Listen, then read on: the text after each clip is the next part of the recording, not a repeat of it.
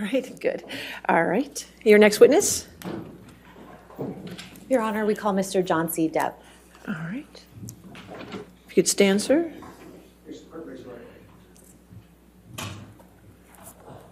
Do you solemnly swear or affirm to testify truthfully in this case in the penalty of law?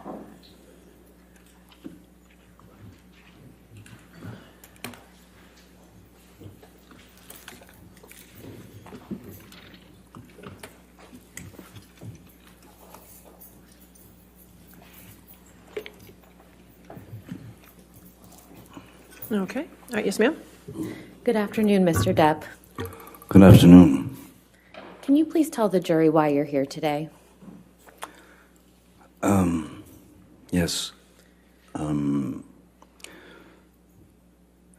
About 6 years ago, Ms. Heard made some quite heinous and disturbing, brought these disturbing criminal acts against me that were not based in any species of truth. It was a complete shock that it just didn't need to go in that direction, as nothing of the kind had ever happened, though the relationship, there were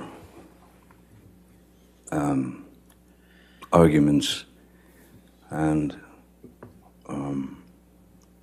things of that nature, but never did I myself reach the point of striking Ms. Heard in any way, nor have I ever struck any woman in my life. And so at the time, because the news of this, her accusations had sort of permeated the industry and then made its way through media, and social media became quite a global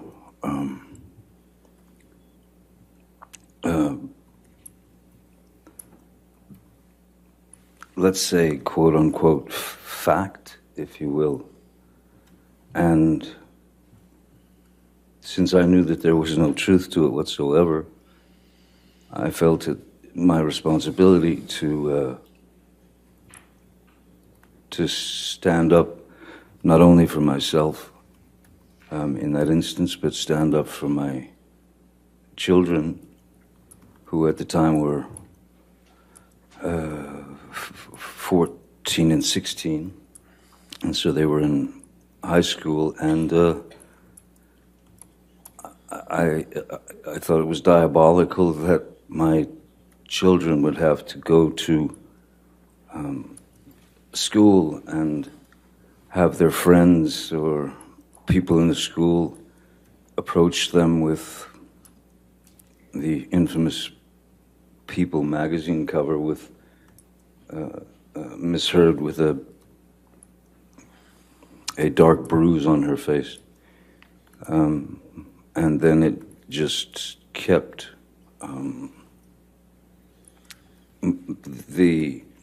it kept multiplying. It just kept getting bigger and bigger. So it was my responsibility, I felt, to not only attempt to clear my name for the sake of, well, for many reasons, but I wanted to clear my children of this horrid thing that they were having to read about their father, which was untrue. And also, after many years of being in this industry, at the time it was probably I'd probably been in the industry 30 plus years, 35 years. Never had any problems, anything like that. And I'd met many people over the years, many of the people, and had the opportunity to talk to those people and to even give advice to these people.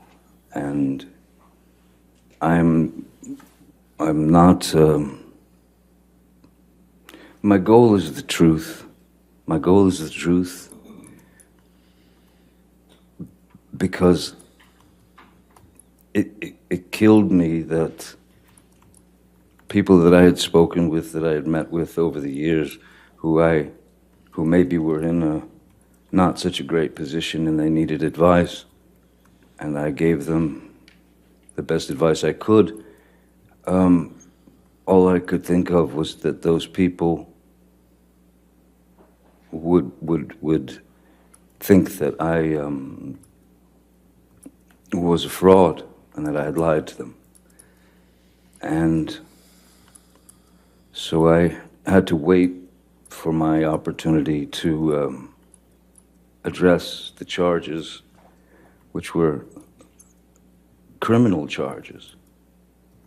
And they just weren't true. So I felt the responsibility of clearing the record as the only way that I could get to the point where I could speak has really taken this full 6 years. And it's been 6 years of trying times. It's very strange when one day you're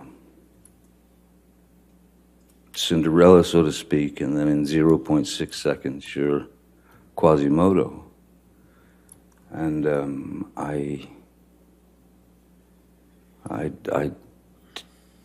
didn't deserve that, nor did my children, nor did the people who have believed in me for all these years. I didn't want any of those people to believe that I had done them wrong or lied to them or that I was a fraud. I pride myself on honesty. I pride myself on truth. Truth is the only thing I'm interested in. Other lies will get you nowhere, but lies build upon lies and build upon lies. It's too much to cover. I'm obsessed with the truth, and so today is the first opportunity that I've been able to speak about this case in full for the first time. Mr. Depp, how do you feel about the intimate details of your life being aired in this process?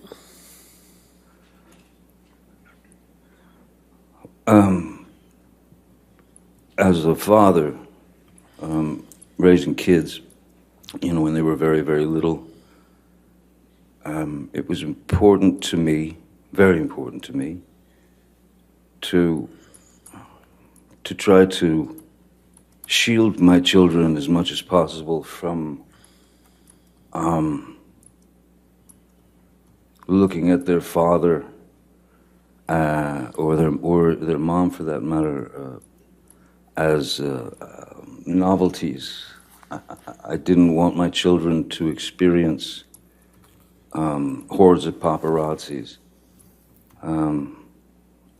So I was always a very private person. So for me to come up here and stand before you, or sit before you all, and spill the truth is quite exposing. And it's unfortunate that it's not only exposing for myself, it's exposing for my family, it's exposing for Miss Heard, it's exposing for, it never had to go in this direction. And so I can't say that I'm embarrassed because I know that I'm doing the right thing. Now, Mr. Depp, I'd like to turn a bit to your upbringing. We heard a bit from your sister Christy last week, but can you please tell the jury in your own words about your childhood upbringing? I had a very interesting childhood, one that I thought was normal until a certain age. My mother, I was born in Kentucky, and then we moved, in which we moved around quite a lot when I was a kid. So you were always just, my mom had this, her feet were on fire and she had to move, so we moved constantly. So you were always the new kid, and that wasn't ever particularly pleasant. Then we moved to Florida, South Florida, when I was about 7 or 8.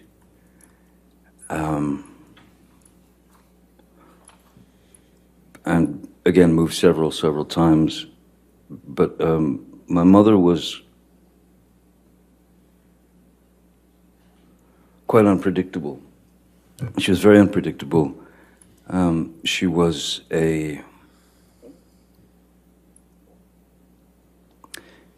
she had the ability to be as cruel as anyone can be with all of us. That is to say, my sister Christy and my brother Danny and my sister Debbie, and also my father. So, essentially, she could become quite violent, and she was quite violent, and she was quite cruel, and though there was physical abuse, certainly, which could be in the form of an ashtray being flung at you, it hits you in the head, or you'd get beat with a high heel shoe or a telephone or whatever's handy. So in our house, we were never exposed to any type of safety or security. The only thing that one could do, really, was to try to stay out of the line of fire.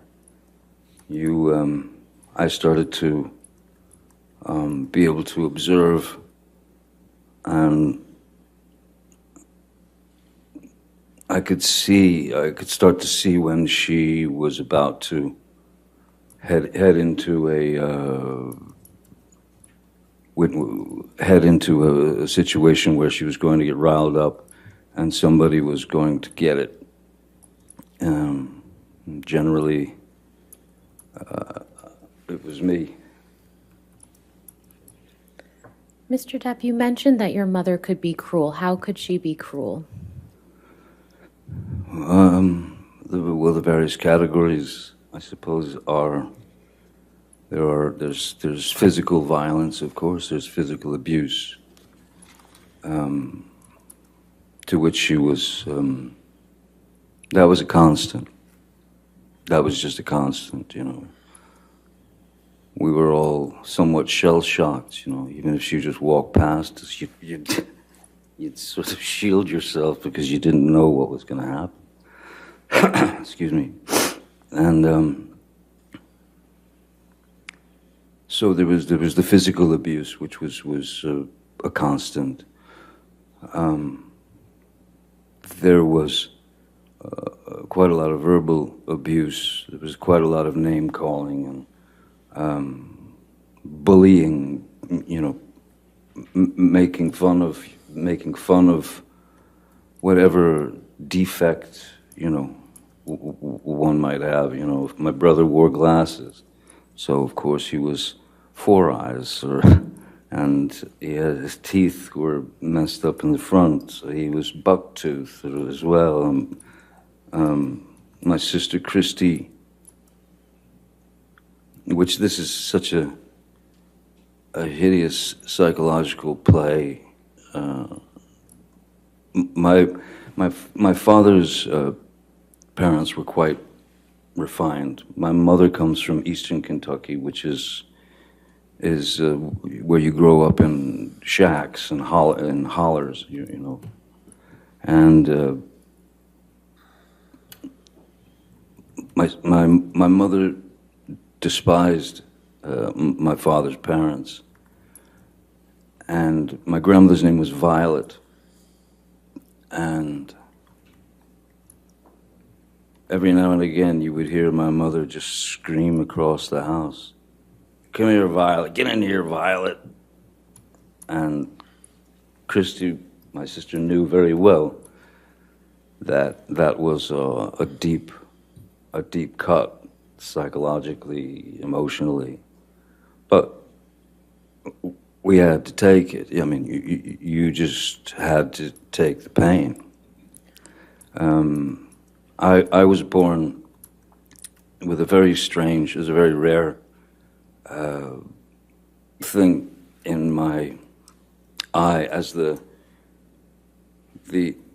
back of the lens is spherical.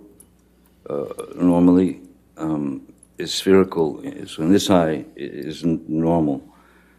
This eye, I was born with a more conical lens, so my brain never learned to see out of my left eye, and they noticed when I was about 3, 4,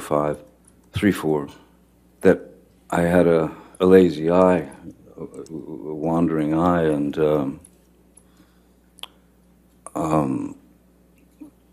she would call me cockeye, one eye, anything she could get to demean, humiliate. I even had to wear an eye patch on my good eye to strengthen my bad eye, so that it would cease to wander. It was exercising the muscles of the eye, though the brain had never learned to see. So I still, my vision in my left eye is, I'm legally blind in my left eye. But so yeah, the verbal abuse, the psychological abuse was almost worse than the beatings, because the beatings were just physical pain, and the physical pain you learn to deal with, you learn to accept it, you learn to deal with it. But the psychological and emotional abuse, that's what kind of tore us up, I think. What about your father? What was he like? My father was a very kind man. In fact, my father's still alive. He's a very kind man. He's a very quiet man. In fact, he's very shy. Not a confrontational person in any way. And when Betty Sue, my mother, would go off on a tangent toward my father, and of course in front of the kids it was no matter to her. He would he would, he amazingly remained very, very stoic, and never, as she was rationing him with horrible things, he stood there and just looked at her while she delivered the pain, and he swallowed it. He took it. There was never one moment, never a moment when my father lost control and attacked my mother or hit my mother or even said a bad thing to my mother. The things that I witnessed were, there were a couple of times when it got too far, that I could see his eyes welling up as he was staring at her, saying nothing. And then the most that he would do was he would punch a wall. I once saw him punch a wall and shatter his hand because it wasn't drywall. It was proper concrete and steel wire and rebar and things of that nature. And but still, never touched her, never argued with her. He remained a gentleman, and to me, as a 5-year-old boy, I kept thinking to myself, I kept wondering why does he take it? How does he take this? And why doesn't he leave her? But he didn't, you know. He was able to maintain his calm and his composure. He was able to maintain his relationship with his children. He was a good man. He is a good man. You mentioned that you saw your father punch a wall. How many times did you witness that? I mean, out of, I couldn't count the amount of fights that they had, but I know that I've seen my father strike a wall 2 or 3 times tops. Once when he broke his hand, but yeah, 2-3 times at tops, you know. Was your father ever abusive to you or any of your siblings? No, my father was never. My father was not an abusive man. At the same time, my father was also, to some degree, at the mercy of Betty Sue, because if he argued with what she wanted done, that would just turn into another barrage of hatred towards him. So I can remember my father coming home from work, and maybe I'd gotten a bad report card, or maybe I'd gotten in trouble at school, or something like that. And my father would arrive home from work, and the first thing she would say was, "John, take him out there. He gets the belt. Give him the belt." And he wanted to know what it was about, so he'd take me out to the garage, and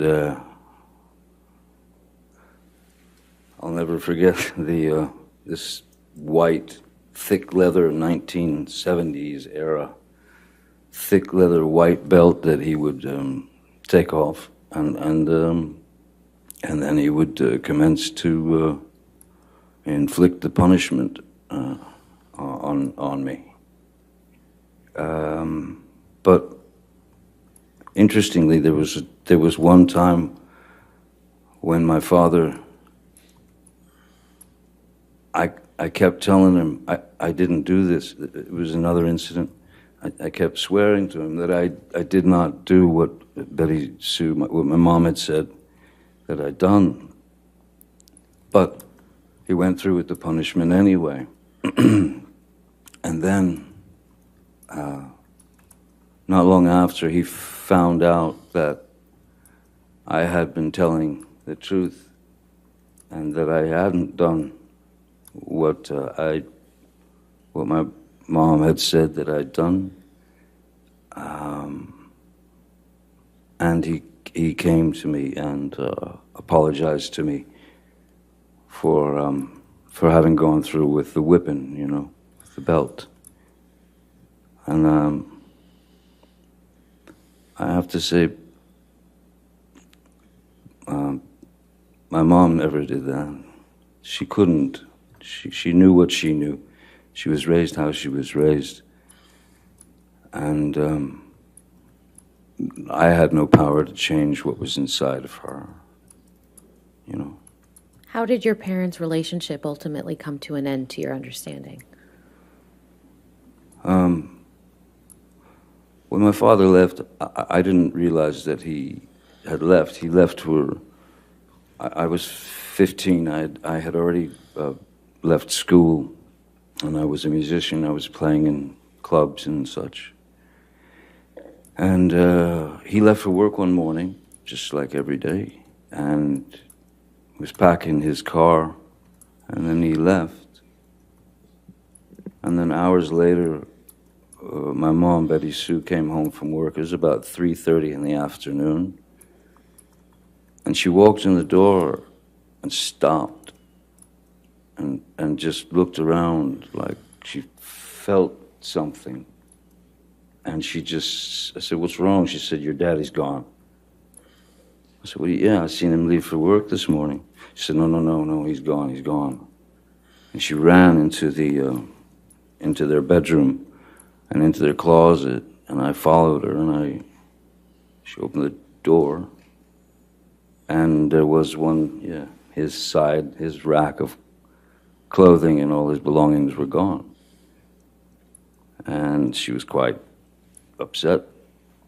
And I took her car and drove to my father's work, and I sat down in front of him at 15, and I said, "Listen, seems as though somebody stole all your clothes out of the closet."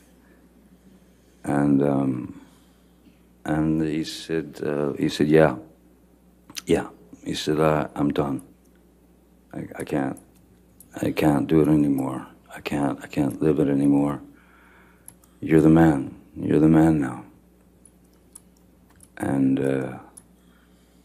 those words didn't quite sit well with me. I didn't feel like I was ready to hear those words. But that's what I got. Then my mom went into a very, very dark place, a very deep, dark depression, as you can imagine. And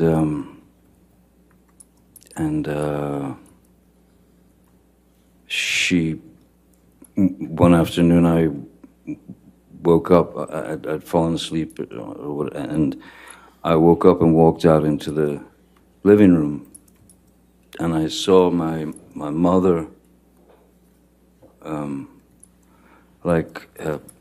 very feebly, and like almost, it was like a slow motion crawl. If I could stand up, I could show you just what I saw. Do you mind? Do you No, want? you can stand up. Thank you. I saw my mother, you know, in that mode. So instantly, I knew that something was dreadfully wrong, and there's drool coming out of her mouth. And as I was about to run and call, the front door busted open, and my uncle and two paramedics came in and threw her on the gurney and whisked her out of the house to get her to the hospital to pump her stomach. And she had swallowed a multitude of pills to try to take herself out, to try to commit suicide. And when she got out of the hospital, she was a small firecracker of a woman. She was about 5'2". But when she got out of the hospital, the depression was so deep. She was down to, like, she lived on the couch and she weighed about 70 pounds. And that, all that imagery spun into my head at that time, that I thought that was a very, in my head at the time, I thought that that was a cowardly way for my father to have left. And I was deeply upset by that. Until my father and I had a conversation years later, where I asked him what really happened, how did it happen when I was older, and he told me the story. Your Honor, may we approach? Sure.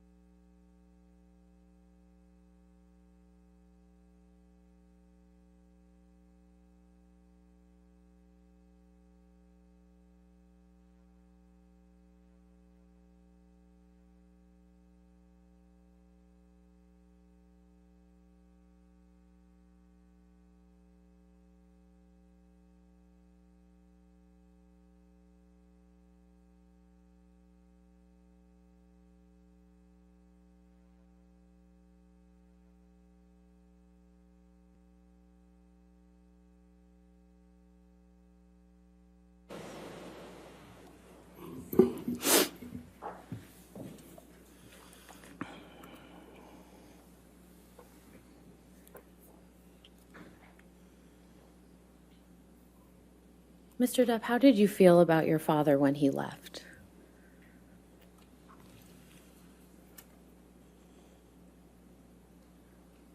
I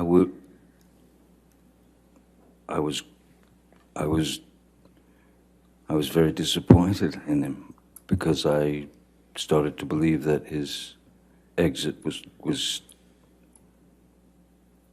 sneaky, cowardly. He didn't, when he said goodbye to me, when he left for work that morning, he just said goodbye, goodbye, Bob. And I went, see you later, Pop. That was it. Until I learned the truth from him. And without getting into what your father told you, how has your impression of your father changed now? Objection, relevance. Your Honor, this is just an understanding of his perception of his family. I'll sustain the objection. Next question.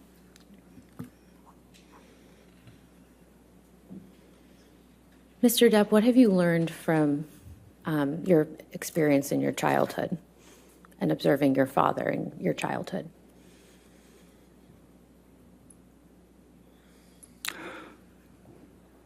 I learned that I was wrong about my first impressions of his exit from the family. Very wrong. And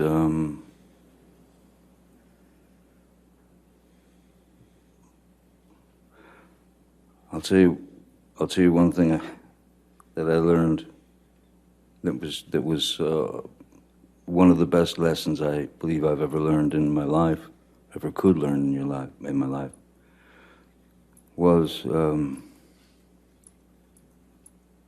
based on my experiences as a child and what I'd seen and experienced. I knew exactly how to raise children when my girl Vanessa got pregnant.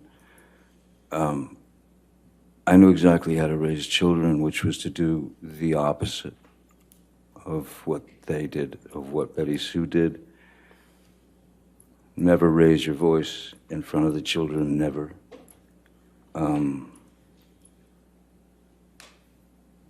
Screaming out the word no to them. I never wanted to tell my kids no.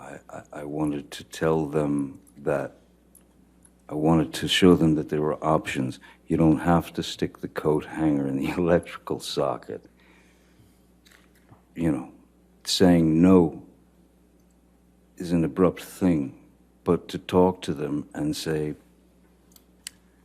if you understand the repercussions of something, then you won't go there. So maybe think about this as opposed to this. Give this some thought, you know. But that will clearly, that could kill you.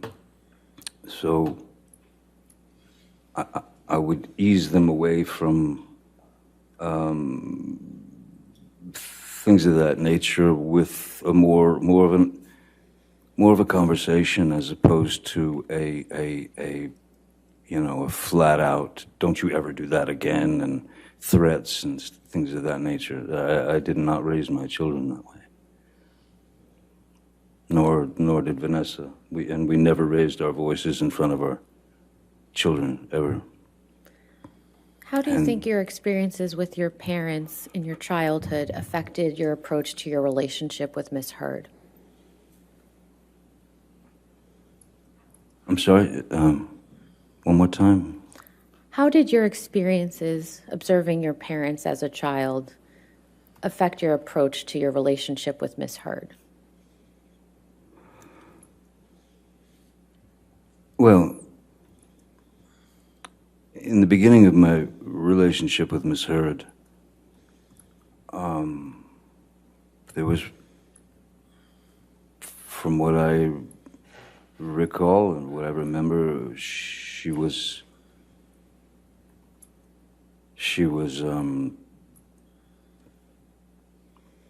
it was as if she was too good to be true. She was attentive, she was loving, she was smart, she was kind, she was funny, she was understanding, and we had many things in common, certain blues music and, well, music, literature, things of that nature. So for that year or year and a half, it was amazing. There were a couple of things that, I don't know, stuck in my head that I noticed that I thought might be a little bit of a dilemma at some point. For example, I worked quite a lot, and when I would come home from work, I would come in the house or the hotel, and she would sit me down on the couch and give me a glass of wine and take my boots off, set them to the side, and I'd never experienced anything like that in my life. I just never thought I just never experienced that before. And it became a regular thing that she did, this kind of routine. And I remember one night I came home from work, and I think she was on the phone or something, or busy. She was doing something, and so I sat down on the couch and I took my boots off, and suddenly Miss Hurd approached with this look on her face that she just said, "What did you just do? What did you do?" I said, "What do you mean?" "You took your boots off." I said, "Yeah, yes, I did. You were busy, you know." No, that's my job. That's what I do. You don't do that. I do that." "Okay, all right then." And then she said, "Let me get you a glass of wine." And she brought me the glass of wine. But I did take pause, of course, at the fact that she was visibly shaken or upset that I had broken her rules of routine. I thought that strange. And then once you notice something like that, then you start to notice other little tidbits and things that come out. And then within a year and a half, she had become this another person almost. Mr. Depp, we're going to talk about Ms. Hurd in a couple minutes, but I'd like to first talk about your career in Hollywood. And so could you please tell the jury how you ended up acting in the first place? I ended up acting by accident.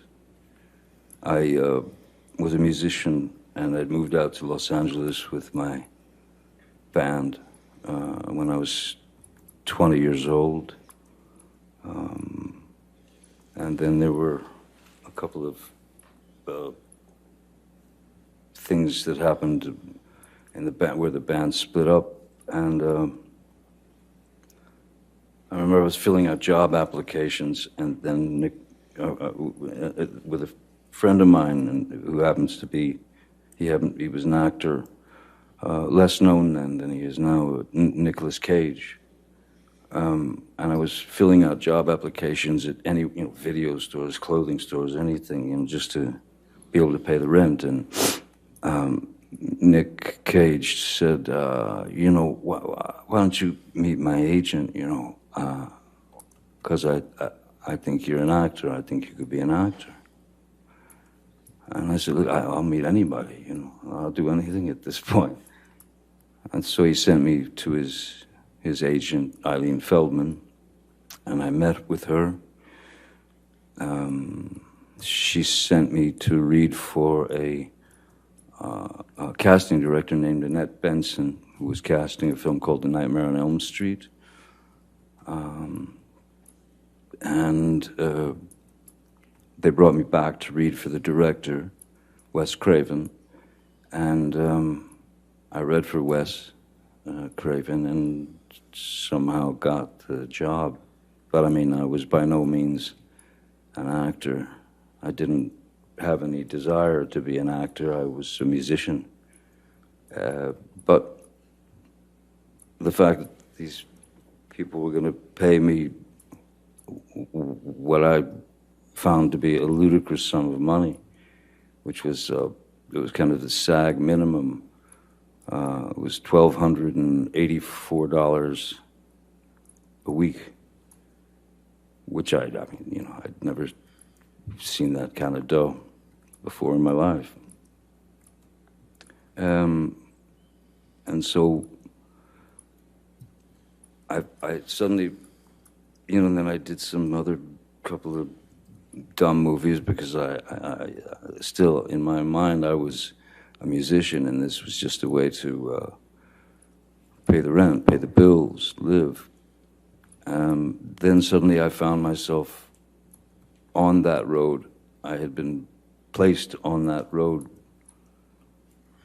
as an actor, and then one thing led to another, from film to film, and then I was cast in a TV series called 21 Jump Street when I was 22, I believe. Mr. Depp, between the time that you were cast in Nightmare on Elm Street and you were cast in 21 Jump Street, how did you enjoy acting during that time? It was foreign to me. It was foreign to me, but I didn't have any great ambition to be an actor. I'm a naturally, normally, I've always been quite a shy person. I've always been quite introverted. And so there was a very strange metamorphosis from being one of four, that is to say, one of four in a band where you have this fraternity or this brotherhood, and you're out there fighting the world together to try to get that record deal or whatever you're looking for. And when I got on the series and my life started to change in various ways, that is to say that people started to, you know, you go into a restaurant and you'd see people whispering and pointing and all that. I was very uncomfortable with it. I was very uncomfortable with it, and I didn't like it. Just because I never wanted to be the lead singer and the guy out front and get all the attention, and I didn't. So suddenly I was on my own, and I was having to deal with this newfound sort of notoriety, and it was odd. It was very odd, and it was. Yeah, it was a very uncomfortable thing. I mean, I don't think it's anything that one can get used to. I'm still not used to it now, which I'm actually glad that I'm not used to it. Because if I were, I don't think I'd be the same person that I am. Mr. Depp, did there come a time when you became passionate about acting? Once I realized that that's the road that I was on, and that any attempt at going back to music would be it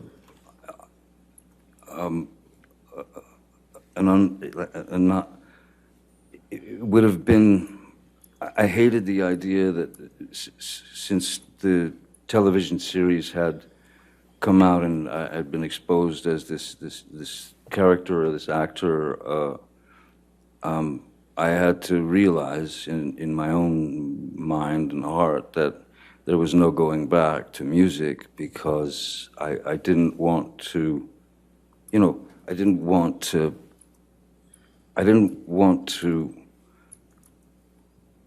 use whatever amount of success that I had attained from the TV series and that sort of thing. I didn't want to use that to influence, you know, some career in music. I had far too much respect for music than to just become what they wanted me to become, which was a, you know, teen idol or a teeny, you know, that sort of thing. I fought that with everything in my being. So once I realized that music was no longer an option, then I began to study at various places. You know, the Loft Studio, which is now long gone, in Los Angeles. I studied with some other teachers, Sandra Seacat. I read all the books that you could read, and all that was great, but you realize that the only way to learn, or the only way to learn how to, it's not act necessarily, the only way to learn how to react and behave, because it's just behavior and it's reaction, was to do it. It's on the job training, it's trial by fire. So I did my best to work up my own approach towards a character and such. And what were a couple of the first few projects that you worked on where you were really able to implement that approach? I would say that the first film that I had done, that I really took, where I really felt, okay, I've done the work, I know what I need to do. I would say that was where I considered myself an actor, I suppose, was when Oliver Stone cast me in Platoon in 1986. How did you come to be cast in Pirates of the Caribbean? Well, that's many years later, but I had been, Disney had offered me a film called Hidalgo, when it was about a man and his horse in the desert and stuff, and I read the screenplay, and I just didn't think it was for me, but I wanted to have a meeting with them because at that point I had a 2-year-old, two and a half year old daughter, and so, or 3, and for 3 years I watched nothing but animated films, cartoons from Tex Avery to Bugs Bunny to that was all I watched with my little girl, and I received the screenplay for Pirates, and it was I somehow in my mind I saw this opportunity, like a way to mesh characters like cartoon characters. For example, Wile E. Coyote gets a boulder dropped on his head and he's completely crushed, but they cut to the next scene and he's just got a little bandage on his head. So I started thinking about the parameters that were available to cartoon characters, and if they were available to cartoon characters, and nobody ever asked a question, whether you were 5 or 95, you didn't ask a question. Oh, Wile E. Coyote, of course he's still alive. So I tried to incorporate these kind of ideas into the character of Captain Jack Sparrow, so that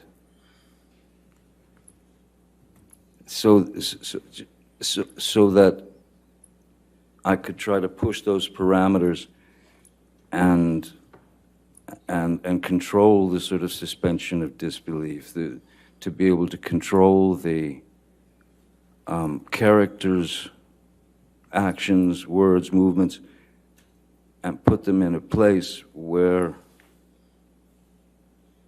the things that he would do or say were so either ludicrous or mainly something that also something the cartoon characters can get away with things we can't. Captain Jack Sparrow can do things that I could never do. He could say things that I could never say. So it was for me a way to stretch the parameters of a character and take a risk in doing that. But if it panned out, and I felt I was on a pretty good mission. If it panned out, I thought that it might be a character who would be accepted by 5-year-olds and 45-year-olds and 65-year-olds and 85-year-olds, and in the same way that Bugs Bunny is, You mentioned believed. You mentioned that you received the script. When was that? I'm sorry? When did you first receive the script for Pirates of the Caribbean? The first screenplay I received was 2002, I believe. Yeah, 2002. And what did you think of that script when you received it? I thought that it had all the kind of hallmarks of a Disney film. That is to say, a kind of a predictable predictable 3-act structure and the character of Captain Jack was more. He was more like a swashbuckler type that would kind of swing in shirtless and, be the hero. And I had quite different ideas about the character, so I incorporated my notes into the character and brought that character to life, much to the chagrin of Disney initially. Now, when you say you made changes to the character, how did you do that? Just in preparation, the very same way that I've ever approached any character. You look for a back history. You base it on,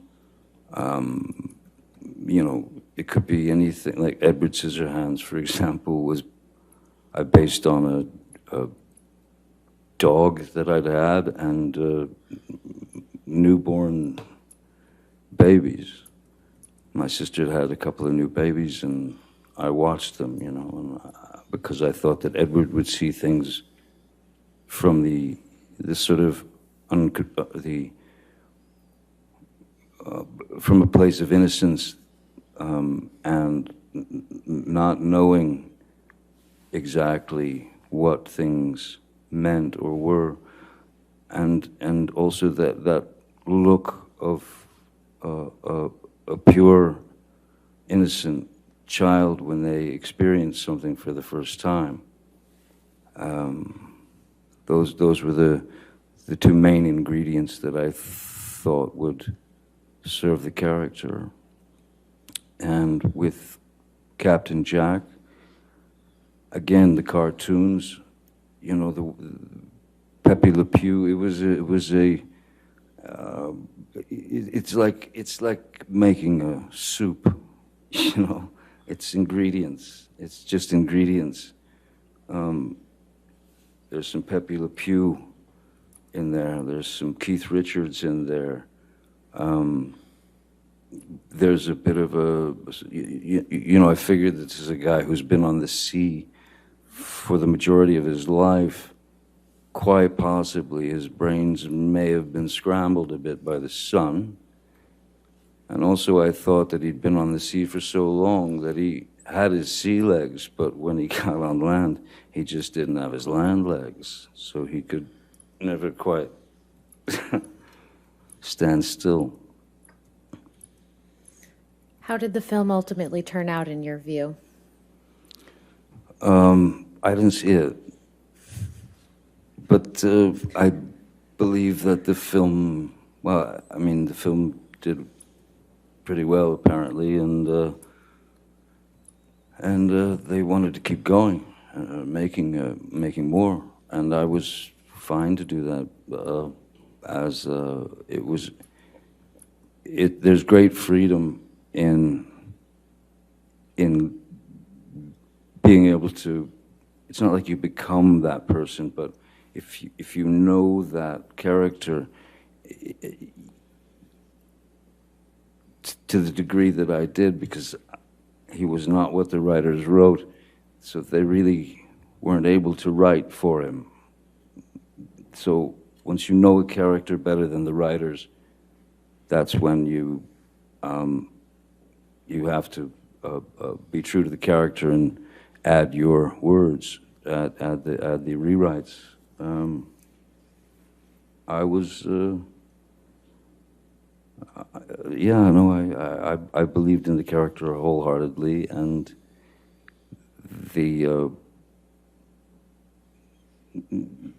initially the Disney folks were somewhat upset. Now, you mentioned that the film was, to your understanding, a great success. How did your life change after the first Pirates of the Caribbean movie came out? Though I'd been around for many years already, and people knew who I was and all that. After Pirates 1 came out, there was a completely different. It was a completely different way of life. Was being sort of. You know, my family and I were being plunged into. That is to say, you know, at our house in Los Angeles, you would have people trying to climb the gates to get into see Captain Jack Sparrow. You would have people trying to bust in the gates dressed as Captain Jack Sparrow. You would have and follow you and your family. So that was the moment when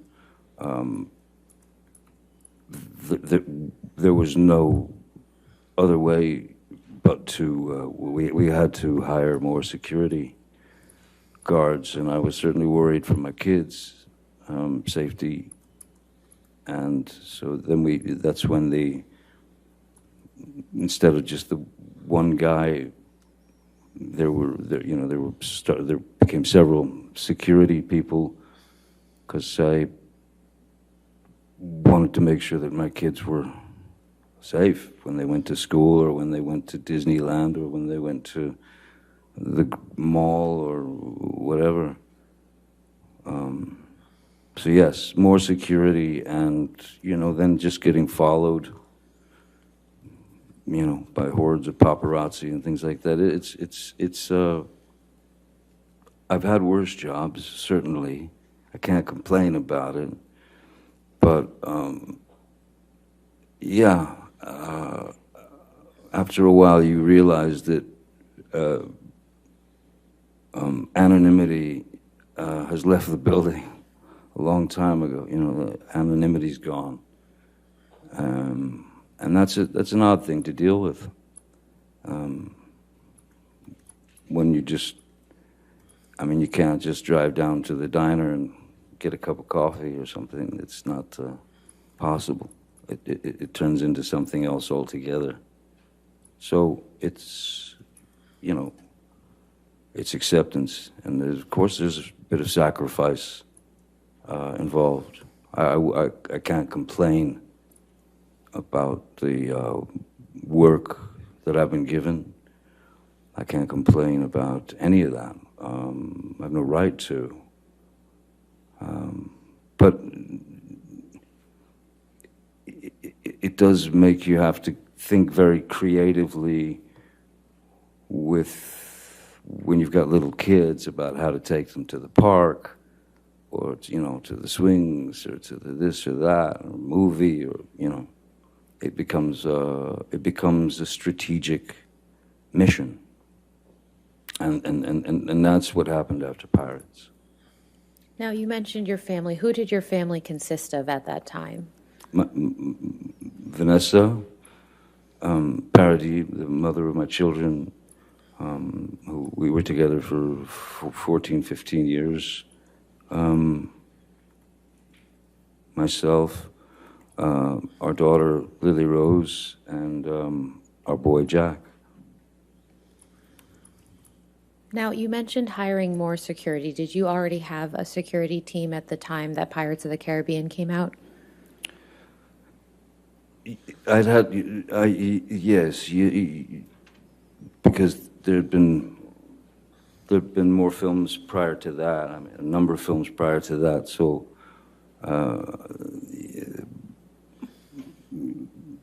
I was recognized and I was known. So, if you wanted to attempt to have any experience that might be normal, you sort of had to have somebody around to get you out of a squirrely situation should it arise. So I had security prior to that for who would travel with myself and my family. But not like, when I was at work, back then I didn't have security at work so much, anything, not before Pirates. Pirates was really that was the thing that everything, it all turned around. It all just went weird. So how did your security team change after Pirates of the Caribbean came out? Well, like I said, with anything, it had become more strategic, and you had to have more guys or gals, because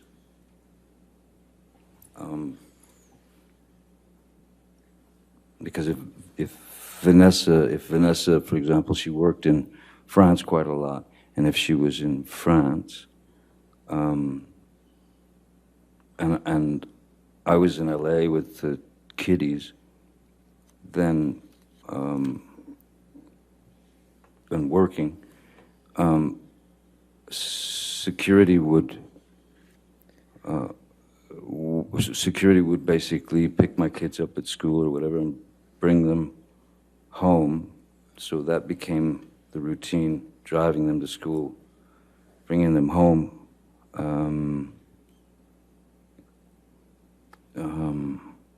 So yeah, and then if I went somewhere, the security guards kind of multiplied because you needed to protect your street, your house, your kids. Endless.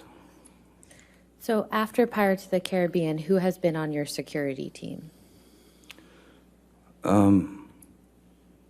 Jerry Judge was with me for, oh boy, over 20 years. Jerry Judge we've mentioned it before. He, it was a year or two ago. Jerry would go on film sets with me. He would do reconnaissance missions. That is to say, he would go to a country before we would go there, make sure all the hotel rooms were all taken care of and such. Or when I went on tour with, say, the Hollywood Vampires, which is a band that I played with, he would come on the road with me with another security guard. So there was Jerry Judge, there was Malcolm Connolly, who's been with me for 20 years or more, Leonard Damian, Sean Bett, Travis McGivern, Mark Gibbs. I mean, there are a few. Are all of these security personnel still with you today? Jerry has gone on to somewhere else. Jerry passed away from cancer, so Jerry made his exit. But the majority of those, I believe all of those fellows are still with me, yes. When did Mr. Judge pass away? I believe it was two years ago, roughly, maybe a little less than 2 years ago. Now I'd like to go through a couple of the names that you just mentioned. What is Malcolm Conley's purview in the realm of your security team? What is his role? Exactly, yes.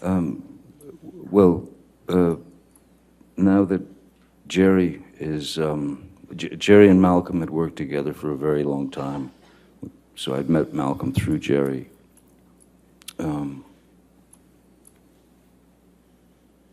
After Jerry's passing, Malcolm obviously took over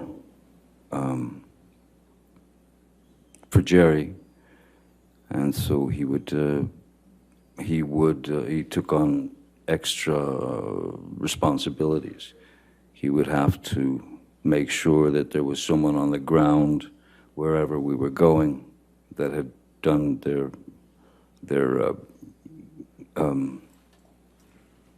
recon, the reconnaissance, and to make sure that everything was set up by the time we got there, and that it would be a straight shot into the hotel without a gaggle of paparazzi. You didn't have to walk through 50 screaming, hollering photographers. So you'd go in through a garage door and through a slippery kitchen, and then you were taken to your room where you stayed. When did Malcolm Conley join your team? Malcolm had joined, Jerry brought him on, so Malcolm has been with me for over 20 years now. And in those 20 years, how often have you physically been present with Malcolm? With Malcolm? Yes. Endless, countless, all over the world, everywhere.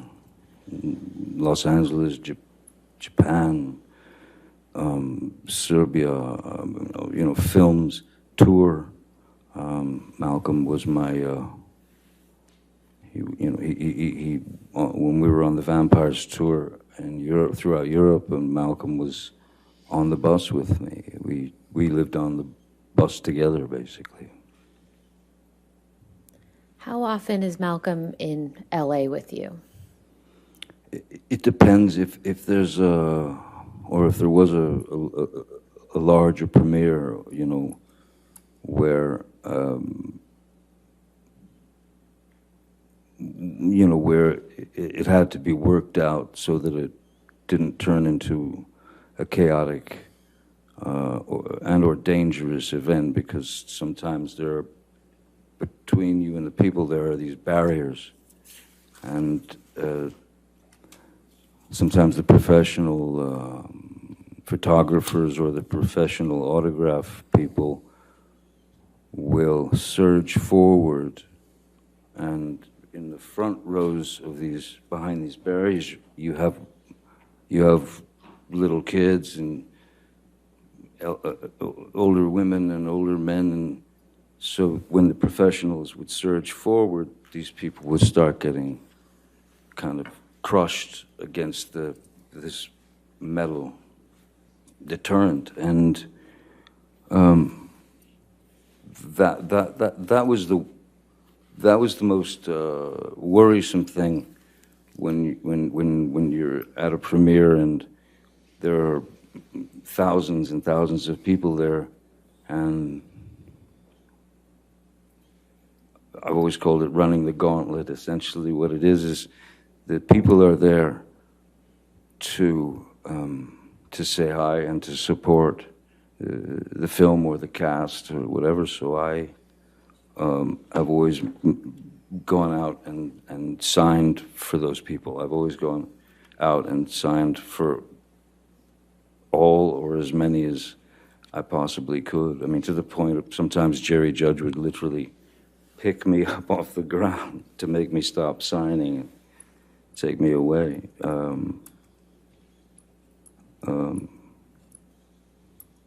So, yeah, it was those kind of things. Again, you don't really get used to that, you know. So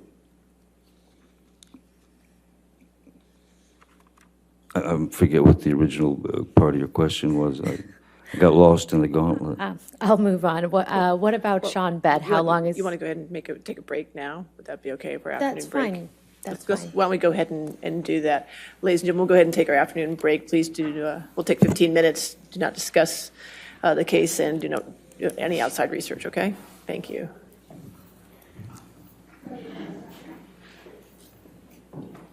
You stay there for a minute. Thank you.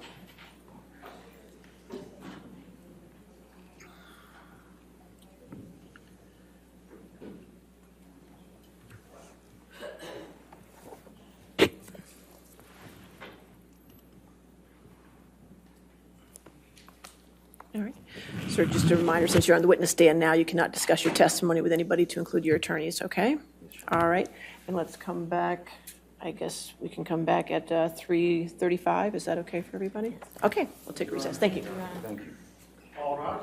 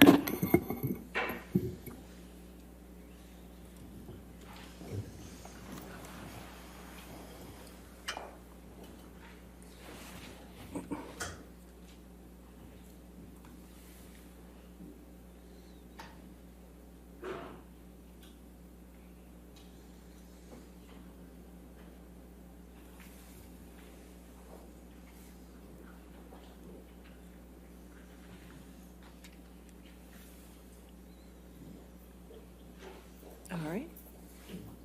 Okay. You can have a seat, sir. All right, your next question. Mr. Depp, I'd like to just briefly go through the security personnel that you just listed out before we took a break.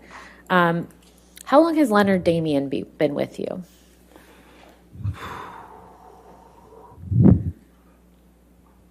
My kids are now 20, 23. Leonard Damien's been with me, I believe, roughly the same time as Mr. Bett, somewhere in the neighborhood of 16, 17 years. Yeah,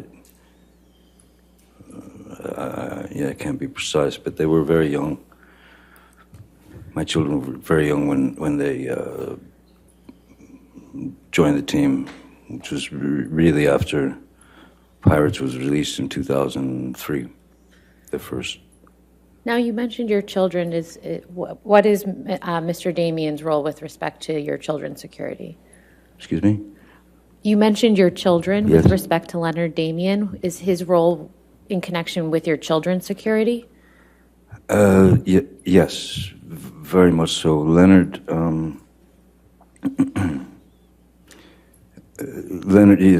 Damien and Sean Bett for quite a while were both sort of assigned, as it were, to my kids,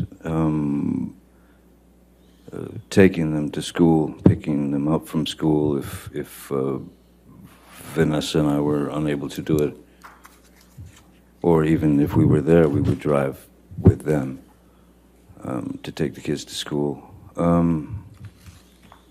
And over the years, obviously, your children my children have taken quite a shine to them, and they've become like another set of parents in a way. And how long has Travis McGivern been with you? Travis, I believe, a little bit less than that. I believe. I couldn't really speculate. If it's a little less, maybe it's 13 years, or I don't know.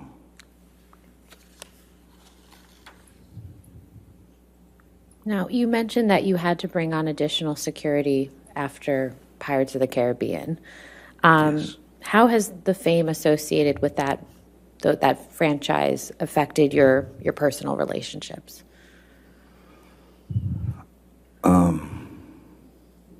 Again, I would never complain about the repercussions, let's say, or the repercussions of the success of that film.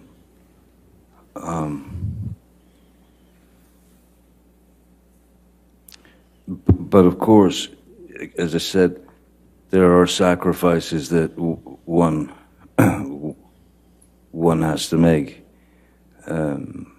Sacrifices that you're not nearly ready for. Just simply when you when you go to a town, or you go on a press tour or something, and you're staying in a hotel. People stay in hotels all the time. I stay in the hotel. We've found that it's just a lot easier if I stay put in a hotel and not kind of, again, especially if it's with the kids or something, I don't want them to, I've never wanted them to see me as a novelty. I just wanted to be dad, you know. Now, they're well aware of a lot, and they're well aware of pretty much everything. But no, you know, when you get recognized wherever you go, the basic truth is it's pretty simple. People are generally kind and curious, and if they've grown up with you in their living room, from a television series or from various films that they've seen, there's nothing menacing about being recognized. Sometimes there can be. Sometimes people can get weird, but we've found that it's just it's better all around if I stay in my hotel room and don't go out to too many restaurants or anything, because it generally causes a bit of a hubbub. If you go to a restaurant, someone calls the paparazzi, and you go in for a meal and you come out and there's 30 guys out there. It can be a little overwhelming. It's not something, I think I said it before, it's not something that it's not something that I've ever gotten used to, and it's something that I hope I never get used to. Because I don't think of myself in those terms. I used to be Johnny, if that makes sense. I used to be Johnny, and then my name,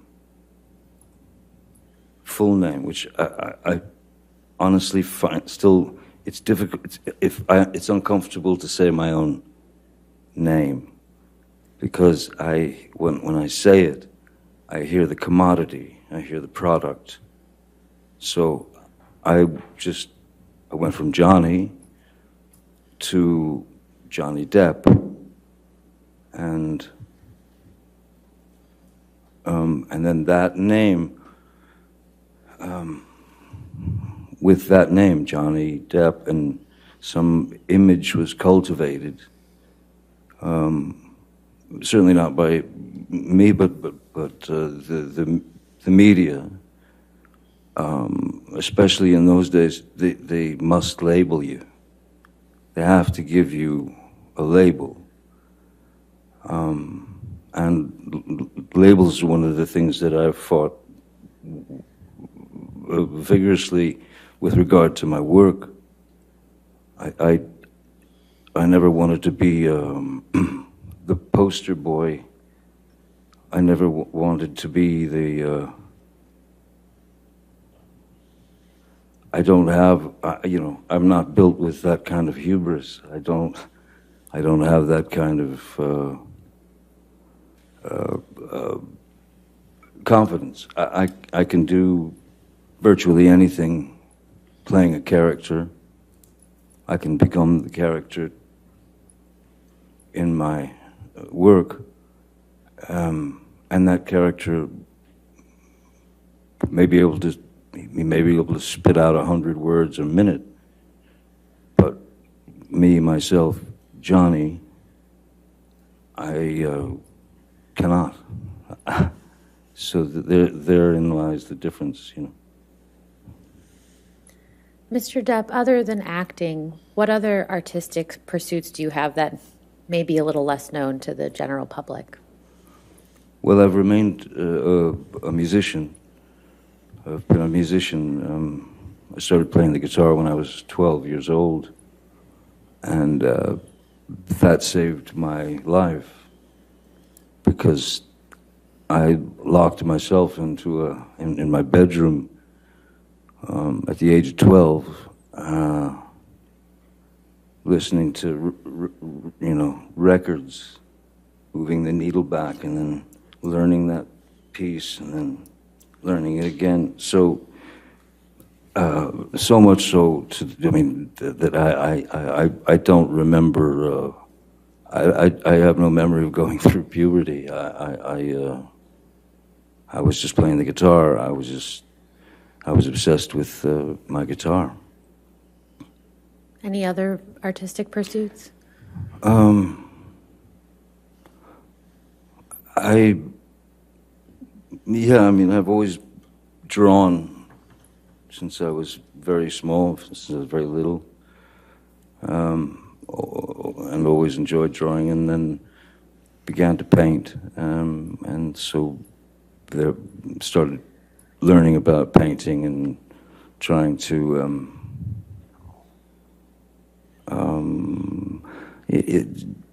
I suppose different ways of expressing oneself, different ways to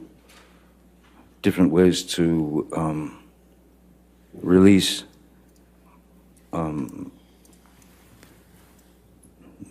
the things that are living in your head, whether they be beautiful memories, whether they be horrific memories, whether they be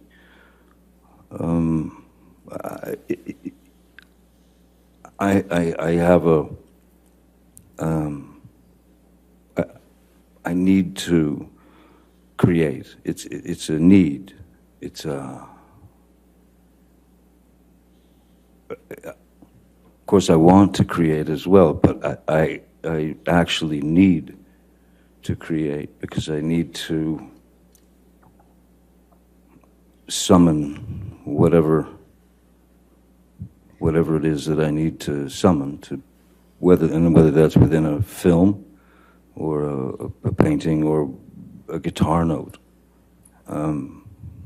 all of those things should come from a place an organic place, a place of truth. Because if they don't, well, then you're just lying, aren't you? Every bit of truth, a person doesn't have to say anything on film. What's important is what's behind the eyes. And if they do say something, what's important is not necessarily the words that they say. It's very easy to say, I love you, but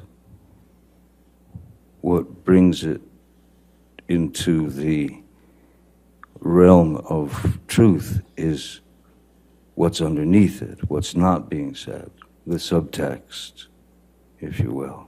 So, any artistic or creative venture, any film, anything that I do, that's where I'm coming from. That's my approach. Mr. Depp, you mentioned words, and I think the jury has already seen some words that you've written in text messages. Yes. Can you please tell the jury a little bit about how you write?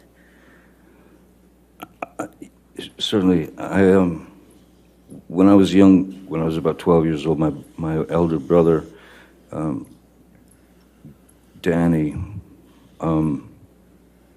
walked into my room and ripped the Peter Frampton record off my record player, threw it across the room, and said, "You got to stop listening to this stuff." And he put this record on, and it started, and I'd never heard anything like it. It was called Astral Weeks by Van Morrison. And so I'm a kid, 12 years old. So my brother had turned me on to Van Morrison, then he turned me on to soundtracks like Clockwork Orange or Last Tango in Paris. He turned me on to books by Jack Kerouac. He turned me on to books by Ginsberg, Philip K. Dick. Salinger. The whole James Joyce, the whole Hemingway, the whole thing. So, so I became very interested in vocabulary and the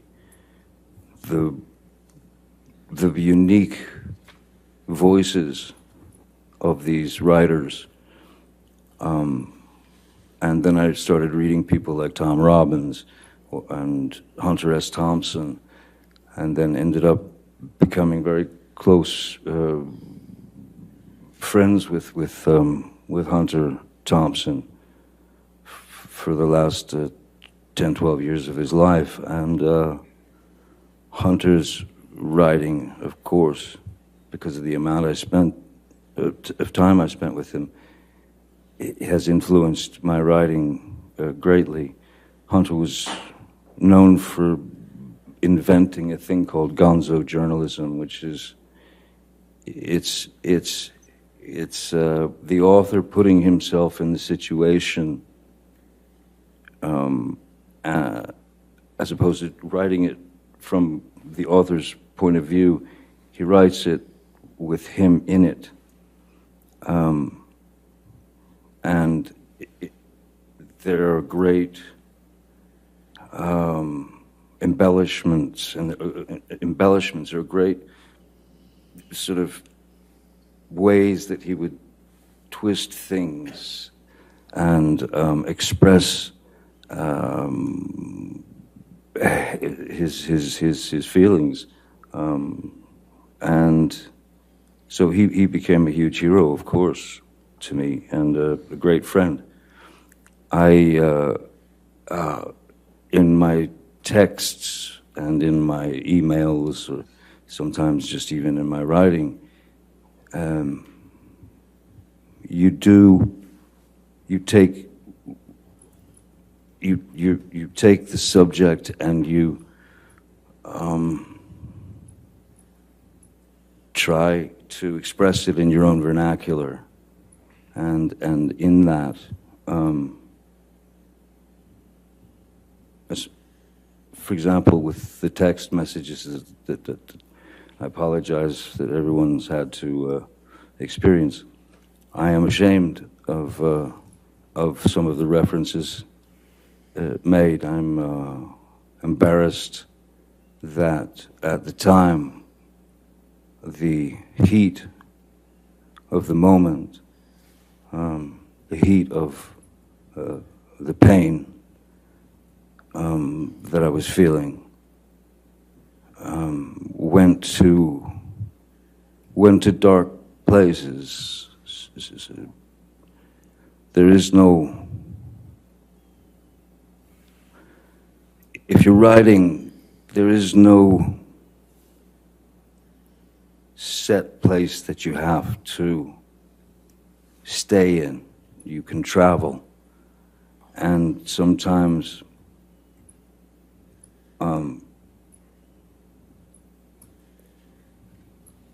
pain has to be dealt with humor, and sometimes dark, very dark humor. I grew up watching Monty Python, so yes, it can tend to get into dark humor. It can tend to get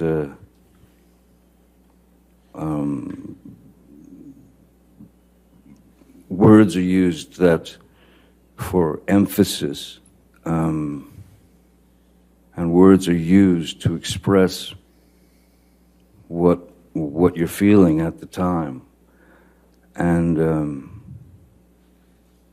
it's just like growing up.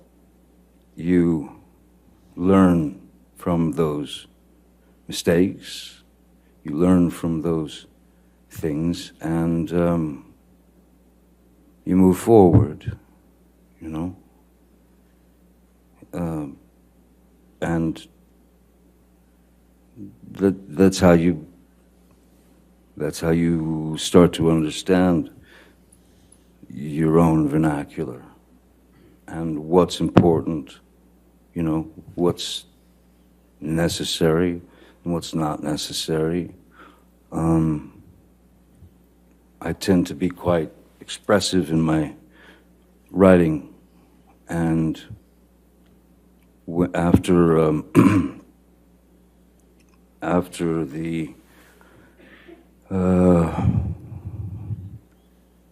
after the unfortunate words of Ms. Heard,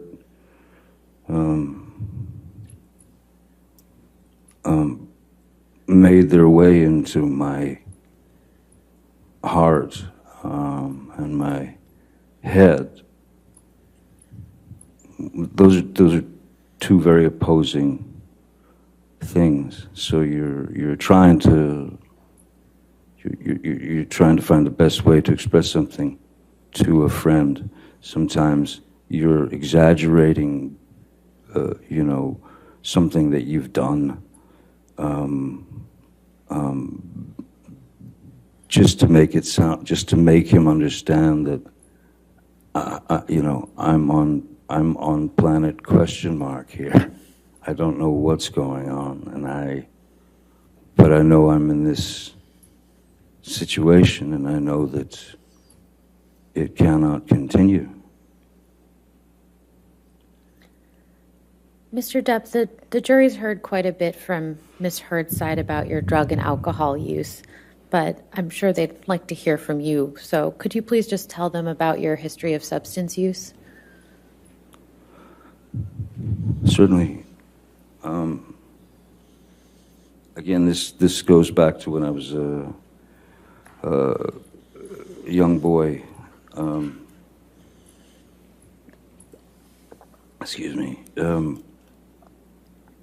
At about the age of, I don't know, 4 or 5 years old, I can remember vividly my mom telling me to go get her nerve pills, you know, out of her purse that was hanging on the back of the door. So I'd go get the nerve pills, and I'd bring her the nerve pill. She'd take it, and, after a few years, you start to notice, well, you start to think about nerve pills. And then she seemed to calm down after she took those nerve pills. So when I was 11 years old, I wanted to calm down, and I didn't know how to. So I'd bring my mom her nerve pill, I would walk away, and I would take one myself to escape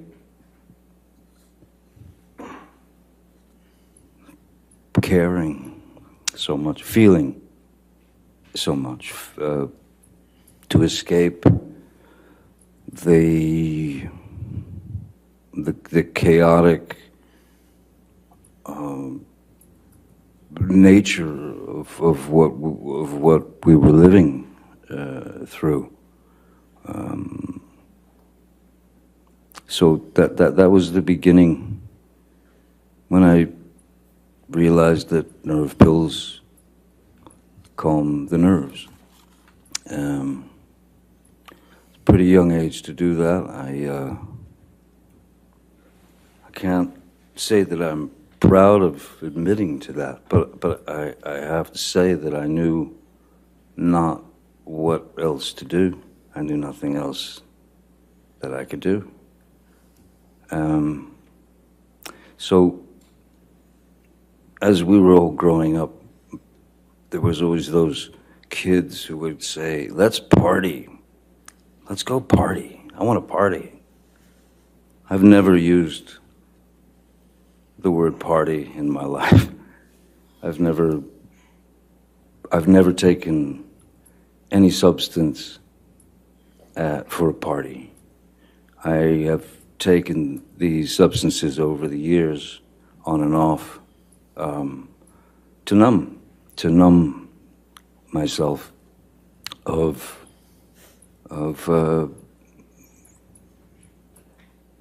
the ghosts, the wraiths that were still with me, and from my youth. So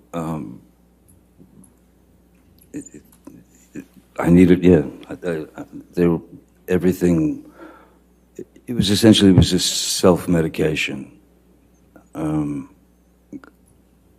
One of those get me out of here moments, and where you want to escape from is your own brain, your own head.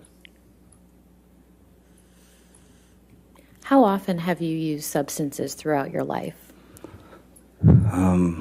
Having started with my mother's nerve pills at 11, of course, that's around the age that you're introduced to marijuana.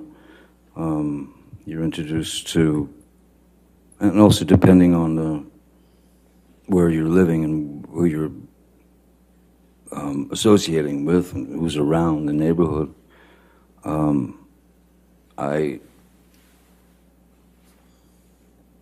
I wasn't shy to try a substance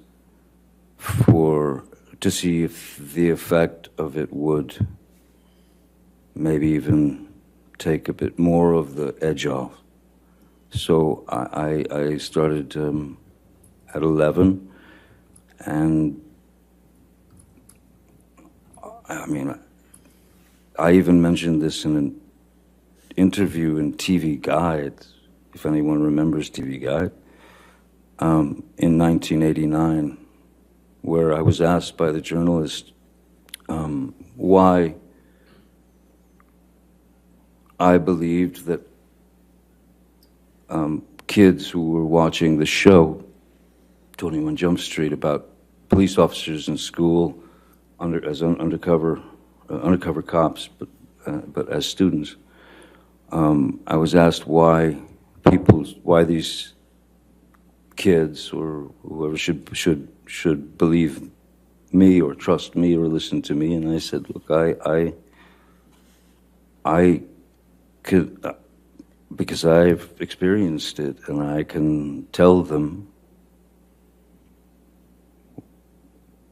that there is no future in it, that there's nothing but a kind of a postponing of the inevitable.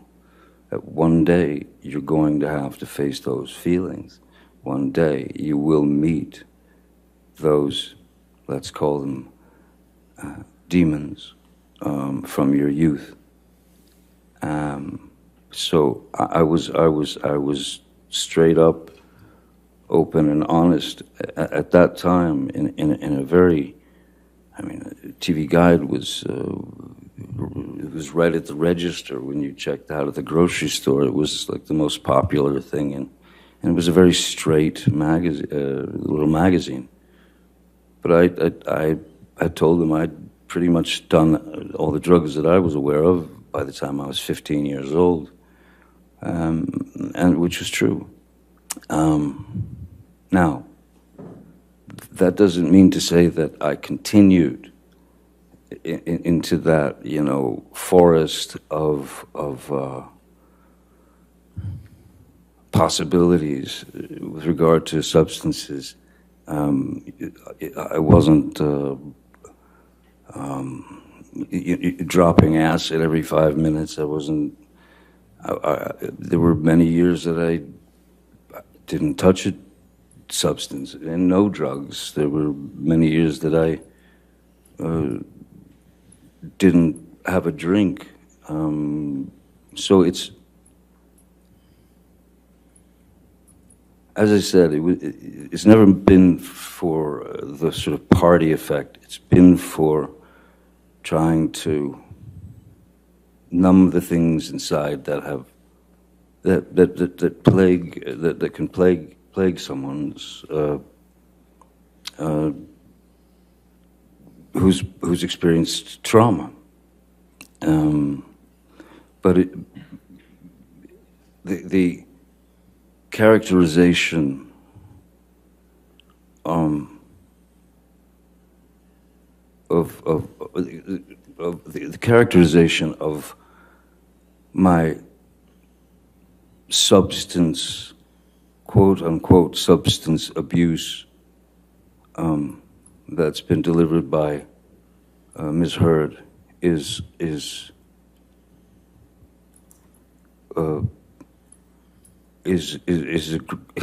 grossly embellished, and I'm sorry to say, but a lot of it is just plainly false. I think that it was easy. It was an easy. I think it was an easy target for her to hit, because once you've trusted somebody for a certain amount of years and you've told them all the secrets of your life,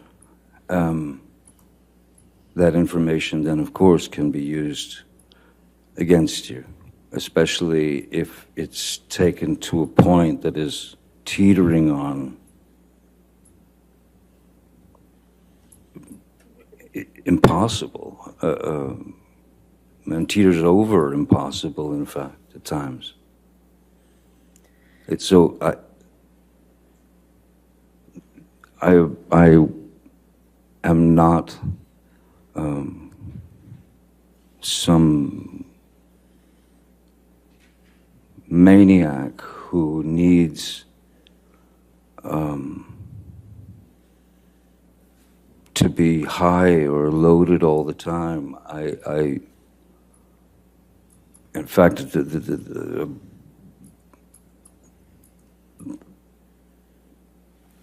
in Australia, from before Australia and in Australia, I had been off of alcohol for, I believe it was about 18 months.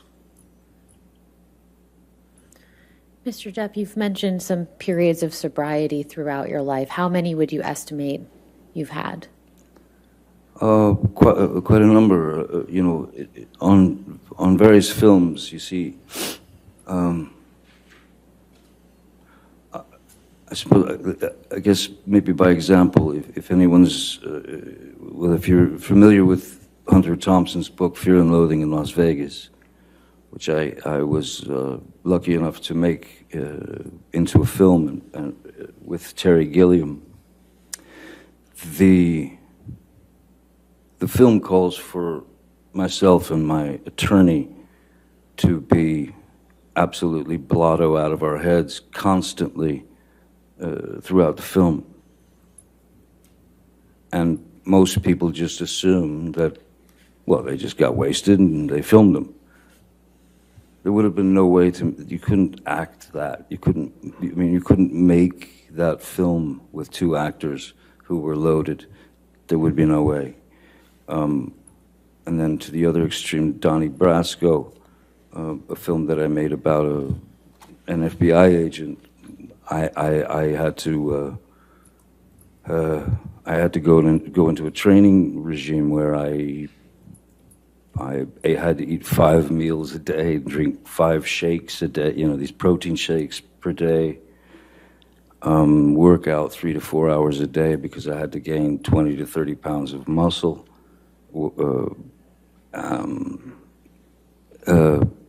There was certainly no abuse of substances then. There's been no abuse of substances on film sets. There have been there's been no moments where I would have been considered out of control. Never. In fact, it's not been mentioned. I'm sure they don't want to mention it, but I remember that because when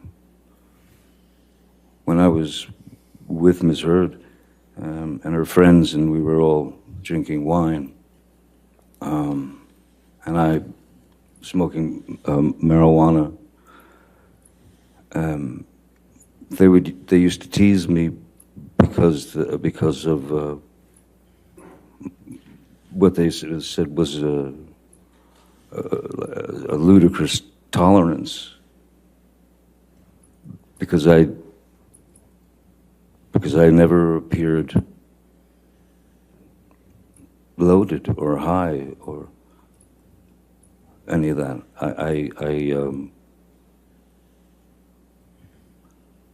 Even if I felt a little spinny, no one would have ever known. You know. Mr. Depp, is there any substance that you've ever been addicted to? Yes. And what is that? Roxycodone, or Roxycontin, which is it's an opiate. It's I think oxycodone has the opiate and then some pain, like paracetamol or something, and then the Roxys are just the opiate, as far as I remember. And when I was working on Pirates 4, and there was a scene in which I had to grab this large gold and red, you know, stately gilt chair, pick it up and throw it, chuck it out this big giant window. And so I did it, and as I swung around to throw the chair out the window, I felt this immediate electricity from the bottom of my spine down my left leg, and it was like an electricity that burned. So I had obviously done, it was sciatica, so I'd obviously pinched something, done something. So I saw a chiropractor or a kine or whatever. I saw chiropractors and to no avail. Then I saw a doctor and the only pain medication that she recommended and prescribed to me was roxicodone. And there was a part of me that was a little bit worried, just in the sense that I know I've witnessed friends and people over the years who've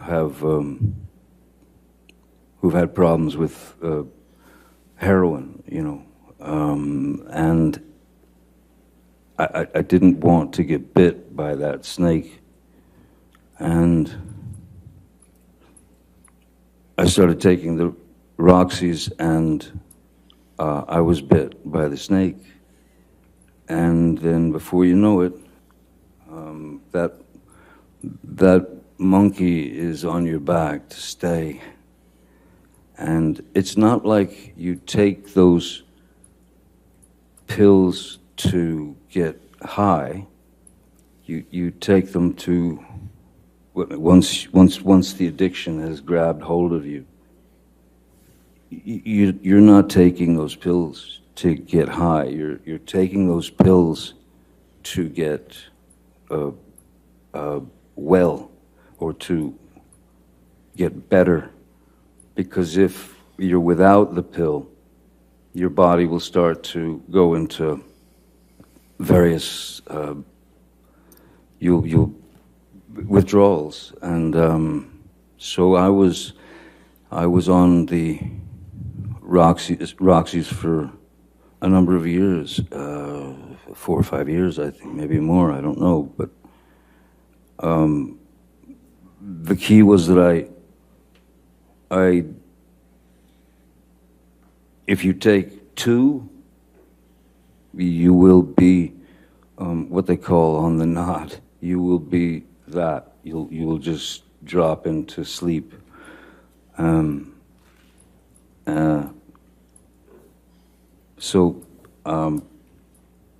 Yes, I didn't like being dependent on these pills.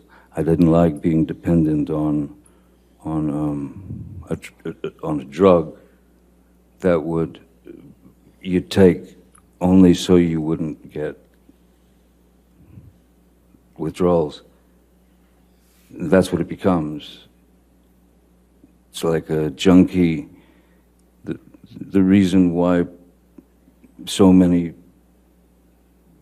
well, now there's a huge fentanyl problem, but the reason why junkies generally, why they end up overdosing, is because they're looking for the first high again. And you don't get that. You don't get your first high again. So what do? You up the stakes and you put more, you take more. And that's what makes that's what makes things go dark for them. Because they overestimated the amount that their body could tolerate, and they go blue and they die. So, yeah, didn't want that. Mr. Depp, do you have an estimate as to what year you started taking the opiates that you just described? When 2000, or excuse me, it was Pirates. Bless you. 4, I believe. Pirates 4. No, it was Pirates 4. Rob Marshall directed it. I don't know what year that was. Maybe.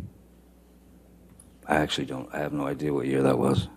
Was it before you were in a relationship with Miss Heard? Yes. I believe so. And you didn't you detoxed from those opiates during your relationship with Ms. Heard. Is that right? Yes.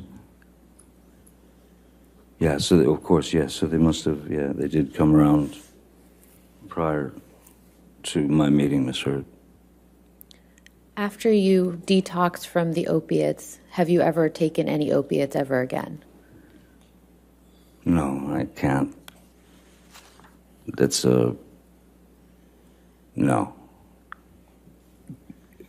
Once you've been bit, you'll be bit again. So no,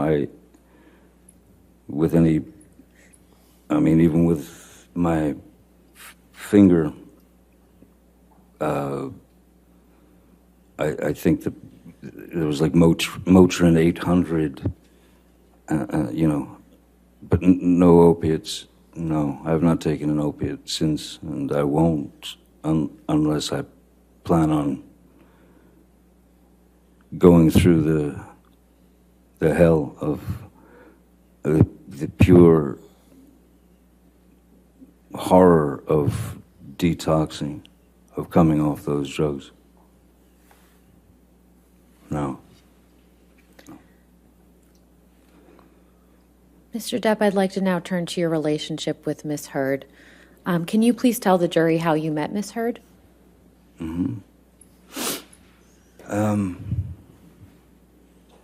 2000,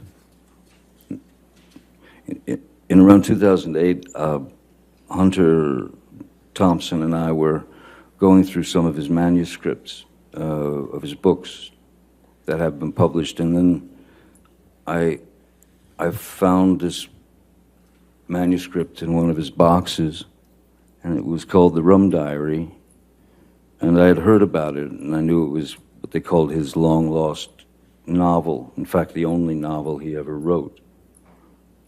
And I showed it to him, and Hunter was shocked. Oh my God, that's where it is, And so he said, read me some. So I started reading this to him, and he said, this is a movie, we must produce this together. And, he got all excited about the idea of doing that. So we went right into it, and we started to set up meetings to get money, financing to develop the project. And we finally ended up getting the money to develop the project and to make the film. Hunter, from his own dilemmas in his life, committed suicide, but having had long talks with him, I knew every angle of the book, but I knew every angle of the film that he wanted, which was going to be a bit different than the book. And Bruce Robinson, who was a great writer-director, directed a film called With Nail and I and How to Get Ahead in Advertising, was the one director that Hunter and I talked about. And so I went to Bruce, who was a friend of mine, and I ripped him out of retirement because he never wanted to direct another film again. I pulled him out of retirement after 27 years, and he agreed to write the screenplay and direct the film. And we proceeded. During the auditioning process, Bruce was, before that, Hunter had very specific ideas of what these characters should be. Bruce had been auditioning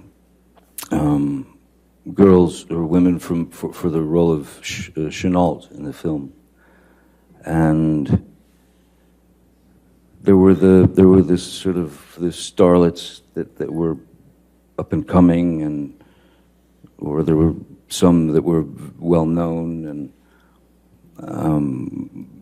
things of that nature. But you know, one of the things that Hunter was very against was stunt casting. That is to say, put a bunch of very famous people in a movie and we'll let them go, and then hope for the money in the end. So Bruce had asked me. He said he had been auditioning this one particular actress named Amber Heard. He said that he'd auditioned her 5 times, and he was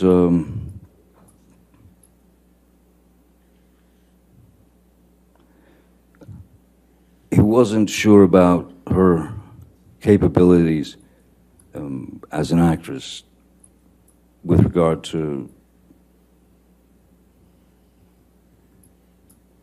the film and the character and taking direction and that sort of thing. So he asked me if I would read with her for the film, and I had already met a number of actresses and things. And so what I said to Mr. Robinson is, I said, Bruce, I don't. If you've auditioned her 5 times, you've seen the best and the worst, I suppose.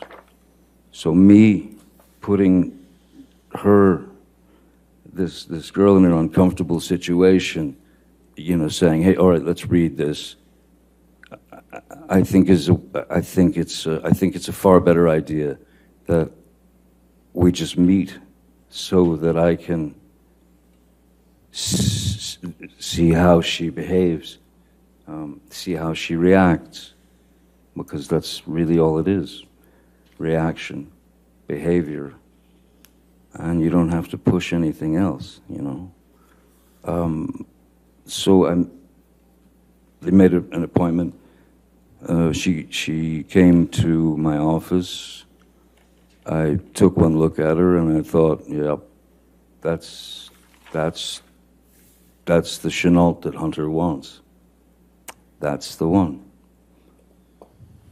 I thought, yeah, she could definitely kill me. That's what Hunter wants.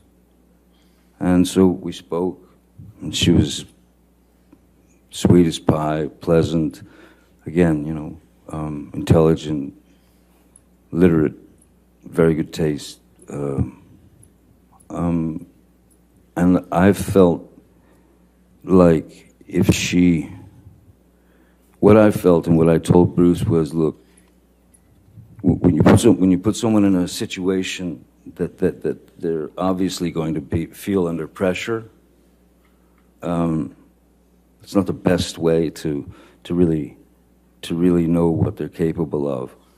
And I made suggestions such as, and which I ended up making to Ms. Heard.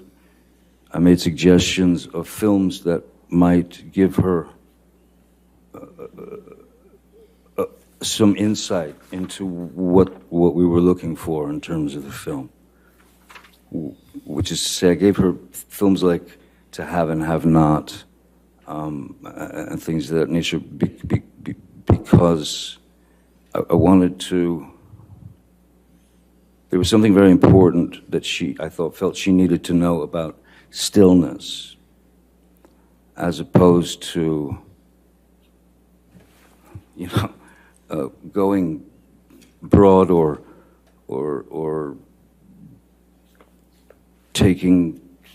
acting a little too much. So I felt like I could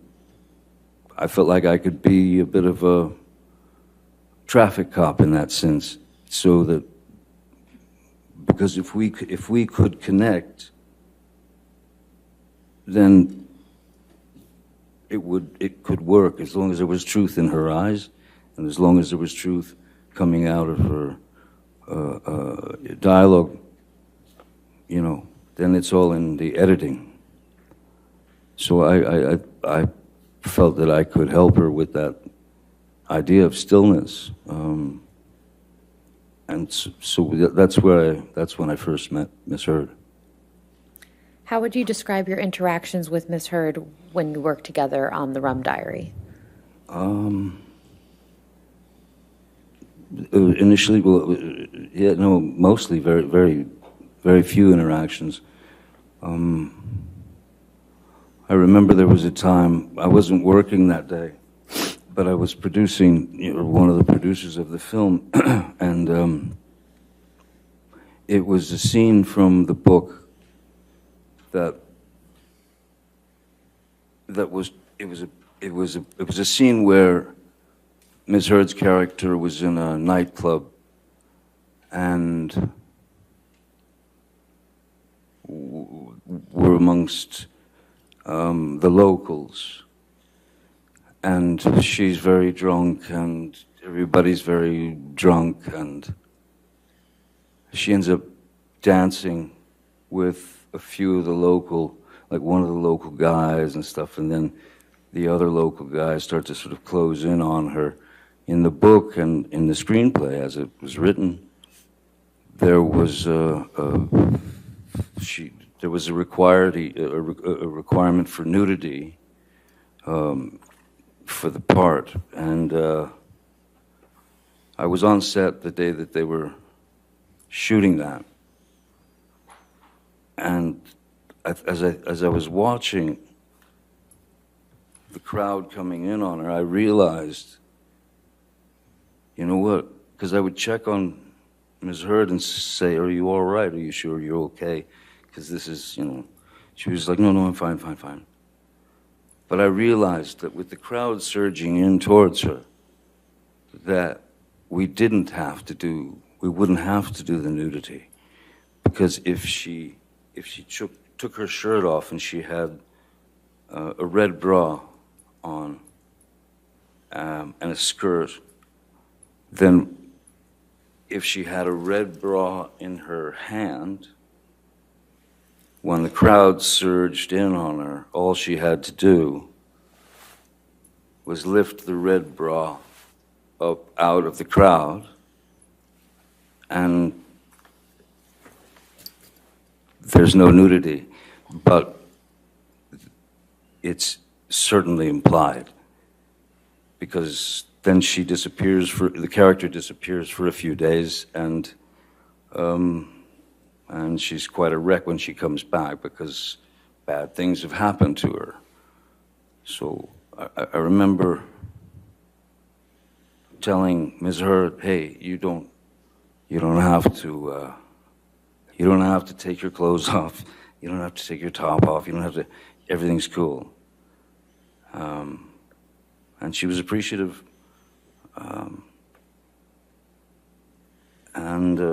But other than that, we didn't really have much interaction until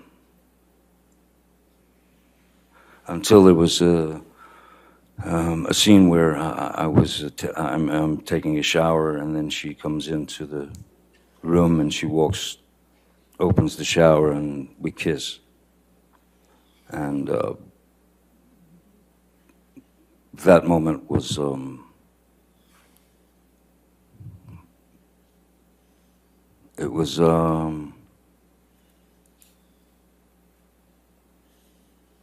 it felt like something. It felt like something that I shouldn't be feeling, because she had her wife, and even though it was a scene, and she had her wife, and I had Vanessa and kiddies, and yeah.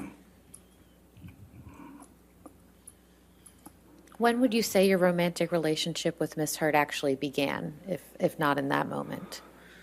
Well, I think there was something in the kiss in the shower that was very real. So that day after work, Miss Heard had come to my trailer, and I was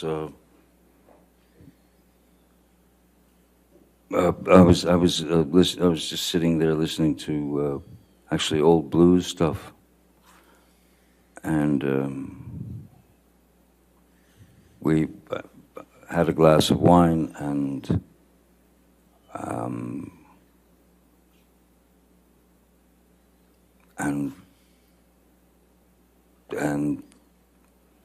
we kissed.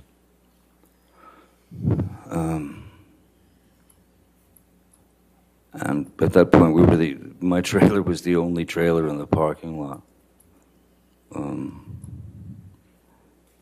She had a mind to stay in the trailer there for a while with me, and I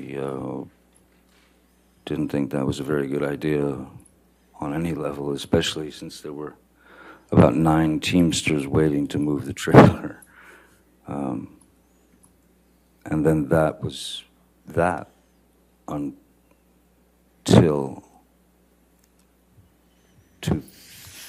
whenever we did the first day of the press junket for the Rum Diary in Los Angeles 2 years later, and she had broken up, I believe, with her wife, and my for lack of my wife, we weren't married, but she was, of course, my wife, Vanessa. We had some not so great situations, you know. She was stuck in America. She wanted to go back to France. She wanted to have her life back. She's a well-known singer there.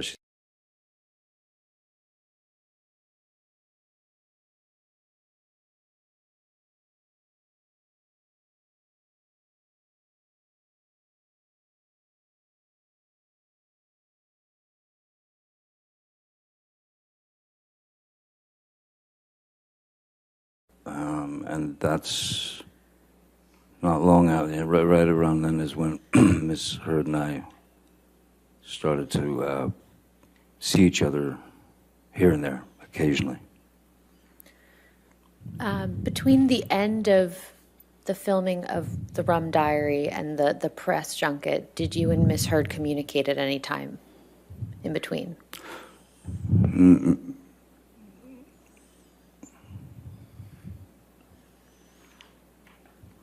I don't remember. I remember that there was a white dress that she really was infatuated with. That she really loved this dress that she wore in the film, and so I went to Colleen Atwood, the costume designer, and to Bruce, and I said, "Do you think we can snag this white dress and send it to Amber, after she'd wrapped, because she loved the thing."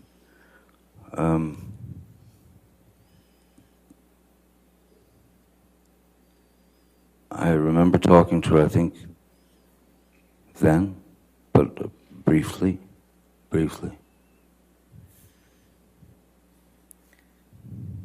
What did you like about Miss Heard when you first started your romantic relationship? She seemed to be the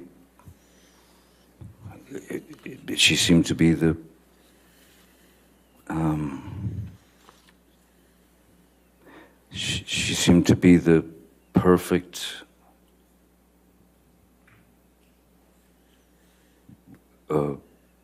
partner, in a sense, in my head and for me, because she, as I said, she seemed to be very knowledgeable about old obscure blues music that I listened to and really liked.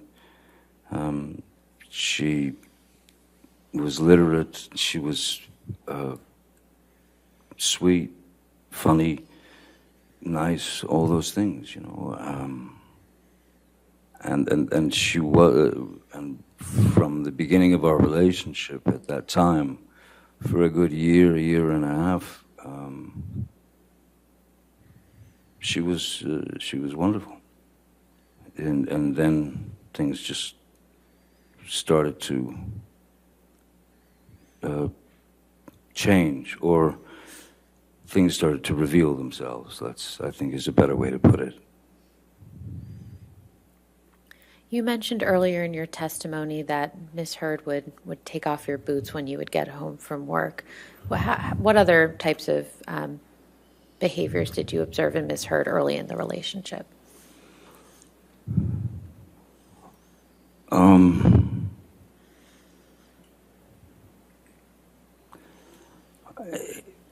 Little things that you would kind of, it would just, you'd question in the back of your mind, you know, if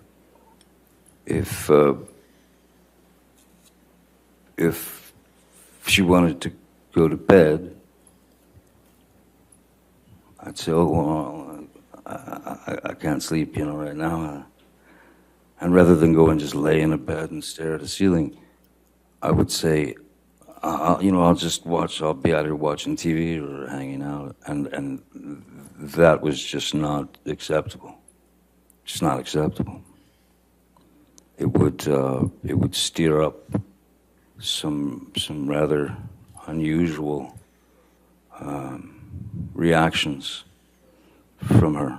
I didn't understand why as a 50-something-year-old man, was not allowed to go to sleep when I wanted to, as opposed to when she wanted to. It started out with little things like that. And again, they just, they just, I suppose like anything, if they're allowed to continue, then they are allowed to grow. They're allowed to blossom into whatever they're going to become. What were you and Miss Heard's nicknames for each other? I called her Slim. Why is that? I called her Slim because of the film that I had given her to watch, in terms of stillness, was Lauren Bacall and Humphrey Bogart. And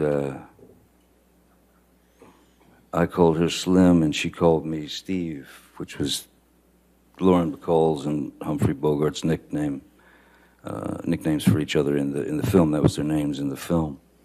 And it you know, it wasn't lost on me the fact that there was an age difference, and that my God, when Humphrey Bogart and Lauren Bacall, that's when they met on that film, he was 45 years old and she was 19. And they stayed together until Bogart passed away. So, yeah, there was a kind of a joke, not joke, but just, yeah, I acknowledge the fact that I was the old craggy bogey and she was this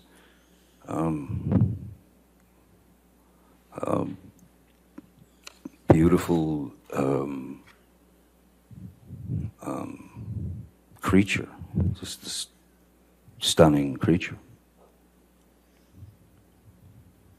When did you first meet Miss Heard's parents?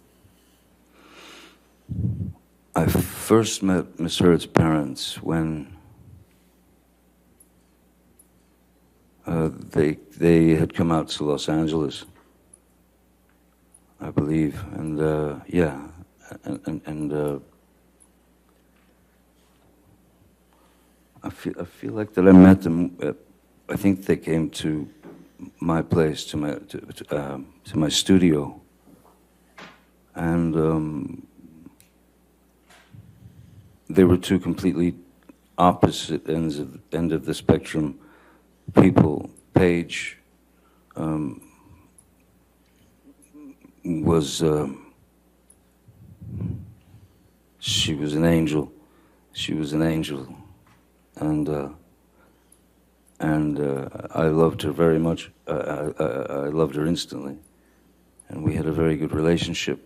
Her father, David, was the opposite end of that. He was this outrageous kind of, almost like a cartoon cowboy, you know. And he was, the initial thought, I mean, my initial kind of definition for David would have been rascally, like a rascal, you know. But I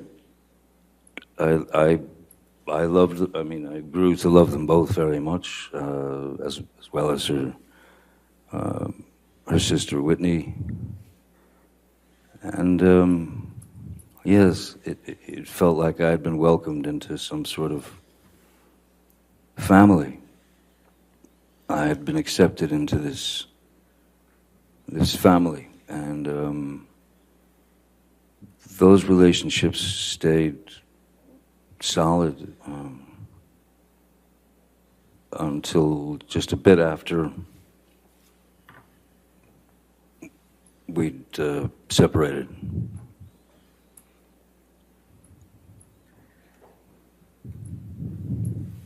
How often did you spend time with Miss Heard's parents during your relationship with Miss Heard? Quite a lot.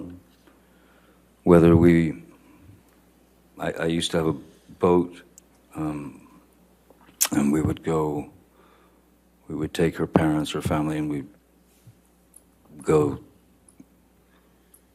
sail the boat and, you know, drop anchor at the island, and we would spend a week, 2 weeks, whatever, on the boat, on the island. Also, they would come to Los Angeles quite a bit. We also would go to Austin here and there to see them, visit them. Every year we would, on their anniversary, I had a friend of mine who had a restaurant in Austin, like a very good restaurant in Austin, and I'd call him up and basically set it up so that every year on their anniversary they could just go there, and they'd be taken care of, and there would be no bill, so they could just celebrate. And I think one of the things we did was, yes, we would try to order them car so that they could drink.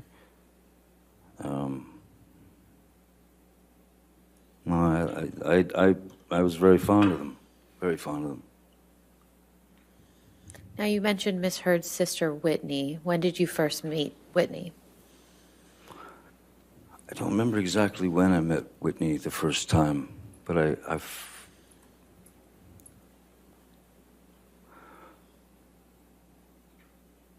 felt when I first met Whitney, there was something in what I saw of Whitney that was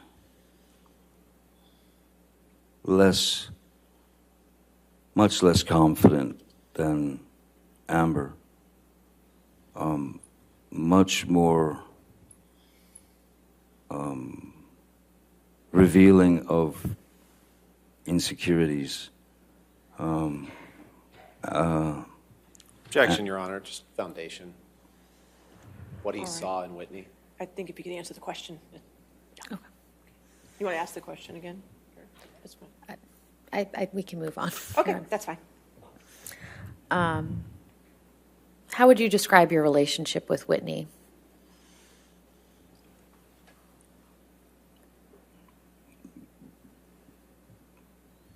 Great. I mean, fantastic. I called her sis. I loved her, you know. I had always felt something. I'd always felt like Whitney had missed out on something. Same objection. All righty. We can move on. Okay, thank you.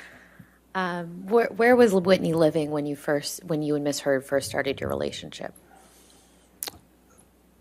She was living with her then boyfriend, Sean Krajewski. Was this in the same? Where was Miss Heard living when you first started your relationship?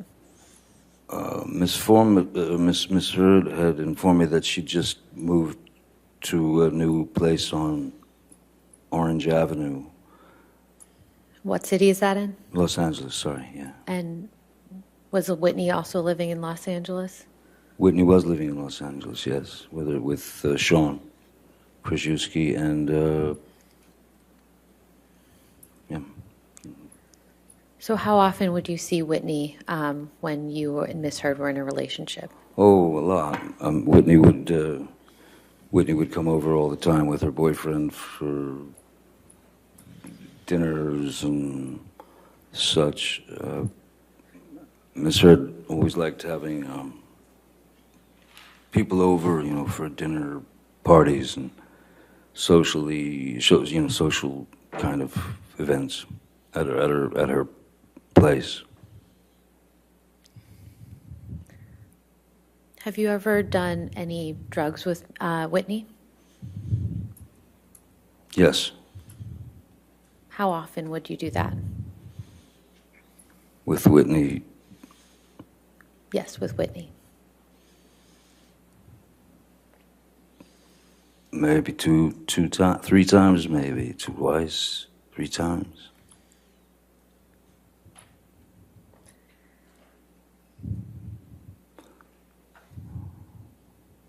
Did there come a time when Whitney moved into the penthouses that you owned at the Eastern Columbia building?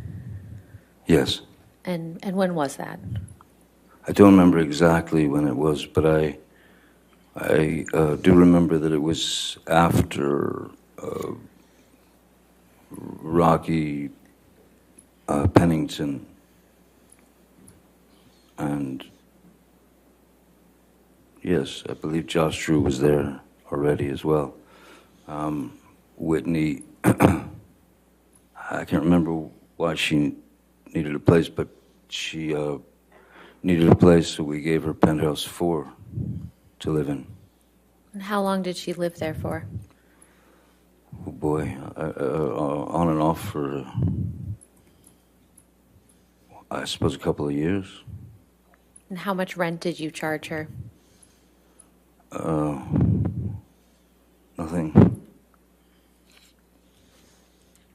Now, you said you did drugs a couple times with Whitney. What drugs were you doing with Whitney? Whitney and I had done a line or two of cocaine together.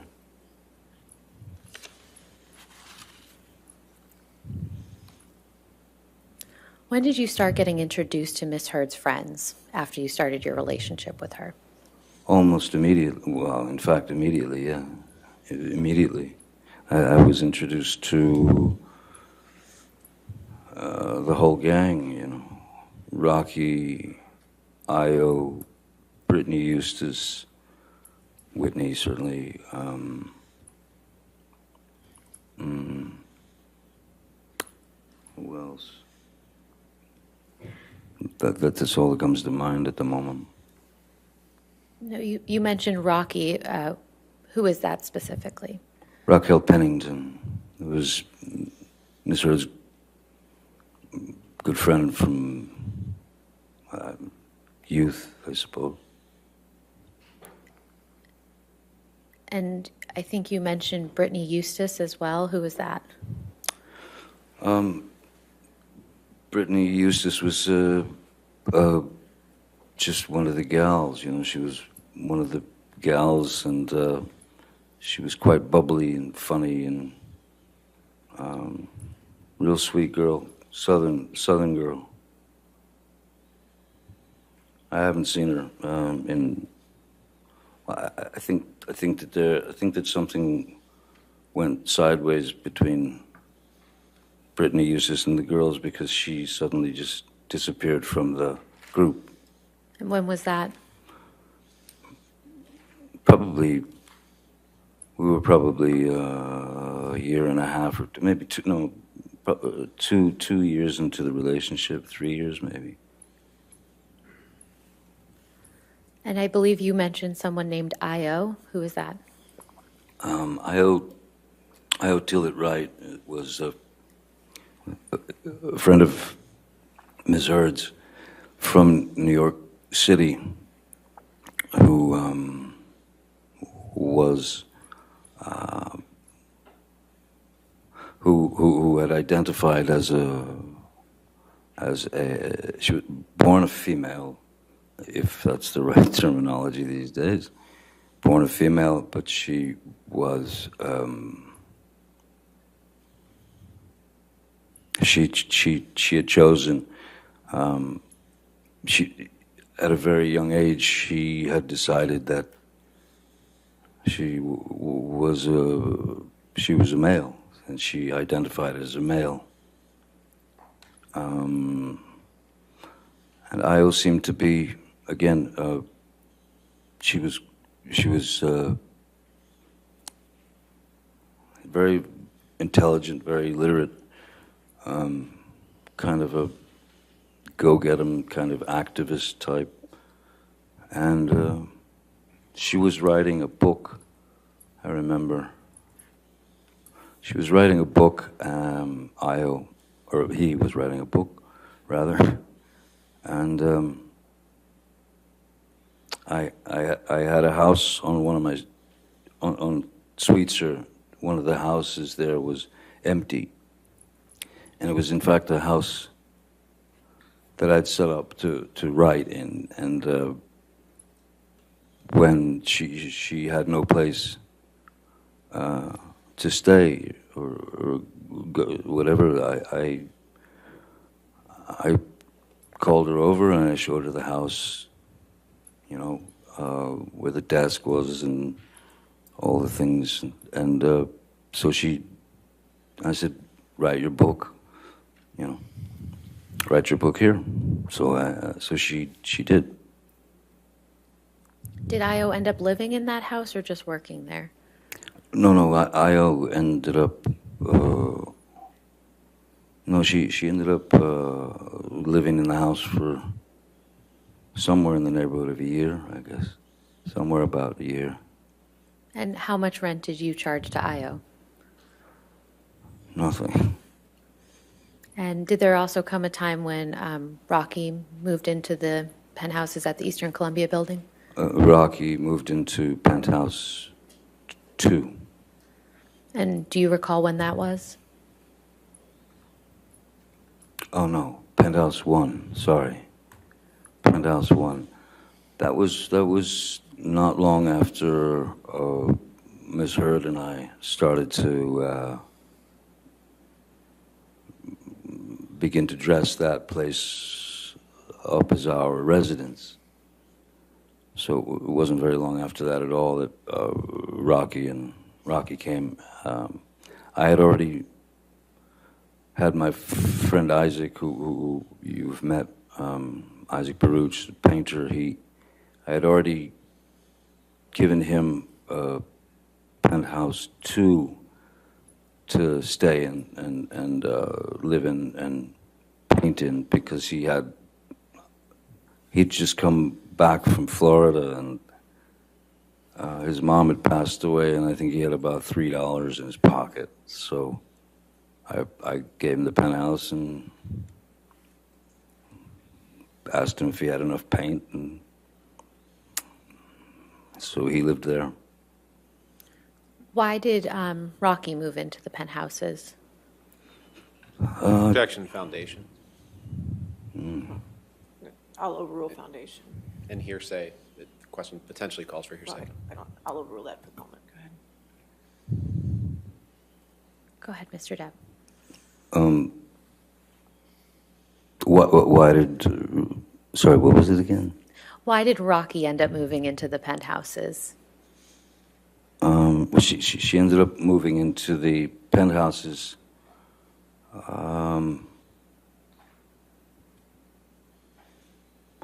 I don't recall. I believe it was something to do with just not having a place. And Amber had asked if I would be okay with, you know, Rocky moving in. And I said, of course. The penthouse is empty. I wasn't in the, I wasn't going to be renting them out necessarily anyway, they were for friends to come and stay.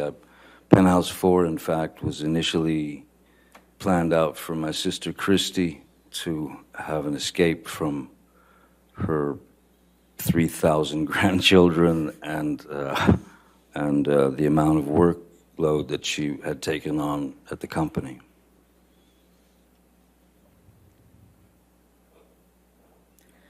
How long did Miss Pennington end up staying in the penthouses? Longer than I did. And how much rent did you charge to Miss Pennington?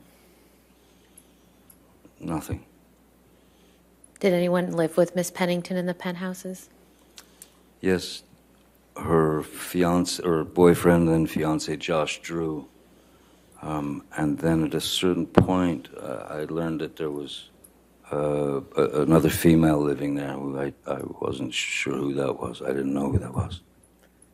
Because there were 2 bedrooms, and so she had invited a friend to move in. But I met that person very briefly a while after they had already been living there.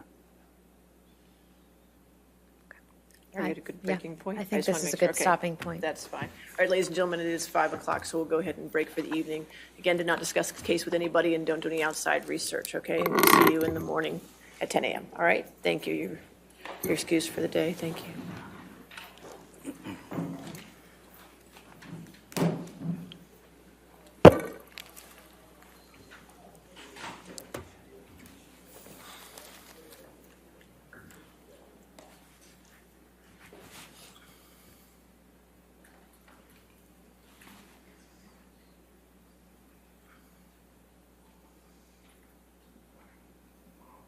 All right. And again, sir, since you're in the middle of your testimony, do not discuss your testimony with anybody to include your attorneys this evening, okay? All right, you can stand down if you'd like. Okay, thank you. All right, is there any other matters for this evening? Sure.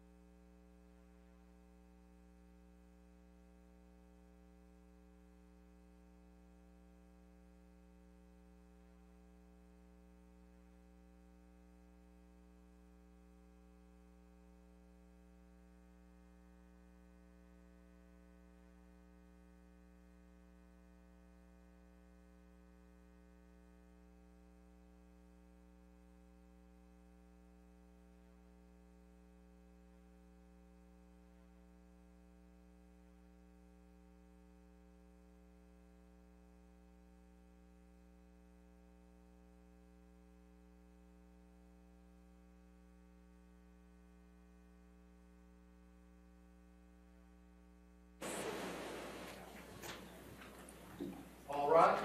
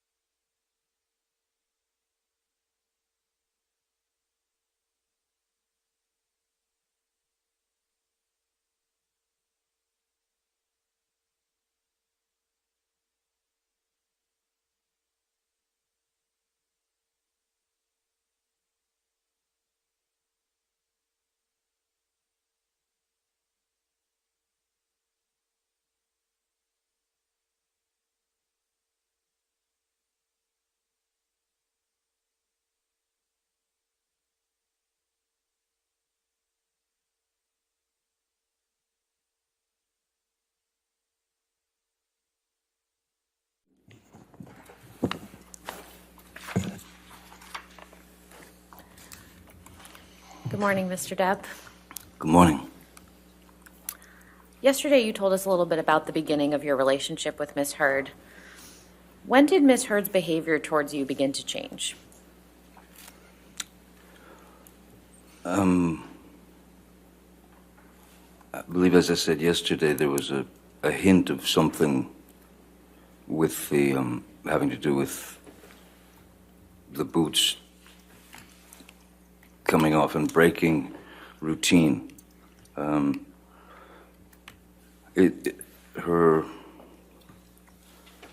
attitude, or the way that she would begin to speak to me, first things started coming up, and I was suddenly just wrong about everything. If I made a statement about something that I had been familiar with, for example, in my work that I'd been chopping away at for a good 30-something years, I was suddenly wrong. And then beyond that, if you tried to explain yourself and correct the problem, the misunderstanding, it would then begin to heighten as Ms. Heard was unable to be wrong. It just didn't happen. She couldn't be wrong. So these little digs, and it would commence with sort of demeaning, name-calling, berated, sort of to be made a fool of, and those would escalate into a full-scale argument. And in the beginning, as one does, one sticks up for oneself in a debate, as it were, or an argument over something to try to prove the point. But when it escalates, and then it's hard to explain, but the argument would start here, and then it would roll around and become this circular thing of its own. So you get back to the beginning, essentially, of the argument. Now it's heightened even more, but it's still circular, and there's no way in or out. If there's a dialogue between two people, both people need to speak, but there was no way to fit a word in. It was a sort of a rapid fire sort of endless parade of insults and you know, looking at me like I was a fool, and I just couldn't. I was having difficulty in my mind, of course, and in my heart, dealing with that sort of barrage, and part of that is I was confused as to the fact that whatever her age was at the time of these various arguments, she was mid-20s to late 20s and into 30s. I couldn't understand how I had somehow arrived at where I'd arrived from where I came from in the beginning of my life, and worked for 30 plus years doing these things. It was astounding how wrong I was about everything that I'd experienced within the movie, within the film industry, or within, well, in just life itself. No, I was sort of not allowed to be right, not allowed to have a voice. So at a certain point, when what enters your mind is, you start to slowly realize that you are in a relationship with your mother, in a sense. And I know that that sounds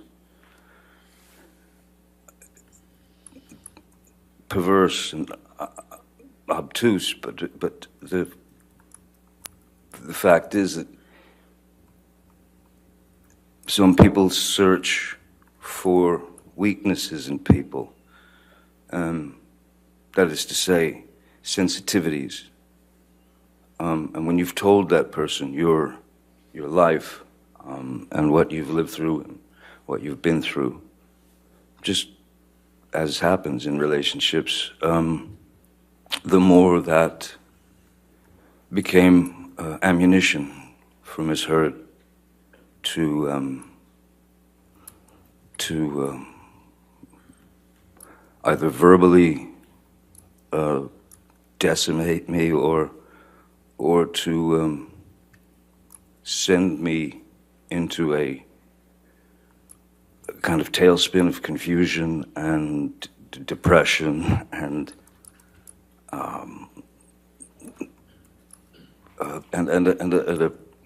well, it's not a happy day, it's not a happy week, it's not a happy month when you're constantly being told how wrong you are about this or that, what an idiot you are, or anything. It just then it increased, and it became an endless.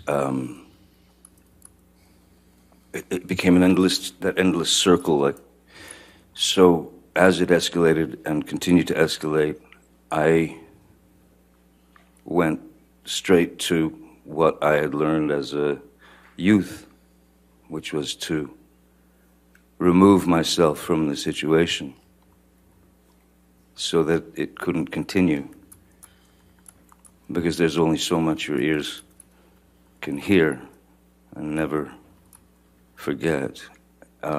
So I would remove myself from the situation, as I'd done as a youth, as much as possible. Because I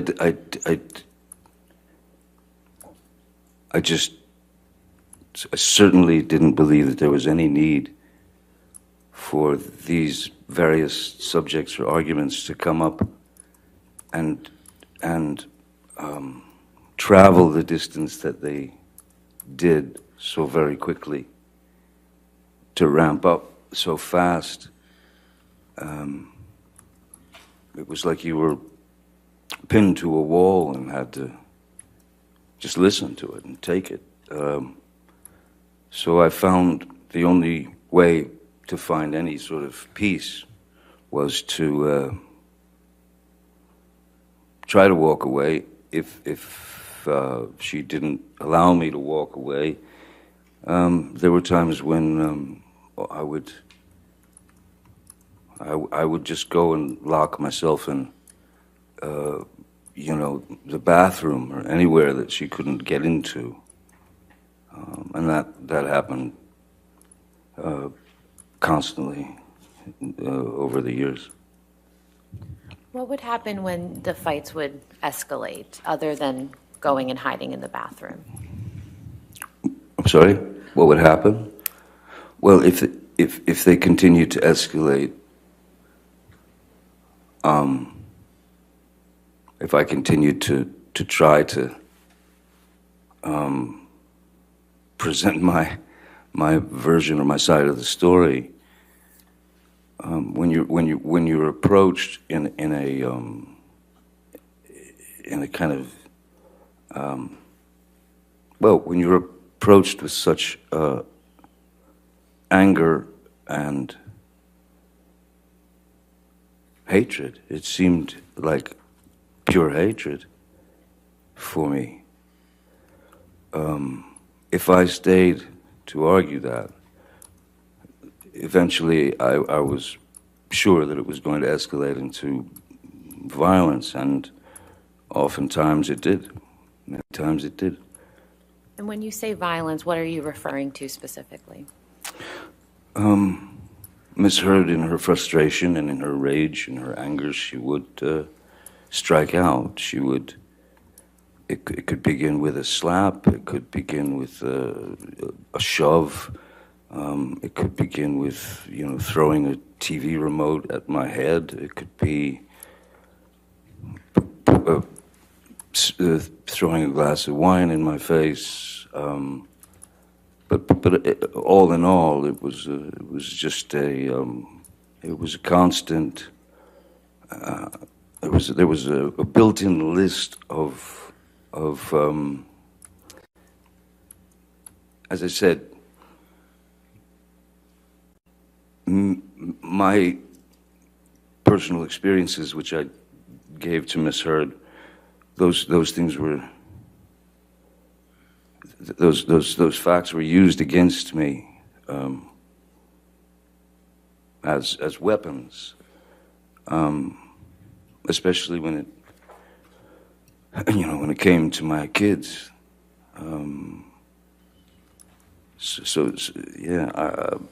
I did. There was no need for it. There was no need for it. Too many lines were crossed. You couldn't see the lines anymore. You mentioned that Ms. Heard would use information you gave her against you like a weapon. Can you explain that a little bit? I mean, I've said this before in various interviews, but certainly in life. If I have one ambition, and ambition for me, when you equate it with Hollywood, has become an ugly word in a sense, because ambition means I want to be famous at any cost. I don't care what for. I just want to be famous. That's one thing. That's one part of it. If you have hunger or a need or a drive to present your work, that to me is the way to go about it. Fame has nothing to do with it. So I was more, basically, the only ambition that I've ever had in my life arrived the second that my first child arrived. And in the second, in the instant, which was to be a good parent, to be a great father, to be the best father I could. And there were several occasions where Miss Heard would tell me what a bad father I was, and that I had no idea how to parent. And again, it falls into the same category as before. I couldn't understand how in 52 years, or however old I was at the time, how I could be so wrong about everything. I mean, one learns along the road. The result of the road is not important. It's the road that's important, because we don't know exactly what's going to happen in 10 years. We don't know. So the road is what I pay attention to, and paying attention to trying to spend as much time with my children as possible. Even that would that could send Miss Heard into a monumental tailspin, where I could hardly ever go and see my kids and spend time with my kids, because she had to have me there at all times for her own needs. So, And that was something that, once you realize that that's happening, and then there are hassles between the children and her, the situation starts to get a little more grim and a little more dire. And that I was not prepared to take. I would not hear the words, "You're a bad father, you're a terrible father, you're an awful father." So one can only take so much of that before bits of your brain start to just, bits of your brain, bits of your heart begin to, the valve gets shut off, because you can't hear it anymore.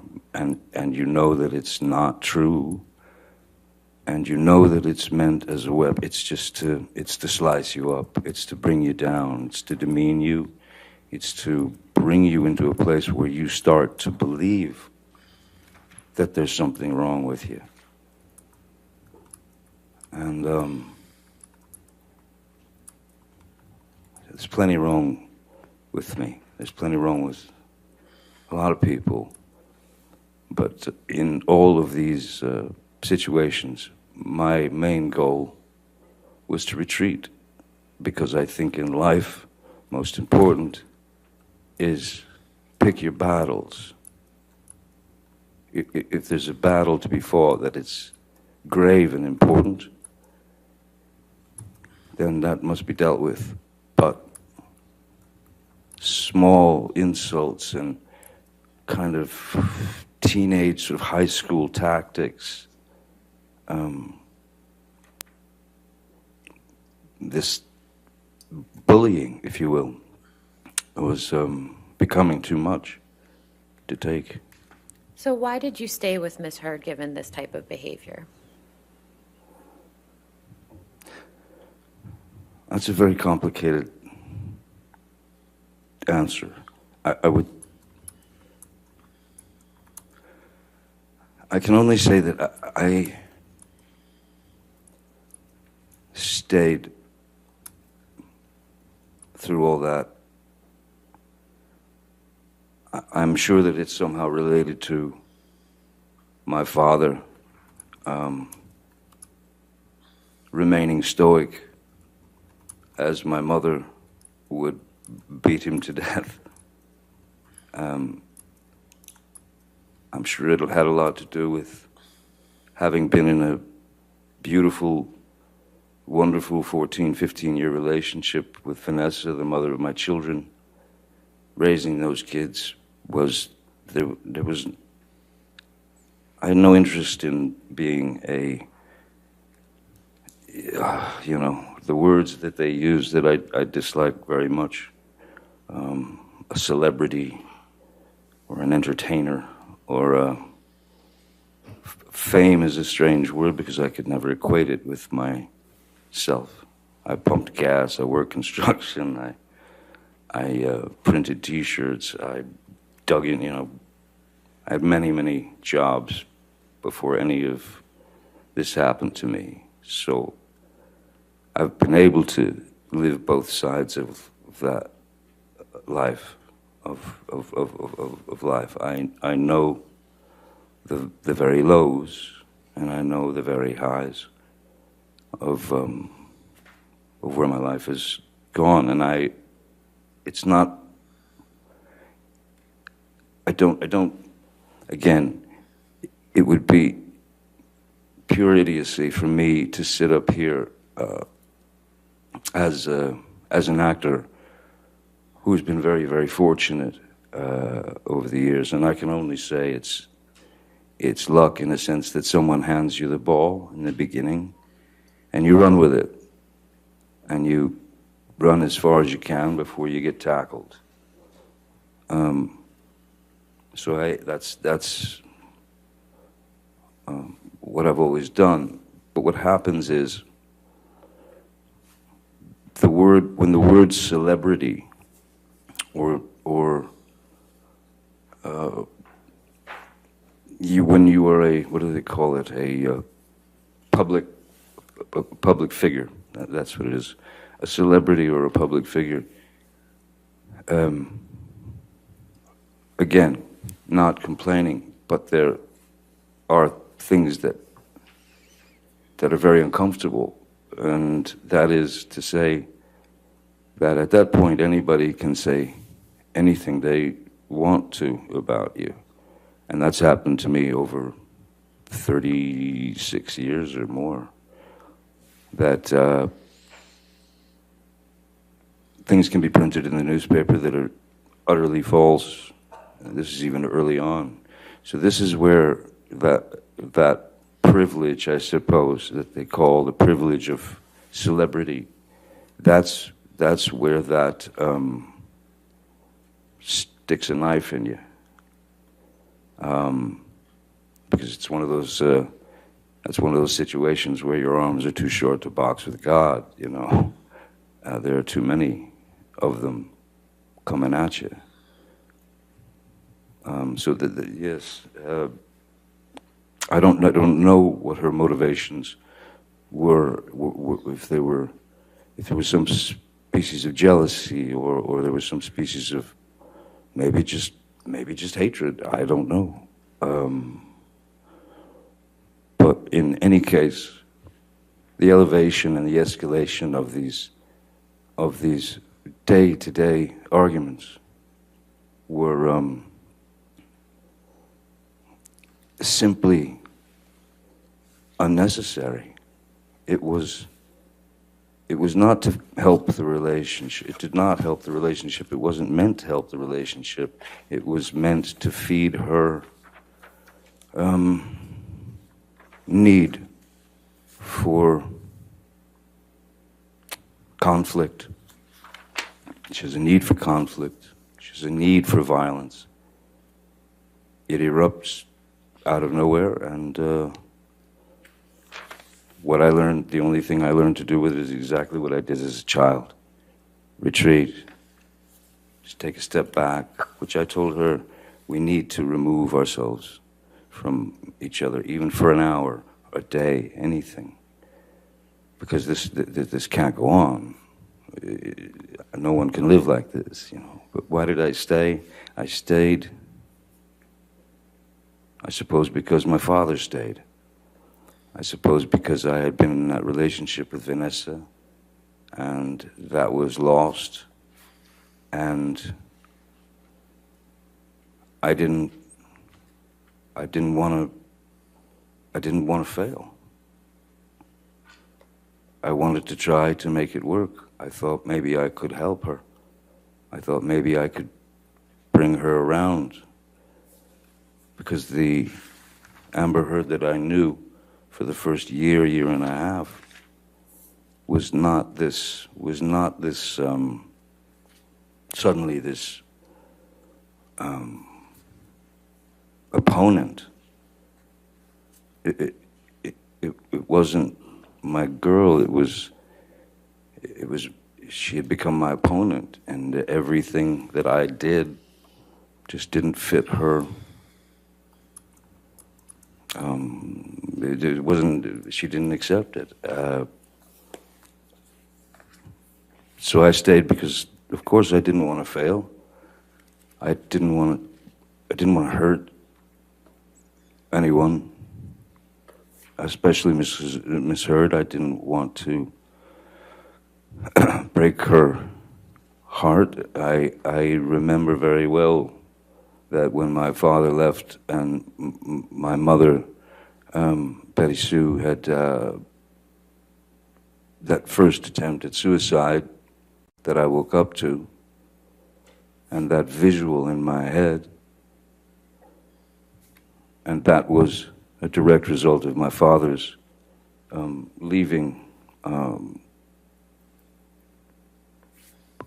Ms. Heard had spoken of suicide on a couple of occasions, so that also becomes a factor. That's also something that always lives in the back of your brain, and that you fear. Because when I would leave sometimes, many times when I would try to leave, she would, stop me at the elevator with the security guards crying, screaming, I can't live without you, I'm gonna die. But you had to get out. There were even a couple of times when I did escape and I got to my house, arrived at my house in Sweetser, and then 5 minutes later she would arrive in the I don't know what car she was driving at the time, but she would arrive in her nightgown screaming in the parking lot in front of my house, screaming to high heavens. It'd be 4 in the morning, 3 in the morning. It was ludicrous. It was out of control. It was uncontrollable. Did there come a time when you and Miss Heard started recording your arguments? Yes. In fact, I was the first person of the two of us to record conversations, and it was for this reason.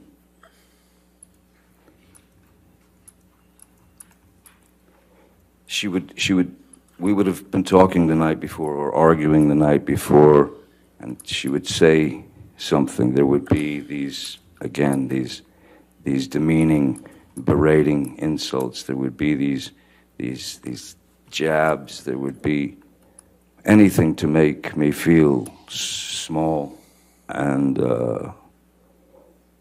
like nothing. So what I thought was, I'm going to record the conversation. And I told her this. I'm going to record. I'm going to get my phone and I'm going to record our conversation, because I want you to hear what you've said to me tomorrow. So that because she would deny having said those things. What are you talking about? It was surreal. She had completely denied things she'd said directly to my face in a heated and volatile way. And she denied it, so I went to her and I said, I'm going to record us. And I did, and we recorded the conversation, which, when she was on tape,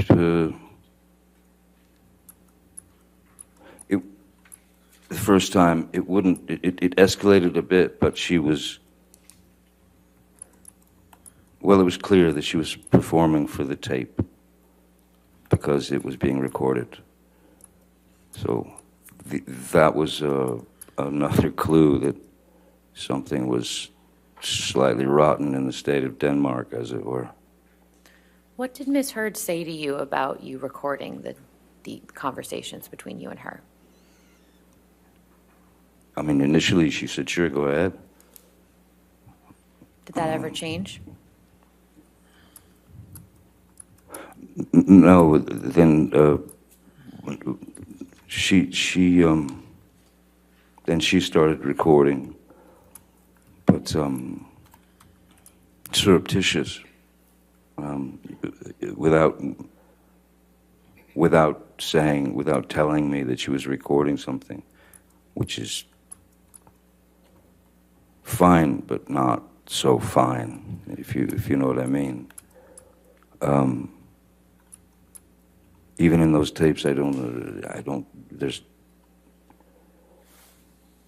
never took me to a place where I would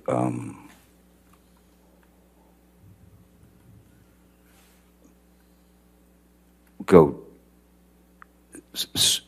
switch into some other entity, which is, as she has used the term, monster.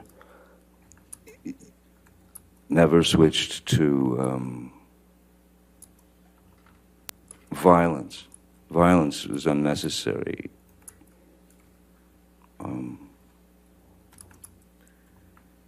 Why would you hit someone to make them agree with you? I don't think it works. Mr. Depp, you mentioned the term monster, and I think we heard about that in the opening statements. Yes. What does the term monster mean to you? Well, the term monster means to me, in the beginning, she had used a different word to explain the same thing, and she would use the word demons, that my demons were coming out, that she had noticed that there was a great change in my attitude or my aggressive nature, or she would say that the demons had come out and they had control of me and that sort of thing. I don't remember exactly how monster came out, but that word stuck and it stayed, well, until this day. What I believe the monster was in Ms. Heard's mind was her intense, Objection, Your Honor. intense. His belief about what monster meant in Miss Heard's mind is All not right. relevant. There's no foundation. Let me ask a All right, different all right, question. I'll sustain the objection, go ahead. When you used the term monster, what were you referring to in your conversations with Ms. Heard? When I used the term monster with Ms. Heard, I was placating. If she had referred to me as being a monster, there was no way that I was going to sit there and go through a 45-minute argument about, you're a monster. No, I'm not. You're a monster. No, I'm not. You're a monster. No, I'm not. It was an impossibility. So what do? You accept her vernacular. You accept the word that she uses, and then you use that word to placate her so that it would at least calm part of the aggression. It would lessen the attacks. So explaining the monster was for me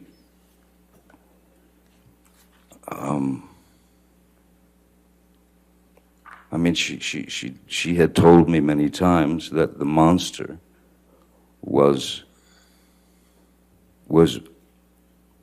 only me when I was using drugs and alcohol.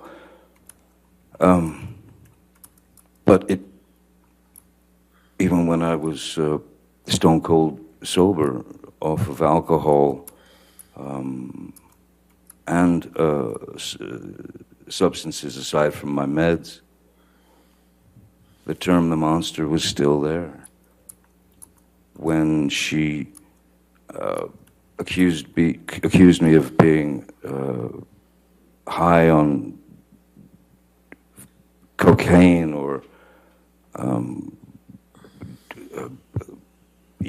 drinking like some sort of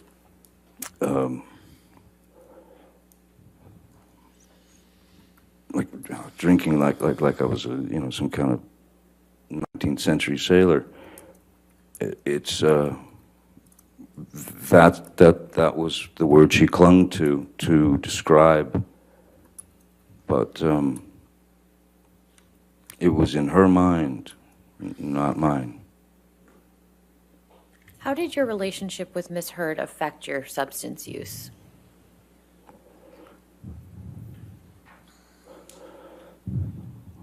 Well, for example, when we were on the road, when you're traveling from, if you're on a press tour, or if you're making a film and you're staying in hotels or this or that,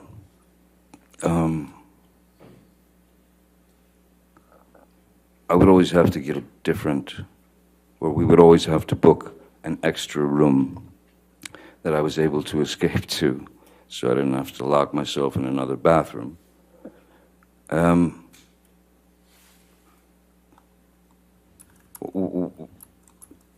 It breaks you down. The constant haranguing breaks you down. And, there's a part of you that says, listen, if I'm going to be accused of this, might as well just do it. But it never exceeded,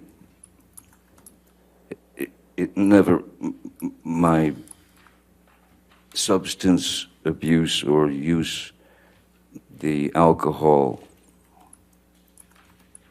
that I used or drank was, again, purely, it's that little boy who didn't want to hear or didn't want to feel the pain of his mother turning him into some kind of ball of insecurity and pain. So, yes, I was more inspired by Miss Heard to reach out for a numbing agent because of the constant clashes, because of I mean, maybe a few days here and there, but there wasn't a day that you'd wake up and you'd expect something was going to hit the fan, and pretty much like clockwork it did. So yes, I had to have something to distance me and distance my heart from those verbal attacks. I had to have something to be able to maintain me, and I'm afraid for a while, because of placation, because I didn't want to rock the boat, as it were. Again, you pick your battles. So placation seemed the best route if I was unable to escape her clutches. How, if at all, did Ms. Hurd try to support you in abstaining from the drugs and alcohol as she requested? Well, I mean, verbally, and she had been quite clear verbally and pretty bullish and brutish about wanting me to, telling me that I needed to stop drinking. But drinking was basically drinking wine with her, and I suppose maybe from youth, I don't know, but I've always had a pretty high tolerance for alcohol, for, and especially it's not spirits, you know. I had a pretty good tolerance for alcohol, substances, and things of that nature, but there was no, I had no. I've worked with therapists, drug counselors, who have actually said the words to me, because I wanted to know. I wanted to know, am I an alcoholic? Am I an alcoholic? Or is this just the same thing that I did as a kid when I took my mom's nerve pill? Do I have a drinking problem? And it essentially came down to this. Do you have a drinking problem, Johnny? Objection, calls for hearsay. What the doctors told him. I'm not sure he's saying what the doctors told him. I think that's what's about to be testified to. Oh, if you can make that clear, I guess. Let me ask you a different question, Mr. Depp. Yes. Let's let him object to another one. How often would Ms. Hurd drink in your presence while you were in a relationship? Always. Well, yeah. Ms. Hurd drank, she took a shine to a very nice Spanish wine called Vega Sicilia. She and all her friends did.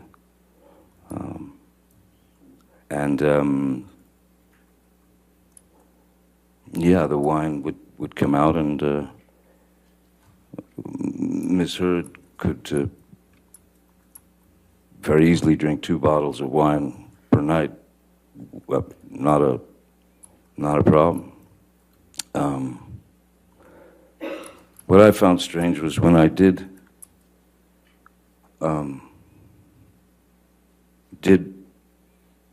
get sober from the I was off the opiates that I had been addicted to prior to a year or so before, a couple of years before. She asked me if I would stop drinking to save the relationship, of course. And I stopped drinking. And I always found it odd that in support of me not drinking, that she might stop drinking. But she did not. She continued. And I didn't make a big deal about it. In fact, I would open her wine, I would pour her a glass, and that went on for many, many months, you know, in my sobriety. Like I said, I think I was sober for around 18 months. Then there was a time when I was asked to, and I'd been off of alcohol, I'd been off of drugs, everything, except for the medication that I'm prescribed. I had to go to London to give a Lifetime Achievement Award to a dear old friend who was an elderly man, great actor called, his name's Christopher Lee, and he was a dear friend. And I was surprised, he was being surprised by my showing up on stage. I'd just flown in from the States, and he was surprised by me arriving to give him this award. And Christopher came up and accepted the award. We walked, they brought us backstage to this beautiful library where I was with Christopher and his wife, and a waiter came up and had 3 glasses of champagne. And Christopher handed one to his wife, he handed one to me, and then he had the other. And there was a photographer there. And the glass came up to toast. And I just, in my head, I thought, it's just champagne, you know, a little bit tink to toast Christopher and his Lifetime Achievement Award. And so I'd had half a glass of champagne with Christopher Lee and his wife. After that, immediately after that award ceremony, I went to pick up Miss Heard and take her to dinner at a restaurant. And I told her that I'd had a half a glass of champagne with Christopher. And I thought, listen, it's not like, you know, you're sitting in a pub guzzling pints of snake bites or Guinness or doing shots of Jägermeister, or it wasn't even, at that point, it wasn't even for need to bury feelings or emotions. It was literally a joyous occasion for Christopher, and I said to her, I enjoyed it, you know. It gave me the opportunity to enjoy the actual champagne, the drink, and my appreciation for wine and winemaking, and that I've been fascinated with for years and years. And I saw nothing wrong in it, and I said I'd like to have a glass of champagne. As she was sitting there with a glass of wine, and we were in the restaurant, and she absolutely lost it and got up and stormed to the ladies' room. And I told my security and driver, I said, I think we have to go. I think we're going to have to leave. So we left the restaurant and went home. And the mere suggestion of me sipping a glass of champagne or having 1 glass or 2 glasses of wine, she went apoplectic. It was, I was weak. I was a complete mess. I was an alcoholic. I was, you know, I was going to ruin everything. Your kids are not proud of you. They can't stand what you're doing to yourself. So at that point, I said to her, okay, listen, how about this? You want to support me not drinking? I've never asked you this before. How about you stop drinking? How about you get sobriety and share this sobriety with me to support me and help me through this? What did she say to that? No. No. She said no. She said she didn't have a problem. But I've never had a physical addiction to alcohol. don't. How often have you seen Ms. Heard use other illicit drugs in your presence? Several times. And what drugs were those? Well, she was always quite fond of MDMA, which is ecstasy, and mushrooms, and she had some medications that she was on already that were, well, one in particular was quite a high velocity speed, if you will, called, I don't know if I can say the name. Am I allowed to say the name? It doesn't matter. That's not necessary. How often did you see Ms. Heard take MDMA?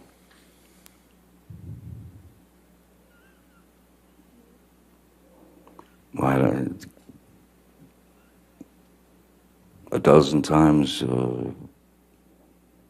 20 times, over the course of the years, during the course of the years. And what about mushrooms? Mushrooms a little less. Mushrooms probably 6, 7 times.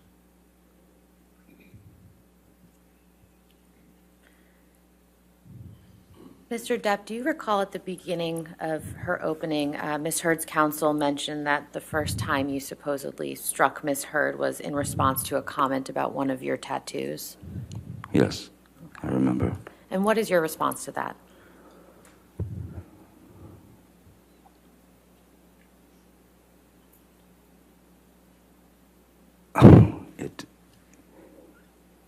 It didn't happen.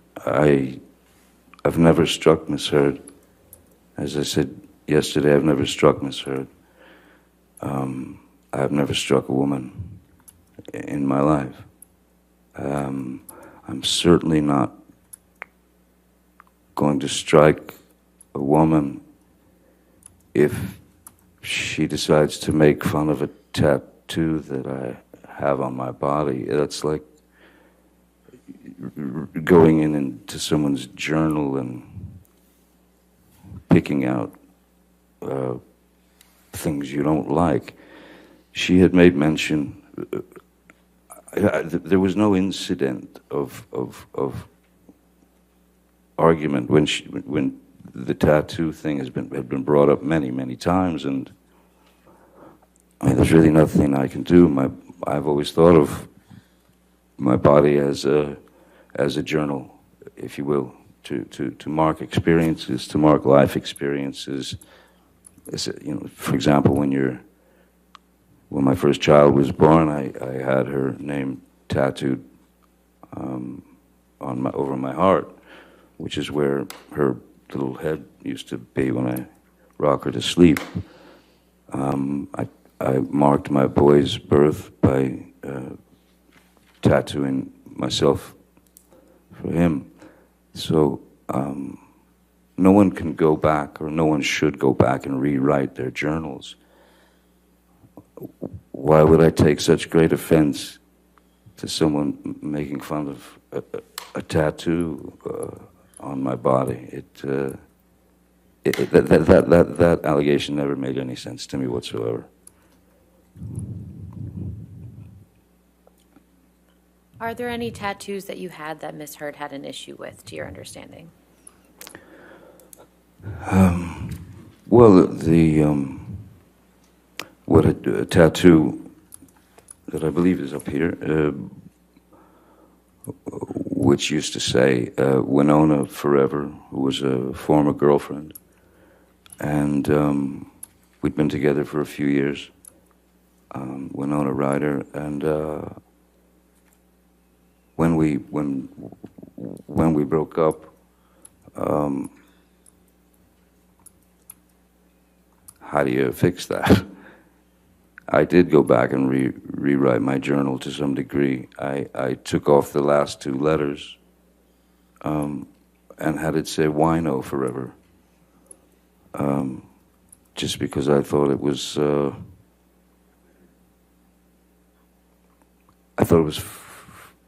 again, through pain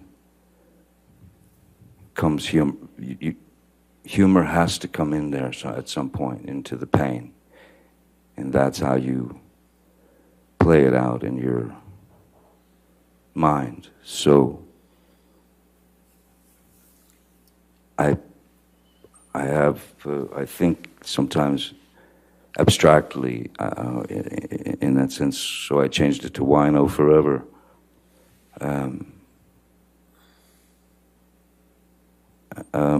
Any other tattoos?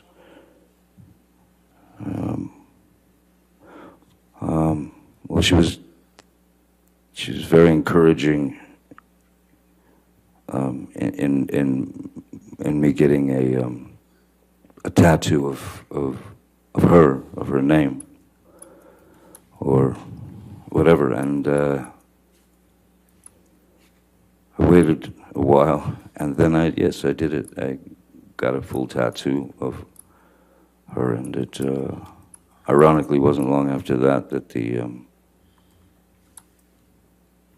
everything started going sideways. I was doing anything I could to bring a smile to her face, as opposed to the frown and then the onslaught of whatever problems she was seeing or experiencing. I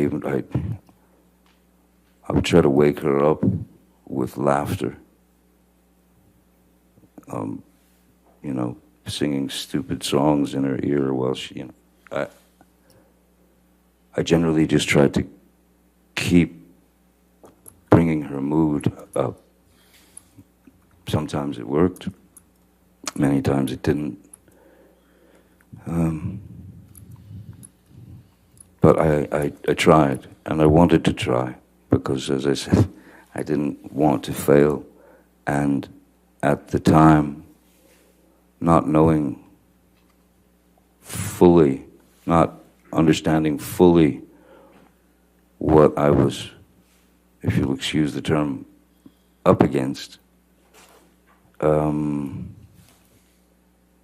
kept trying. I kept trying, but to no avail whatsoever. Okay, it just got worse. Mr. Depp, I'd like to fast forward a little bit to May of 2014. Could you please tell the jury what project you were working on in May of 2014? May of 2014. May of 2014. There were a number of films that I made in succession. I can't remember if that might have been Pirates. No, I can't. Mordecai, or May of, I don't remember. Can you remind me what May of 2014 film was?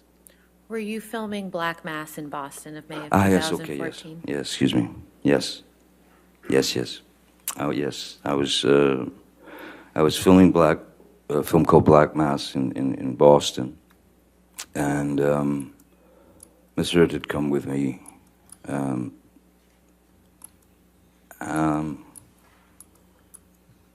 I had to, for the film, I had to, there were very early calls to work, because I had a number of prosthetics glued to my face, and blue contacts, so that I could resemble the actual. It was based on the true story of James Whitey Bulger, and so I had to go in quite early to get the prosthetics glued to my face and all that, and work. Then you'd work, you know, the whole day, and then at the end of the night, they would remove the prosthetics, which takes if it took 3 hours to put them on, it took about an hour to take them off, you know. So on top of what could be anywhere between a 14, 16, 17-hour day of work, you know, what with the application of the makeup and then the taking off of the applications. Was Miss Heard staying with you in Boston during the entire time that you were making that film? Yes. Yes, she was. And who from your staff was in Boston with you during that time? Jerry Judge.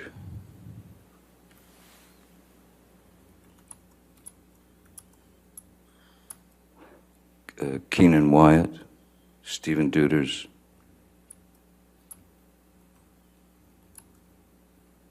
Nathan Holmes, I believe.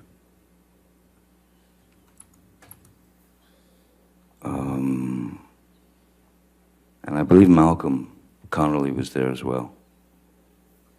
So I would have assistants, sound technician, security. I believe that was it. Mr. Depp, we heard yesterday from Mr. Wyatt about a flight that you and Mr. Wyatt and Miss Heard were on from Boston to LA in May 2014. Do you remember that? Yes. And could you please tell the jury what you remember about that specific flight? I remember that as I was still shooting, filming Black Mass,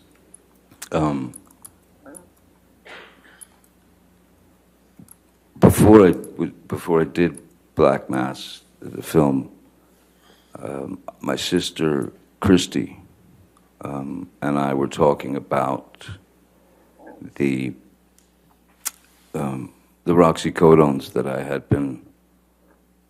Again, you know, that was the monkey on my back. That she came to me. She told me she'd read this book of Dr. Kipper's book, and I read Dr. Kipper's book, a good majority of it, and I agreed that I would do the detox. I would kick the opiates, but there was no time to do it before the film. So when the nurse, which was Nurse Debbie Lloyd, when she came to Boston, she had asked me, what is your dosage? How many of these are you taking per day? And, you know, someone who had been under, under the kind of lock and key of a prescription drug that is highly addictive. I mean, with built-in barbs, this drug does not want you to stop taking it. She asked me how many I took per day, or my dosage, and of course, as any person who is addicted and essentially a fool to the drug, and you know how important it is because you have felt the sting when you don't have it.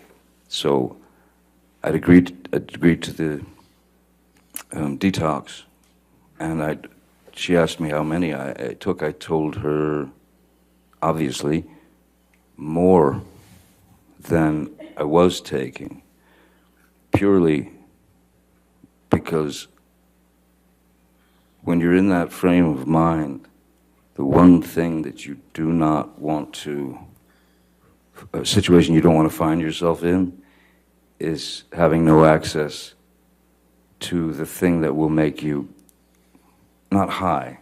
It will make you, it gets you, you only get better from it. If you start to get the shakes and the tremors and you know, you could feel this traveling into your system. Your receptors are out in mass, and your receptors are demanding that drug. If you don't give the drug to the receptors, you will start going into a pretty nasty withdrawal, and it could, which could and has ended in sort of seizures. You can go into pretty nasty seizures. So I had told Debbie Lloyd more than was necessary, so that I could always have one or two in my pocket on the just in case, so I didn't find myself, on a plane or anywhere without one in my pocket to stop the inevitable body cramps and nausea and stomach cramps and seizure of the bones and the shaking, and also it's quite an emotional ride as well. So yes, before the flight, Amber and her assistant, Savannah McMillan, wanted to be picked up in New York and then have the plane fly to Boston to pick me up, to bring us back to Los Angeles.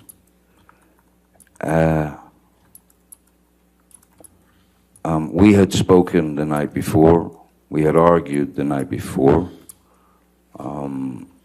She was most definitely looking for a fight, actively searching for a way to instigate a fight with me. And I had taken 2 of these opiates, these roxycodones, and I can tell you now, some of you may be very, very well aware of this, opiates are extreme downers. So if you have enough opiates in you, you will essentially go on what's called the nod. You'll just drop into sleep. So I've heard the words blackout used, and there's a grave difference between a blackout from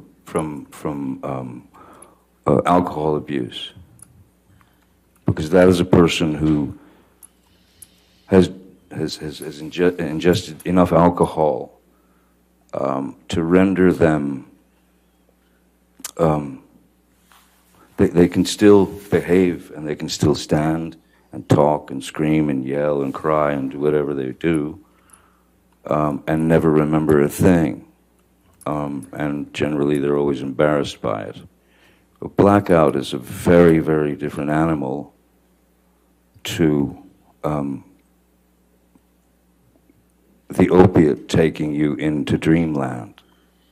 So when I arrived on the plane, I was not feeling any pain, and I knew that she was ready for some kind of brawl, and I sat on the plane drawing. I was drawing in my notebook, she would verbally heckle, hassle, accuse, poke, prod physically, you know, poke and prod psychologically, emotionally, it just, and finally, you know, as was my, the one thing I learned, if you're gonna hide someplace from somebody, go straight into the bathroom. So I walked back into the back of the plane. I grabbed a pillow and I went into the bathroom, locked the door, and lay down on the bathroom floor and went to sleep. And that's where I remained for the rest of the flight. How much, if any, alcohol had you had before you got on the flight? I honestly don't recall having any alcohol. I mean, maybe there was the sort of glass of champagne when you got on the plane or something like that, the initial thing, you know, people order glasses of wine. People also tend to have a few drinks before a plane takes off because some people don't like the turbulence and the this and the that, so it's a little bit of a liquid courage, you know. But I certainly, after ingesting 2 of the roxycodones, alcohol was not necessary. So I can tell you now that I was not drinking to excess, certainly not. And if I had, I'd probably been in the bathroom hugging porcelain as opposed to sleeping on a pillow. Who else was on that flight that you can recall? I remember Jerry Judge was on the flight. Savannah was on the flight. Ms. Hurd. Keenan. Wyatt. Stephen Duders.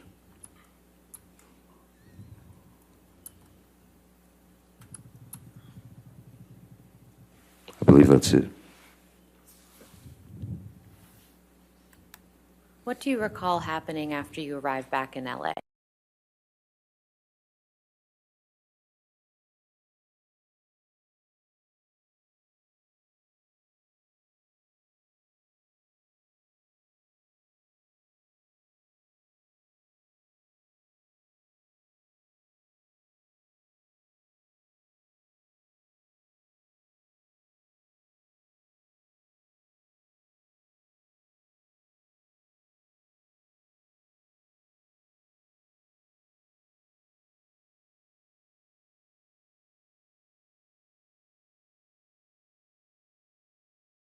Go back to the same home together after that flight?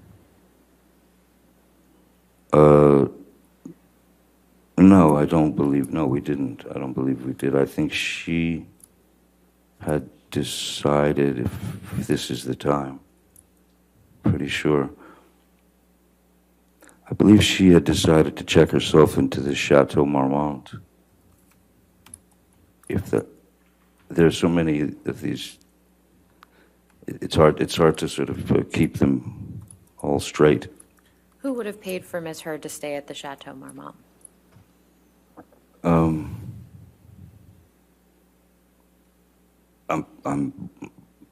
would have paid for it.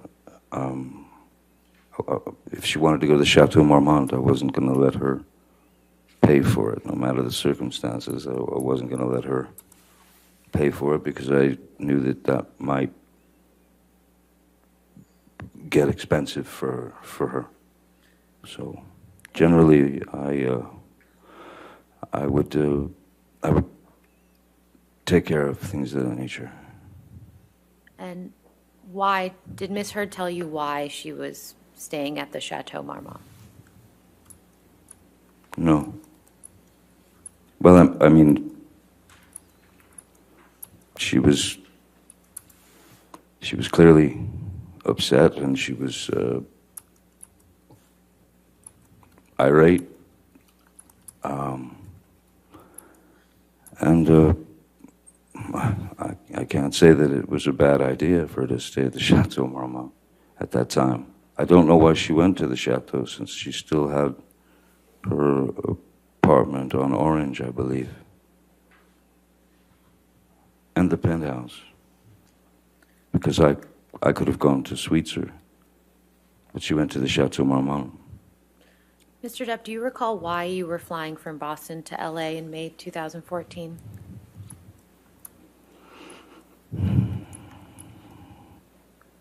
I can't remember if it was a break from the film or if I had finished the film, and that was before we went, before I was supposed to go to the island to detox from the opiates. I think Is that I'm about to switch gears, so Okay, if this is a that's- good time for a break. All right. Ladies and gentlemen, we'll go ahead and have our morning recess. Please do not do any outside research and don't talk to anybody about the case, and we'll see you in 15 minutes, okay? Thank you.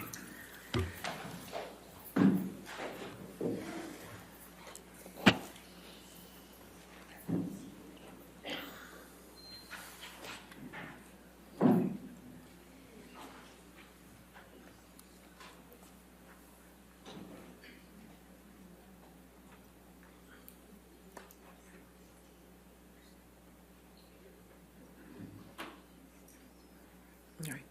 And sir, again, since you're still on the stand, do not discuss your testimony with anybody, including your attorneys, okay? All right, we'll come back at 11:35, all right? Thank you.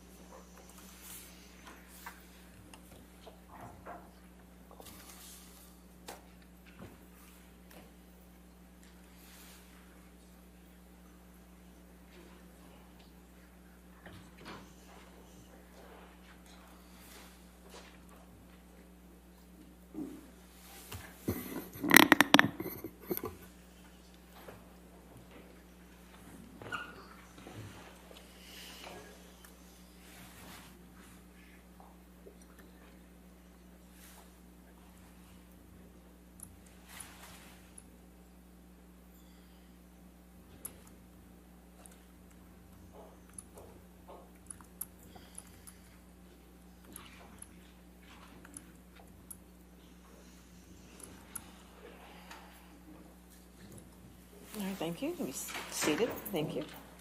All right, your next question. Thank you. Mr. Depp, who's Dr. Kipper? Dr. Kipper is he's been my doctor ever since I'd met him in, I believe it was that May of 2014, or around there in Boston. And why were you connected with Dr. Kipper?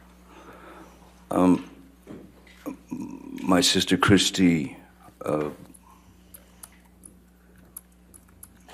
knew, of course, that I had been addicted to the opiates, and she was concerned, and she brought me his book and talked to me heart to heart and asked me if I would be willing to go through the detox. And what was your answer? Yes, of course. And you mentioned Debbie Lloyd. Can you please explain to the jury who she is? Oh, Debbie Lloyd is a nurse who my doctor, Dr. Kipper, had assigned to my case to be the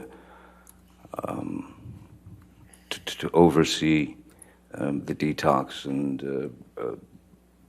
deliver the medications to me that would help with my with the effects of withdrawal that one goes through. To essentially try and knock you out, so that you don't go through the nastiness of the affair. Did Miss Lloyd stay on after the detox process as your nurse? Yes, she did. And when you were under Dr. Kipper's care, how often did you see Miss Lloyd? On location every day. Yes, on location every day. Even when, after a year or two, I was still seeing her at least on a bi-weekly basis, 2 to 3 times a week. When did you start the detox process that you mentioned?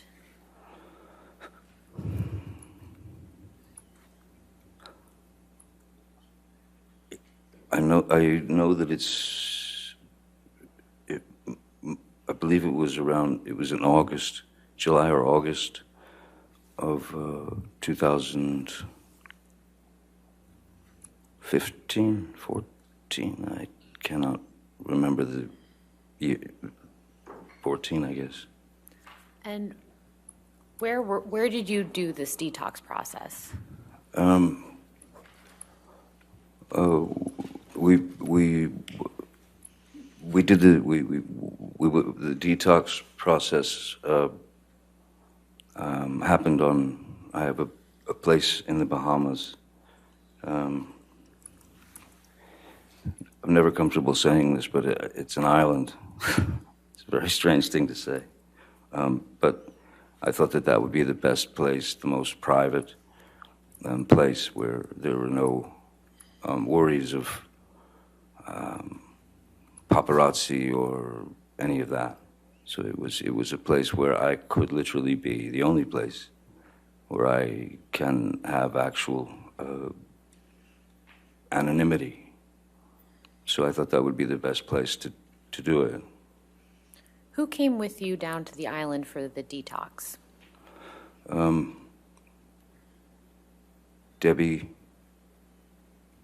Nurse Debbie Lloyd traveled with me on the plane. Ms. Hurd,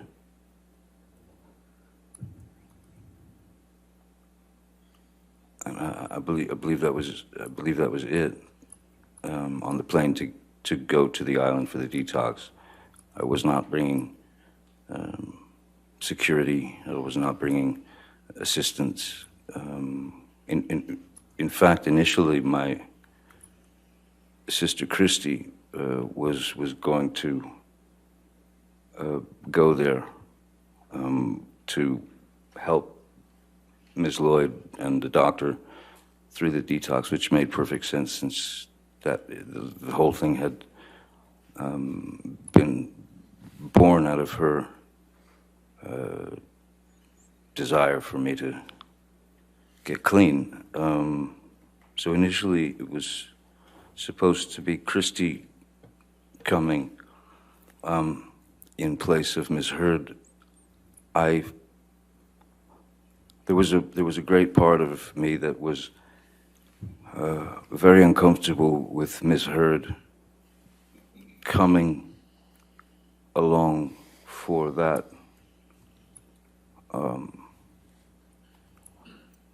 detox, because as things could fluctuate very rapidly in our relationship, I was wary that those things would come up during what needed to be a very straight detoxification of these substances, And I was well aware that it was not going to be pleasant. I was well aware that I was going to go through quite a bit of physical changes, physical. Yes, I was afraid that it would be too much for her, and I also felt that she might be too much for me at the time. So then why did Ms. Heard come down to the island with you during the detox process? She insisted. And she switched places with Christy. Could you please describe for the jury, Mr. Depp, what it feels like to go through a detox from opioids? I would say the best way to describe it is it feels like it feels like the inside of you, the very inside of you, is trying to escape the body. So it becomes obviously very physical, and so therefore you'll go into a withdrawal would mean that you would go into you'd have immense cramps in your stomach, your muscles would seize, my body would shake. The pain is like nothing I've ever experienced before.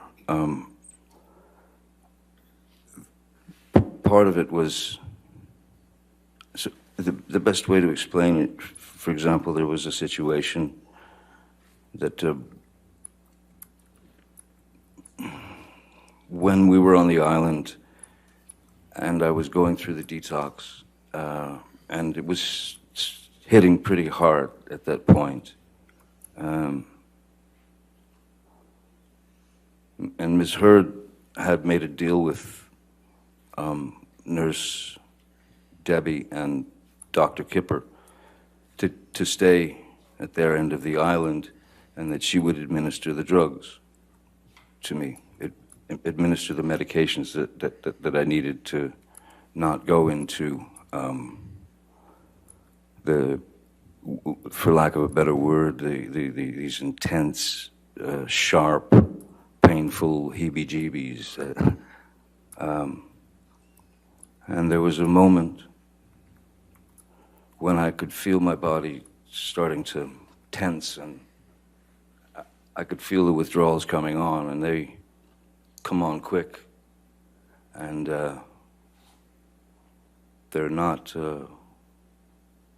discreet. They go straight for the jugular. I mean, like I said, when your receptors are in full bloom and begging for the substance, the drug, the opiates that my body had become used to, these receptors that were being fed by. There was a moment when it was coming on very fast, and I was sitting on the couch in the little house that we all saw on the island. Miss Heard was at she was in the sort of kitchen area, and she was chopping vegetables, I remember. And I think it was around 2:30 in the afternoon, and the effects of the withdrawals were really coming on. And I said to Miss Heard, I'm going to need the meds now. And she said, she looked at the clock and she said, "It's not time." And I said, no, you don't understand. This is not about clocks and watches and things. I'm going I'm going into the ship, and it was visible. And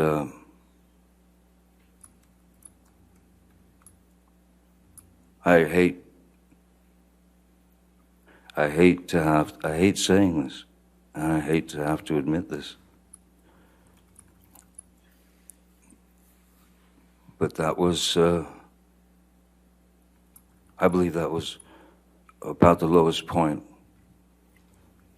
in my life. That was the lowest I'd ever felt as a human being.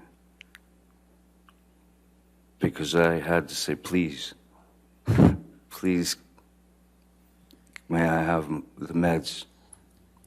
Because it's really kicking in. And she was adamant, no, it's not time, it's not time. So in explaining how these withdrawals start to take over your body, when I was begging at that point for the meds, I found that I had sort of rolled off the couch and I was sitting on the floor crying. I mean, tears streaming down my face, begging another human being to please give me the meds that will take this away. And she would not. She was adamant that, nope, it's not time, 4 o'clock. So the only thing that one can do in that situation is you have to trick the body. You have to manipulate your body out away from those, well, you have to trick the body to get away from the receptors. So the only thing that one can do is you go straight to the shower, and you put it on scalding water, and you stand underneath the scalding shower, and essentially you're burning the top, your skin is burning from the heat of the water.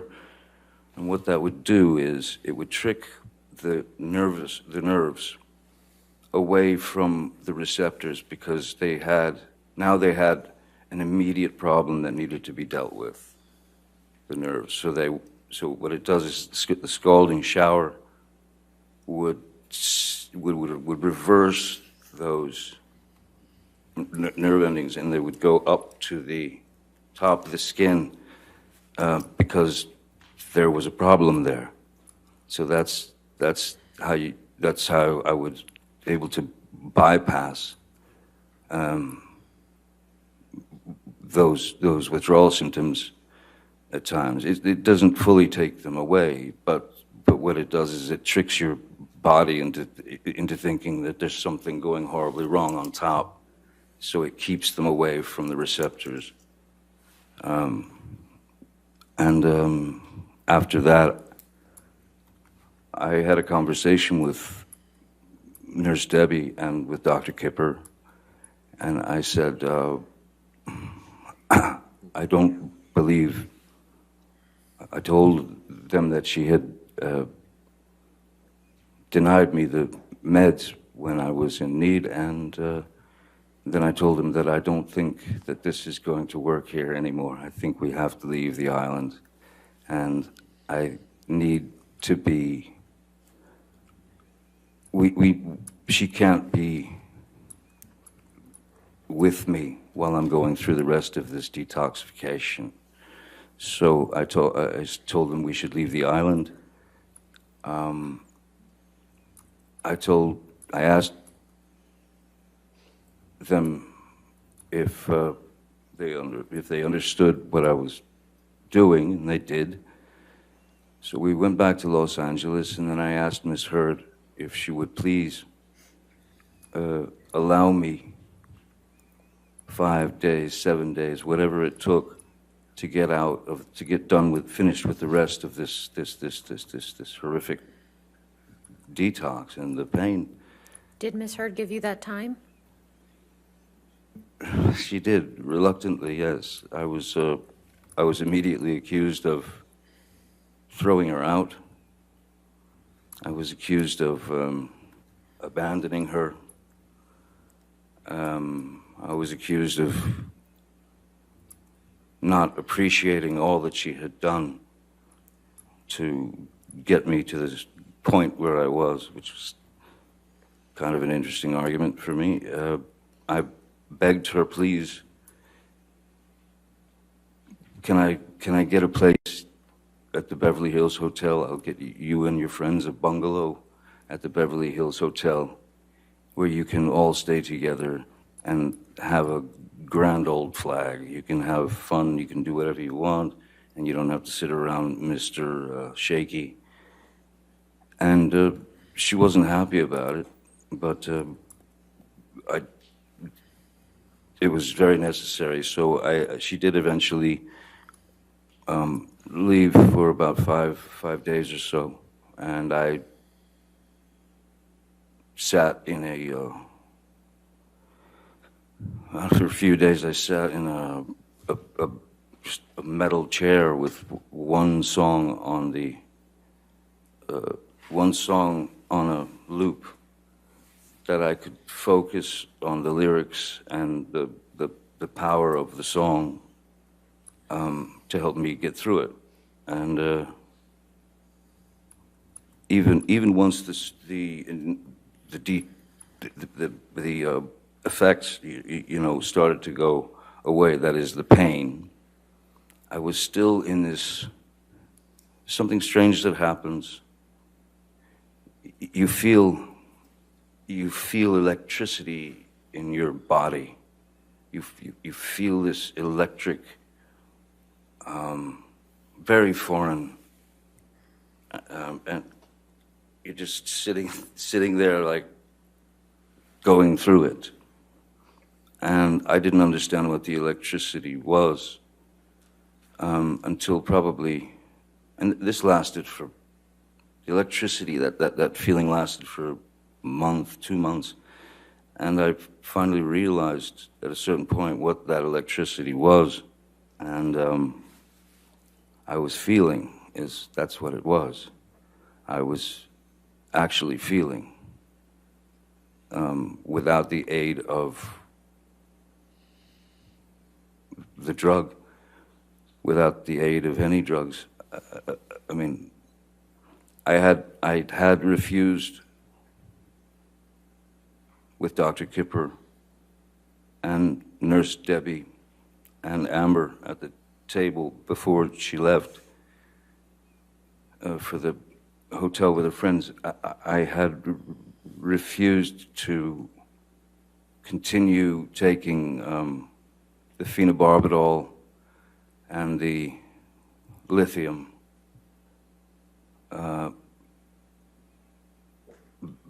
because to me it was just another drug in the way. It seemed like it was just another hurdle to get over, and I would rather just get it out of my system now and move forward. Maybe I wouldn't have had the electricity. Maybe I wouldn't have felt as quickly, but I didn't want to take phenobarbital and lithium and Seroquel and Neurontin and all these other things. And the worst of the two, I believed, were the phenobarbital and the lithium. So I went through that. My drug of choice is, or was, and it is marijuana.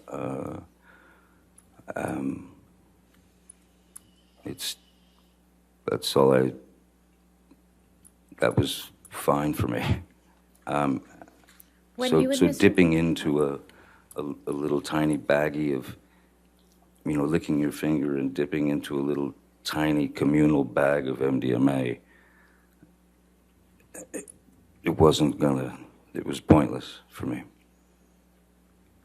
When you and Ms. Heard got married, did you have a prenuptial agreement in place? No, we did not, no. And why not?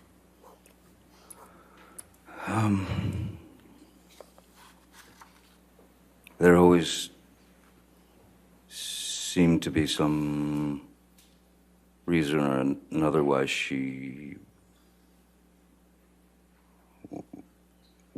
wouldn't discuss it, or if we did discuss it, it became an issue that would turn into it would springboard into unpleasantness and then arguments.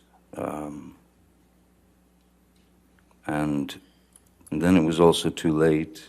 At a certain point, it was just too late. So then the idea of a post-nup agreement was brought up to Miss Heard, and that was in Australia. That was the beginning of the Australian Well, let's Fight. talk about Australia then. But first of all, why were you in Australia? I was working on Pirates of the Caribbean 5. And who from your team was with you in Australia? Jerry Judge, Malcolm Connolly, Nathan Holmes, Stephen Duders, Keenan Wyatt.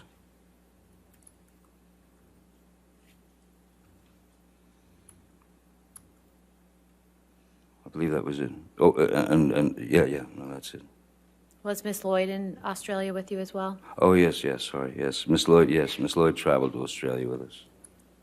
And did Dr. Kipper come down to Australia at any point? Yeah, Dr. Kipper came down a bit later.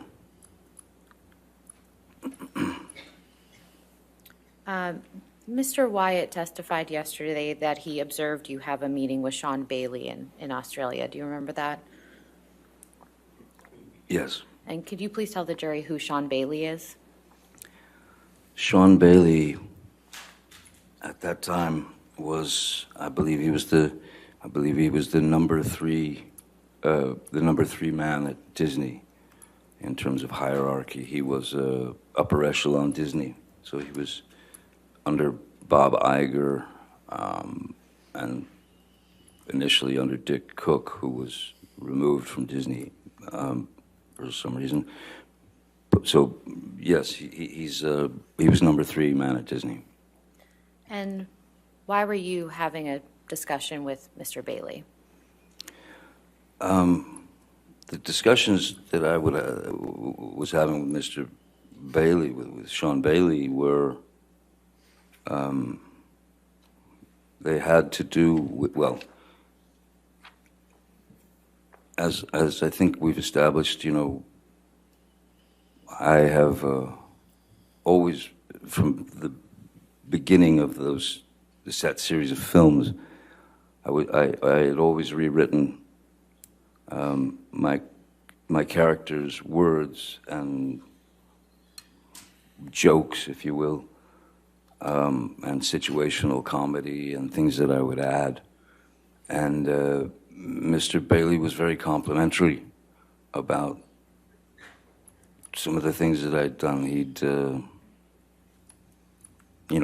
come over to me laughing after a Objection, take. calls for hearsay. Your Honor, this is just discussing generally what they were talking about. He was getting specific. I'll sustain that if you want to continue. That's fine. Mr. Depp, was Miss Heard in Australia with you? She came a little later, yes. Do you recall when she came down? I don't recall. Well, no, I do recall. It was March. It was March. And what happened when Miss Heard came to visit you in Australia?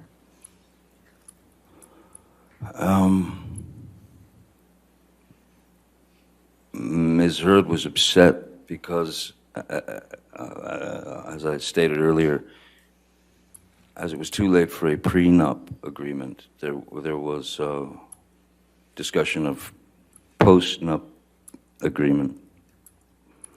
And I had called my lawyer at the time and asked him if he could have one of his lawyers sit down with Ms. Heard and give her a basic rundown of what a postnuptial agreement meant, and I was told that they showed her. Objection, hearsay. Your Honor, this is something he asked an attorney. It's not a statement of fact that's being offered for its truth. I'll sustain the objection. Next question.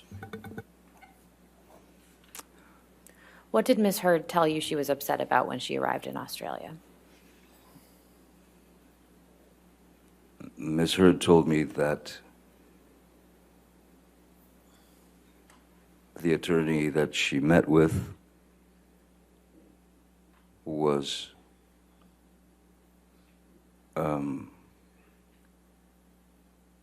rude and dismissive, and all she was being shown was an example of a postnuptial agreement. Ms. Heard then stated to me that she was very upset. She stated to me that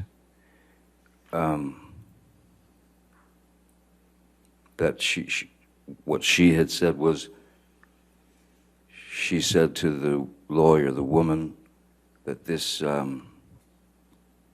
Johnny can't, he must not, he doesn't know about this. He's never seen, he doesn't know that this is what this is.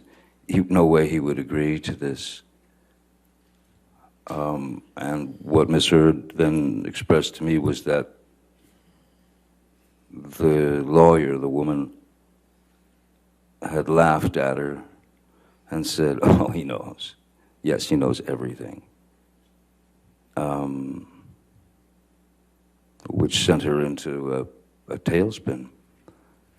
So by the time she arrived in Australia, that was sunk very deep into her psyche. I mean, so much so that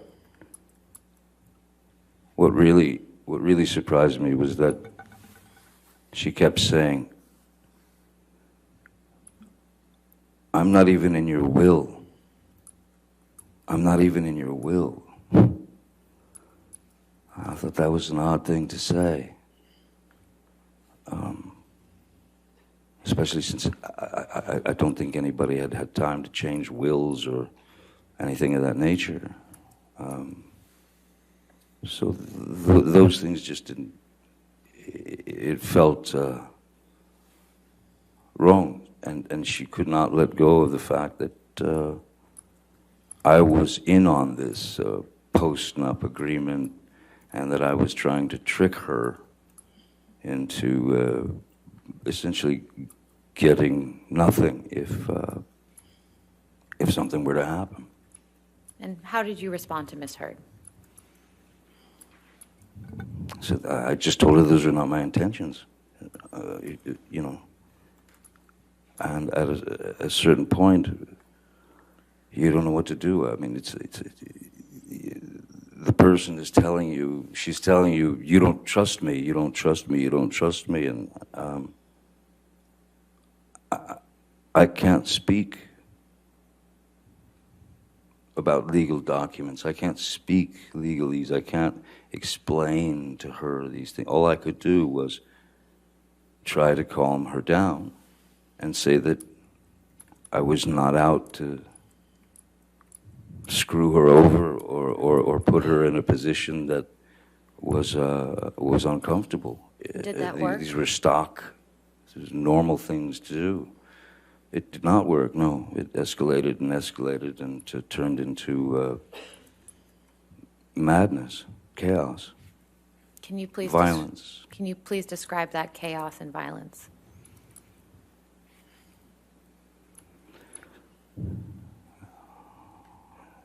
Yes, she was irate. She was irate, and she was possessed. And when I tried to remove myself, as I normally would from a situation, and that is to say, you know, as she's hammering me with sort of brutal words and you know, I don't, pardon my language, but I remember that it wasn't nice sort of being called an ass kisser to lawyers or a pussy that didn't fight for her or stand up for her.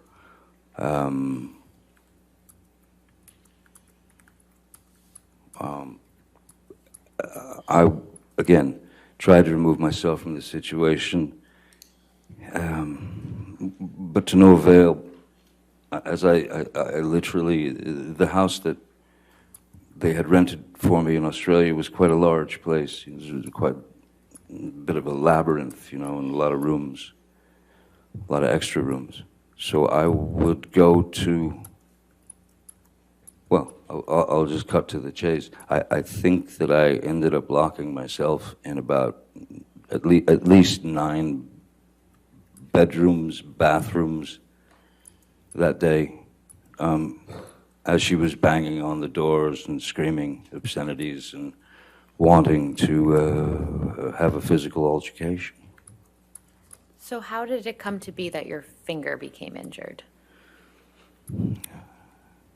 There was at one point where I'd stayed in one of the, sitting on a bathroom floor, door locked, she's banging away, screaming, blah, blah, blah, and then suddenly she stopped, and I could hear her walk away.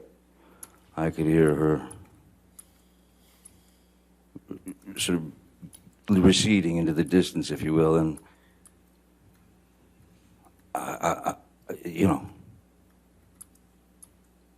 yes, yes, it became very emotional because you can't win for losing. There was nothing I could do to make her understand that I had, if that lawyer had in fact done that, and I did call my lawyer at the time, Jake Bloom, and I had him get these people on the phone, and I'm ashamed to say that I had taken, at that point when I was on the phone with him, I had taken Miss Heard's words to heart, and I laid out a ration of I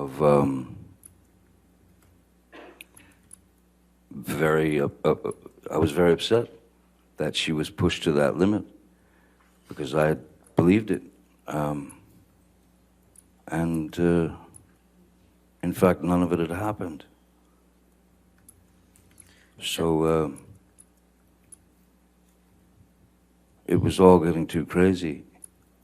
And again, I had been sober for many, many months from alcohol and substances, aside from the marijuana.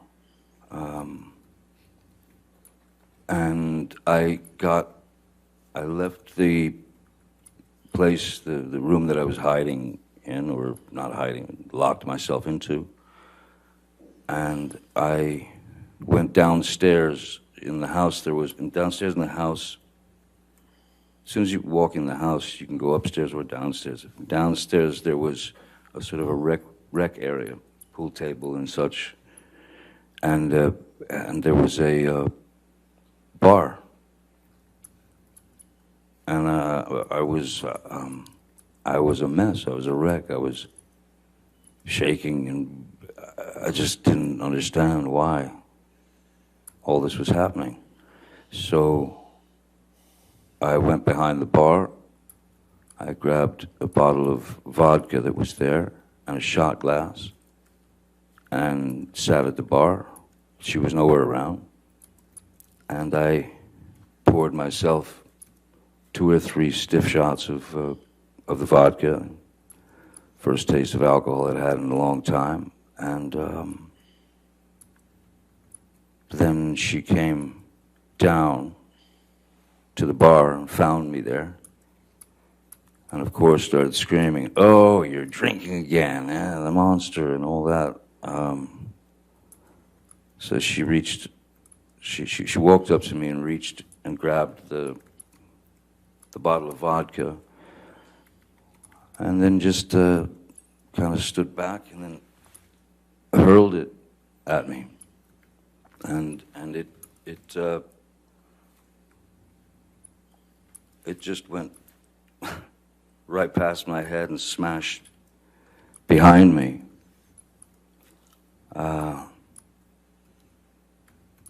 So I stood up and I walked behind the bar, and there was a larger bottle of vodka, the kind with the handle, you know, on it. I grabbed that and I went and I sat in my seat again. I opened the bottle and I poured myself a shot and drank it. Miss Heard was flinging insults left, right, and center, and she then grabbed that bottle and threw that at me. And the way that the bar was situated and where Miss Heard was, so if I could show you, so if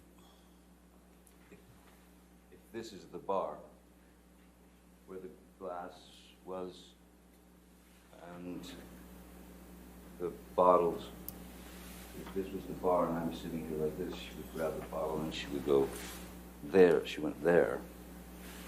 And so I was leaning like this in the chair, looking at her. First bottle went, then got the other bottle, shot, takes the second bottle, which was the larger one. I'm in this position again, and my hand is on the edge of the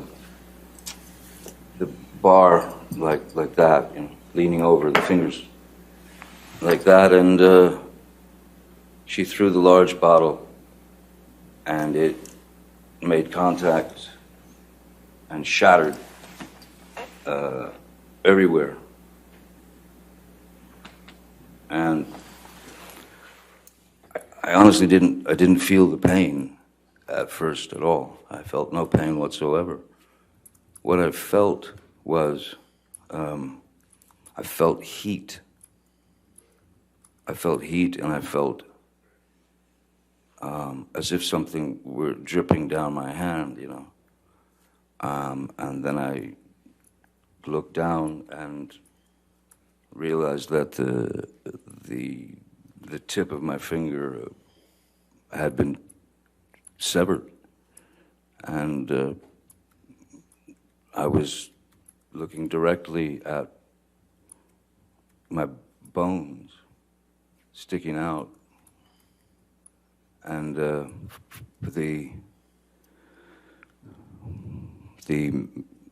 meaty portion of the inside of your finger, and blood was just pouring out. And at that point, I think that I went into some sort of, I don't know what a nervous breakdown feels like, but that's probably the closest that I've ever been. Nothing made sense. And I knew in my mind and in my heart, this is not life. This is not life. No one should have to go through this. And as I said, this feeling of nervous, being in the middle of some sort of nervous breakdown, I started to write with my blood, in my own blood, on the walls. Little reminders from our past that essentially represented lies that she had told me and lies that I had caught her in. And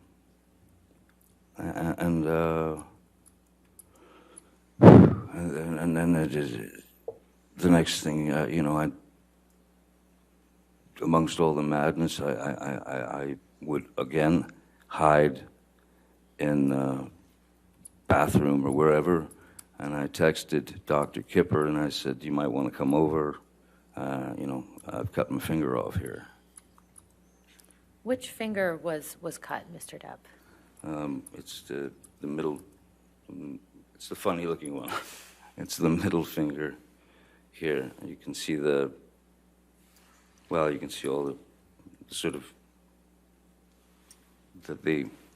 from the initial wound, all these bones up here were crushed, and it looked like Vesuvius, you know.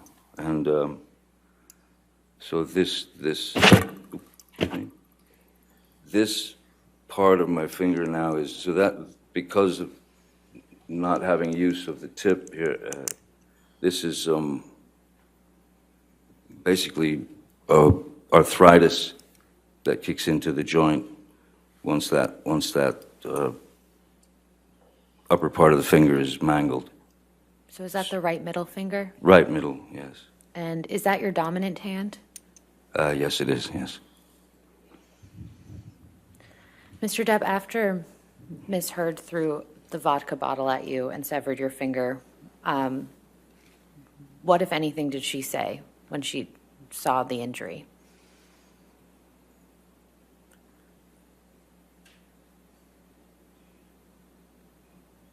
I don't recall anything, but just, it was almost like white noise, just someone yelling. It was just a high-pitched, constant attack of insults.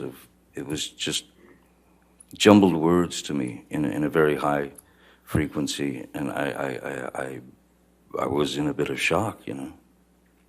I was in shock. You mentioned that you reached out to Dr. Kipper. Did you receive medical attention after that? Yes, Jerry Judge, Malcolm Connolly, I believe Debbie Lloyd was there. Yes, Debbie Lloyd was there. Ben King had arrived as well. Who is Ben King? Ben King he's essentially, he's a house, sort of an estate manager, and we'd worked together in London a few times, and he's a wonderful guy. So I brought Ben along to Australia to manage everything. He's very good and very nice. And then there was also I mentioned Malcolm and Jerry. Yeah, they were there as well. Which, if any, of the medical professionals that you saw that day did you tell what happened to your finger?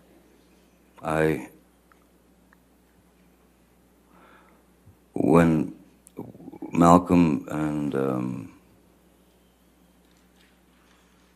Dr. Kipper, when they took me to, first we went to Malcolm's apartment where he was staying while we were shooting the film, and tried to clean my hand because I had worked the day before, and obviously when you're playing pirate, Captain Jack or whatever, you're covered. They paint with alcohol, with rubbing alcohol. They paint dirt all into your hands, and into your face and everything. So they were worried about getting my finger clean, so they tried doing that at Malcolm's, and then Kipper said, no, we got to get to emergency room, and we got to get hold of the tip of his finger. So we went to the emergency room. The doctor asked me what happened, and I lied to him. I said that I had smashed it in these large accordion doors, that it got caught in the accordion doors. Why would you lie about that? I lied because I didn't want to disclose that it was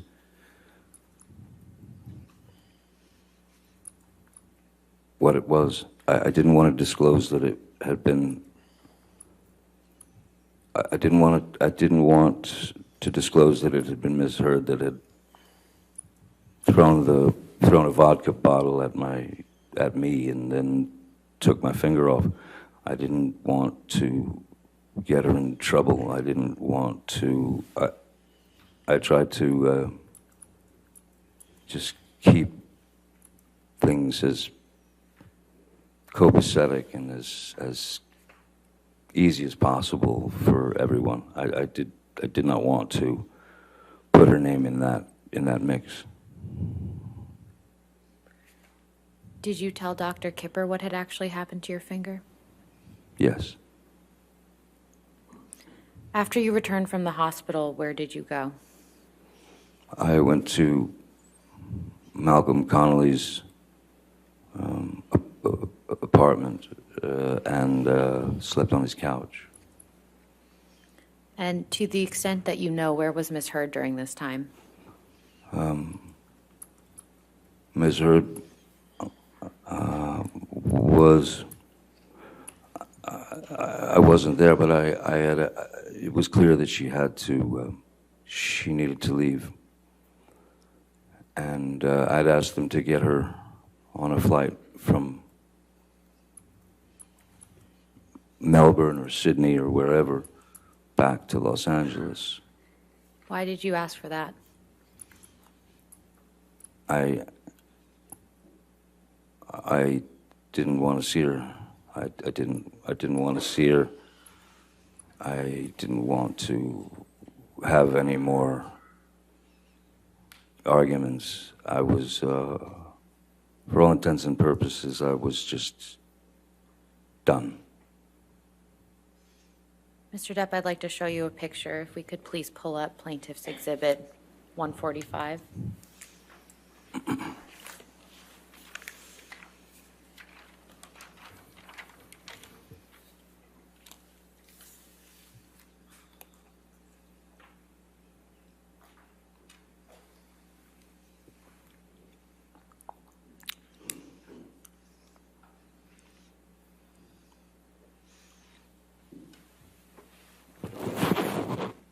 Mr. Yes. Depp, what is this a picture of? That is, that's me in the emergency room. I see a detail that I'd forgotten, which is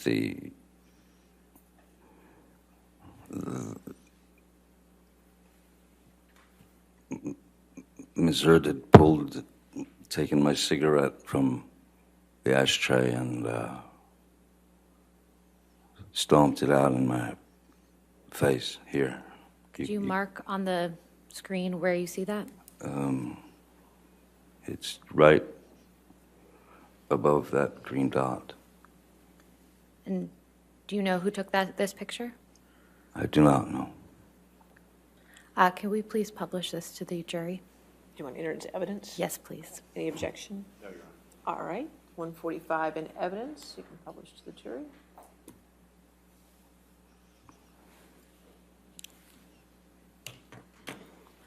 And so, Mr. Depp, now that the jury can see the photograph, can you again explain what that green dot is identifying? Just above the, well, just above the green dot is a wound from Ms. Heard taking my cigarette, and this is after the finger had gone away, and she stubbed it out in my face and on my cheek.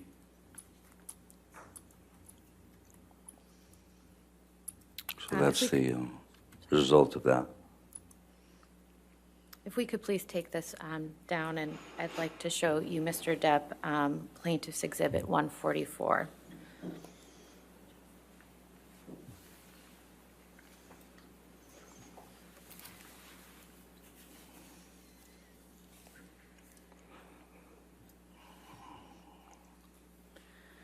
Yep, that's What is this, a picture of, Mr. Depp? the remains of my finger. And was this taken shortly after you were injured? I believe this was taken at the emergency room, I'd imagine. I'd move to this into evidence, but I'd like to also warn the jury and the people in the All right. audience that this is a very graphic picture. All right, any objection? No, Your Honor. All right, 144.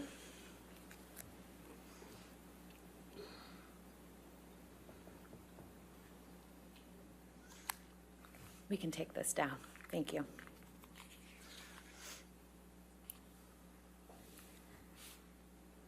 Mr. Depp, how long after your finger was injured did you return to LA?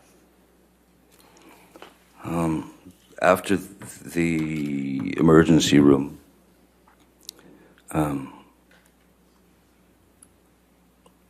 the following day, I was sent to they'd found a surgeon in Australia, so that I could go. They wanted me to take have X-rays taken and all that. So we went to that doctor, the finger surgeon, and he asked me what happened to my finger, and I again lied, and I stuck to the story that it was smashed in an accordion, a large accordion door. And he looked at me as if I were lying. And the next thing I heard was, "Sir, that is a wound of velocity." And Objection, hearsay. Your Honor, this is a communication in the context of medical treatment. I'll sustain the objection. Moving on. So, Mr. Depp, this was a surgeon you saw in Australia. yes, When did you return to Los Angeles after seeing that surgeon? I believe it was probably the next day, where might have been Kipper or someone who had hooked me up with a wonderful, a great expert in reconstruction of hands, fingers, digits, whatever. So I went to see the surgeon, and we prepped for surgery, pretty quickly. And what type of surgery did you have on your finger?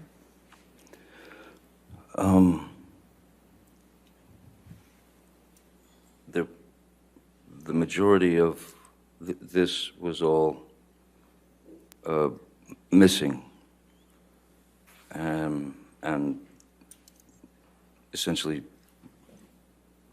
to some degree, hollowed out, if you will, because the bone had shattered, and then there was the bone that was sticking out down there. So he had to do a skin graft from this part of my hand and graft it onto my finger to give me a finger again. Anything else that was done to your finger to stabilize it?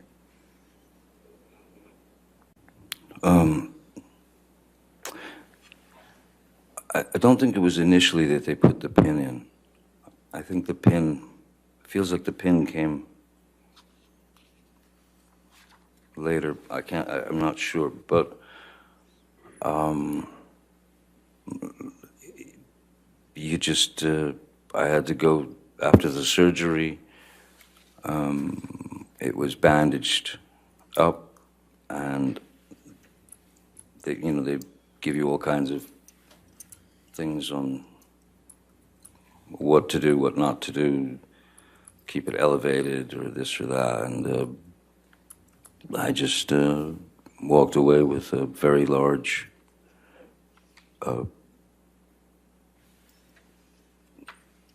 middle finger. It was all wrapped up to like this, and then,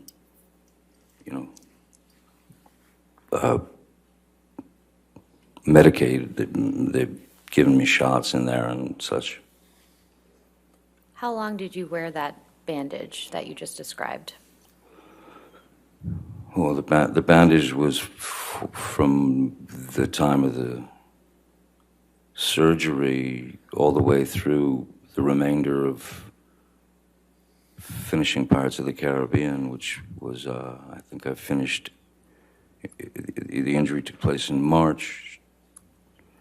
Finished Pirates of the Caribbean 5, I believe, in August, beginning of August, end of July.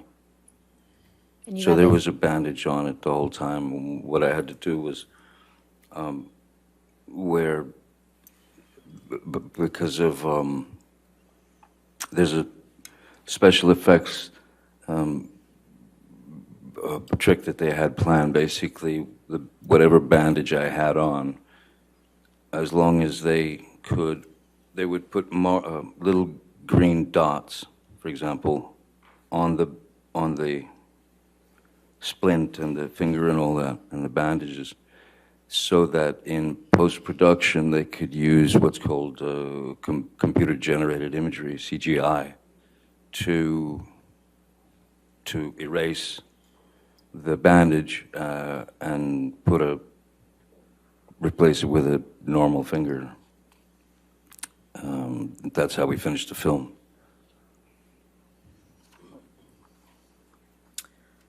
If we could please pull up Plaintiff's Exhibit 61.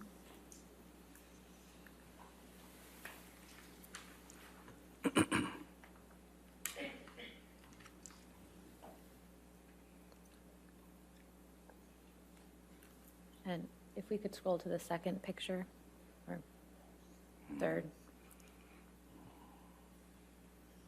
Can you keep going? One more, please. Another. Sorry, this is a series of pictures, and to spare everyone, I don't think I'll show you the immediate injury again. This was one right here. Thank you. Mr. Depp, do you recognize this picture? Yes, I do. And what's reflected in this picture? This was taken in the surgeon's office, where I'd go in, I had to go in every couple of few days to have it checked out for infections and such. And so the finger, non-finger, was wrapped quite heavily, and there was this medicated, kind of greasy medicated thing on top of the wound itself. And this, I believe, seems like when the pin was in here, and the the wrapping is, the bandage is, well, I had my choice, you know, and I thought, well, may as well take the kiddie bandages, you know, dinosaurs and hearts and unicorns. As I said, you know, at least have some humor to deflect the pain. Your Honor, I'd like to move Plaintiff's Exhibit 61 into evidence. Do you want the whole exhibit or just this picture? If we could publish the whole exhibit. You want the whole picture, the Yes. whole exhibit? Any objection to 61? No, Your Honor. All right, 61, but you just want to publish this part of 61? Okay, thank you.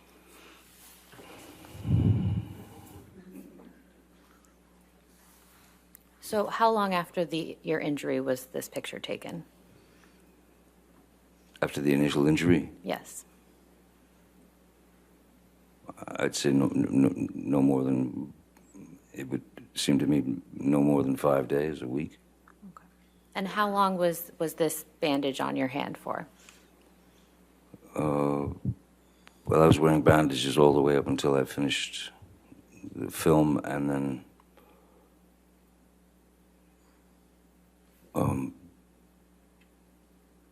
yeah, up through August for sure, and then beyond, I had to keep it. I had to keep it covered. I had to keep it protected.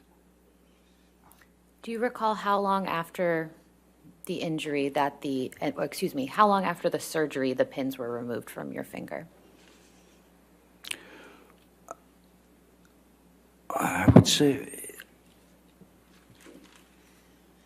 maybe, I think it was about 2 or 3 days, because I remember that there was maybe more, but I just remember that the pain seemed to be getting worse and worse as Debbie would rate it, you know, from is this an 8 out of 10? Is this a 3 out of 10? That kind of thing. At a certain point, it became kind of a 12 out of 10, because it felt hot, very, very, very hot, and it felt there was throbbing. It was like it was throbbing, and the pin in there. It was like I could feel the pin in there. So we'd called the surgeon. I called the surgeon, told him.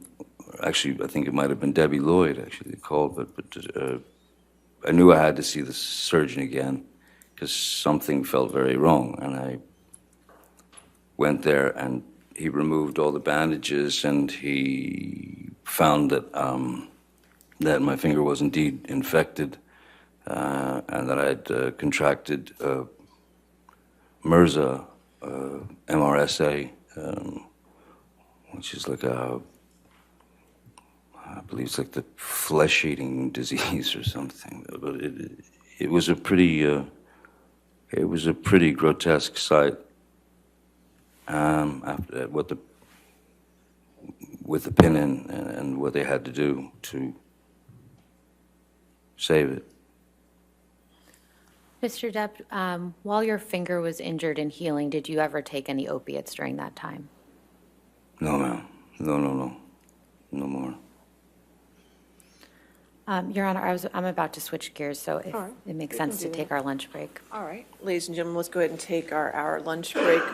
Come back at 2 o'clock. Just make sure you do not discuss the case and do not do any outside research, and we'll see you at 2.